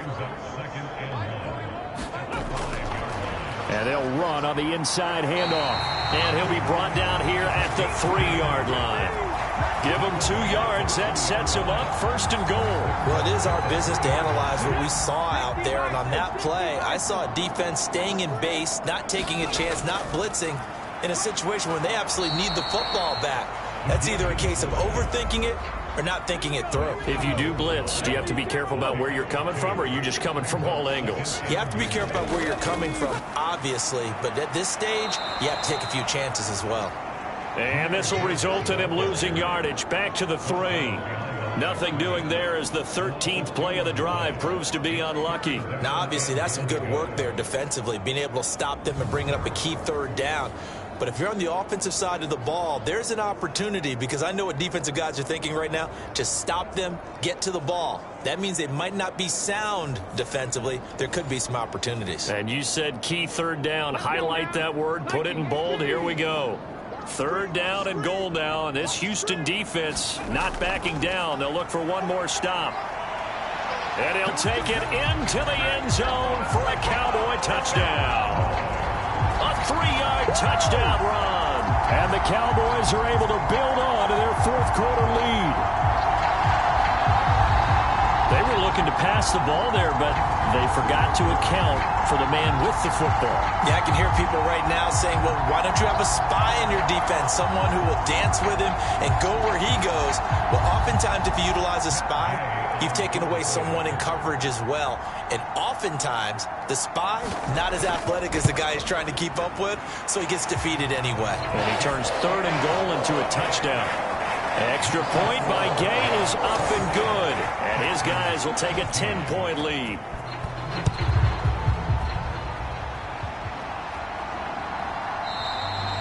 And he'll elect not to return this one, so they'll bring it out to the 25 on the touchback. And the football going back over now to the Houston Texans. Well, that last touchdown we just saw, what an important one. Now it's back to a 2-score deficit for this crew as they take the field here, and they are in desperate need of finding the end zone.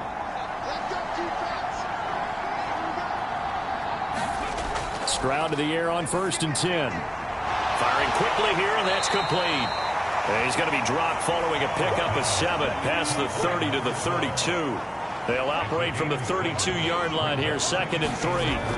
And Stroud now to throw. A short one going to be taken in here by Schultz. They call his number again. It's his 6th catch and a 1st down. But correct me if I'm wrong. Yeah, you're down 2 scores. I don't think you need to rush just yet, but you can't take your time either. Yeah, even if you don't want to commit to full 2-minute offense, you have to up the tempo, up the urgency. Maybe you're starting to call 2 plays in a huddle each time you snap the ball. Now a quick throw there, but it's going to be incomplete. His back has been a dependable safety valve all game, so he went back to him when his first read was covered. Just unable to connect, so the play results in no gain. Here's 2nd and 10.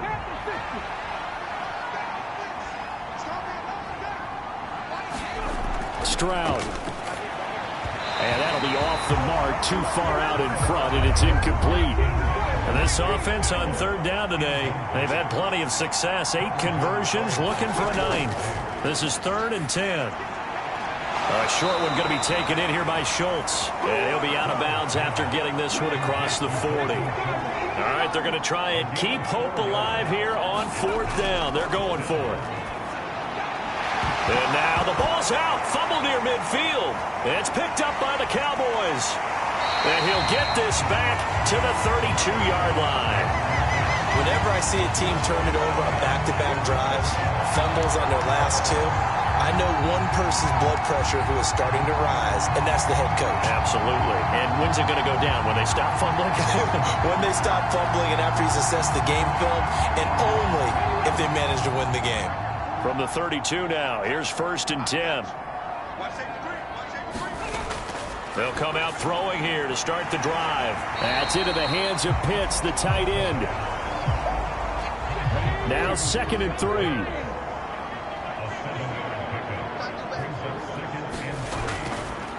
On play action, they'll throw. Right back to Pitts again. And he's brought down, but he has it down to the 12 on a pickup of 12. 1st and 10. They'll try and run some clock here as they keep it on the ground. And he'll get this one down to about the 10-yard line. 2 yards on the pickup there. It'll be 2nd and 8. Able to stay in bounds, and the clock keeps rolling. And this defense right now backed up in the red zone. Another touchdown, it's over. They've got to stand tall quickly. Been in this spot before. Now there's a little bit of desperation creeping in, and all you're doing when you're talking to your defensive teammates is first guy there, hold him up. Second, third guy in, rake at the football. Get it out. We got to create a turnover because one more score, and this game's over. That sure looked like a nice call by the defense, and they're very cohesive in their coverage. As soon as he cut inside, they broke on the football and met him as the ball got there and forced the incompletion. Hands it off out of the gun. And he is into the end zone for a Cowboy touchdown. A great effort there. With now 15 rushing touchdowns on the year. And the Cowboys add on to their lead, and it's looking like that win streak is going to extend another week. And here on 3rd down, your number 1 goal, don't be a hero, just get the 1st down. But here, once he gets past the line of scrimmage, the field opens up for him, and he's able to take it right up the gut and into the end zone.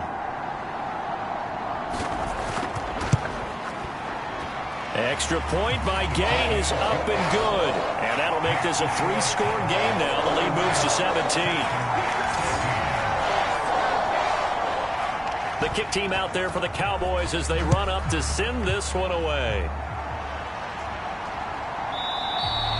And this will not be brought out. It's a touchback. And now out comes Houston.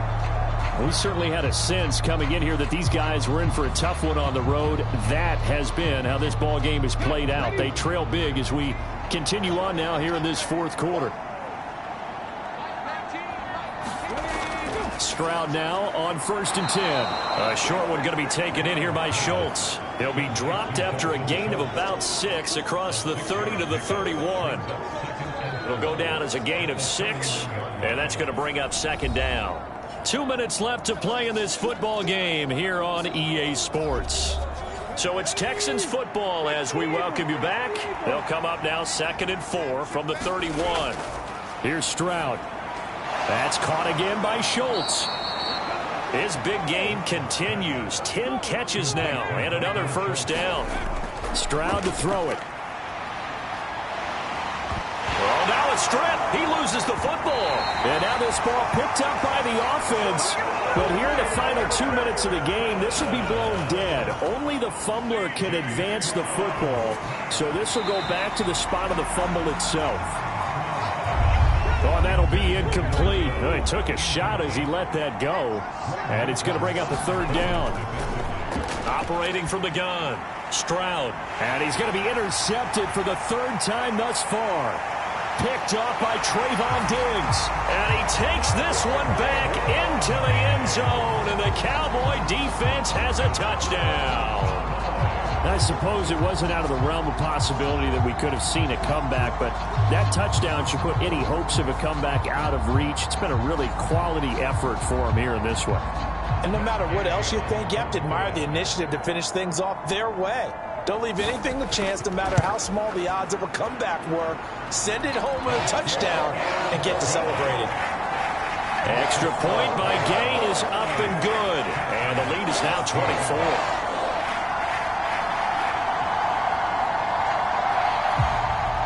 So they'll get another shot on offense following that pick 6. And now the kick is away. From a couple yards deep, he'll bring it out of the end zone. And ultimately cannot get this out to the 25-yard line as he's dropped at the 23. The Texans getting set here to take over again on offense. To be frank, you really have to feel for them. This is appearing to not be their week yet again. So another loss in the cards as they trail big in quarter number 4. Stroud coming right back after the pick 6. And a quick throw here, that's complete. Now you've got to hustle your guys to the line and get them set. On 2nd down, it's Stroud. And his pass is intercepted for the 4th time today. Picked off by Greg Newsome. And the Cowboys will take over here as they get it up to the 43-yard line. He's at it again, Charles. He had the pick 6 last week. Not a pick 6 here, but an interception.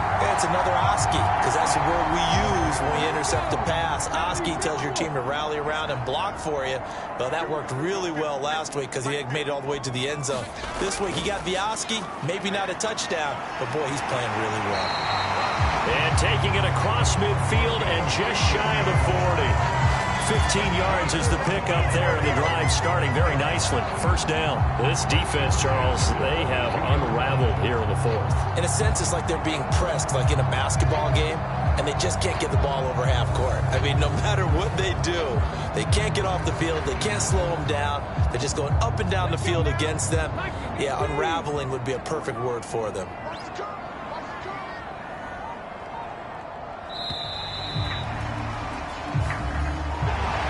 This was a really nice display, Charles, of complimentary football, especially how much they were humming in the second half to pull away and get the victory. Really a complete performance. And so much fun when you're able to have everyone contribute, both sides of the ball. You go back in the locker room and you just savor it, right? Because that's what football's all about. A true team game, and they got it done in this one. So for the Cowboys, the perfect season remains intact as they move to 11-0 on the year. And now they'll have a few extra days here before they face the Giants next week. Meanwhile, for Houston, the losses continue to mount as they drop to 0-11 on the year. And they'll get a chance to redeem themselves at home next week. Thanks for tuning in, everybody. Alongside Charles Davis, we thank our entire crew. I'm Brandon Gaudin. This is the NFL on EA Sports.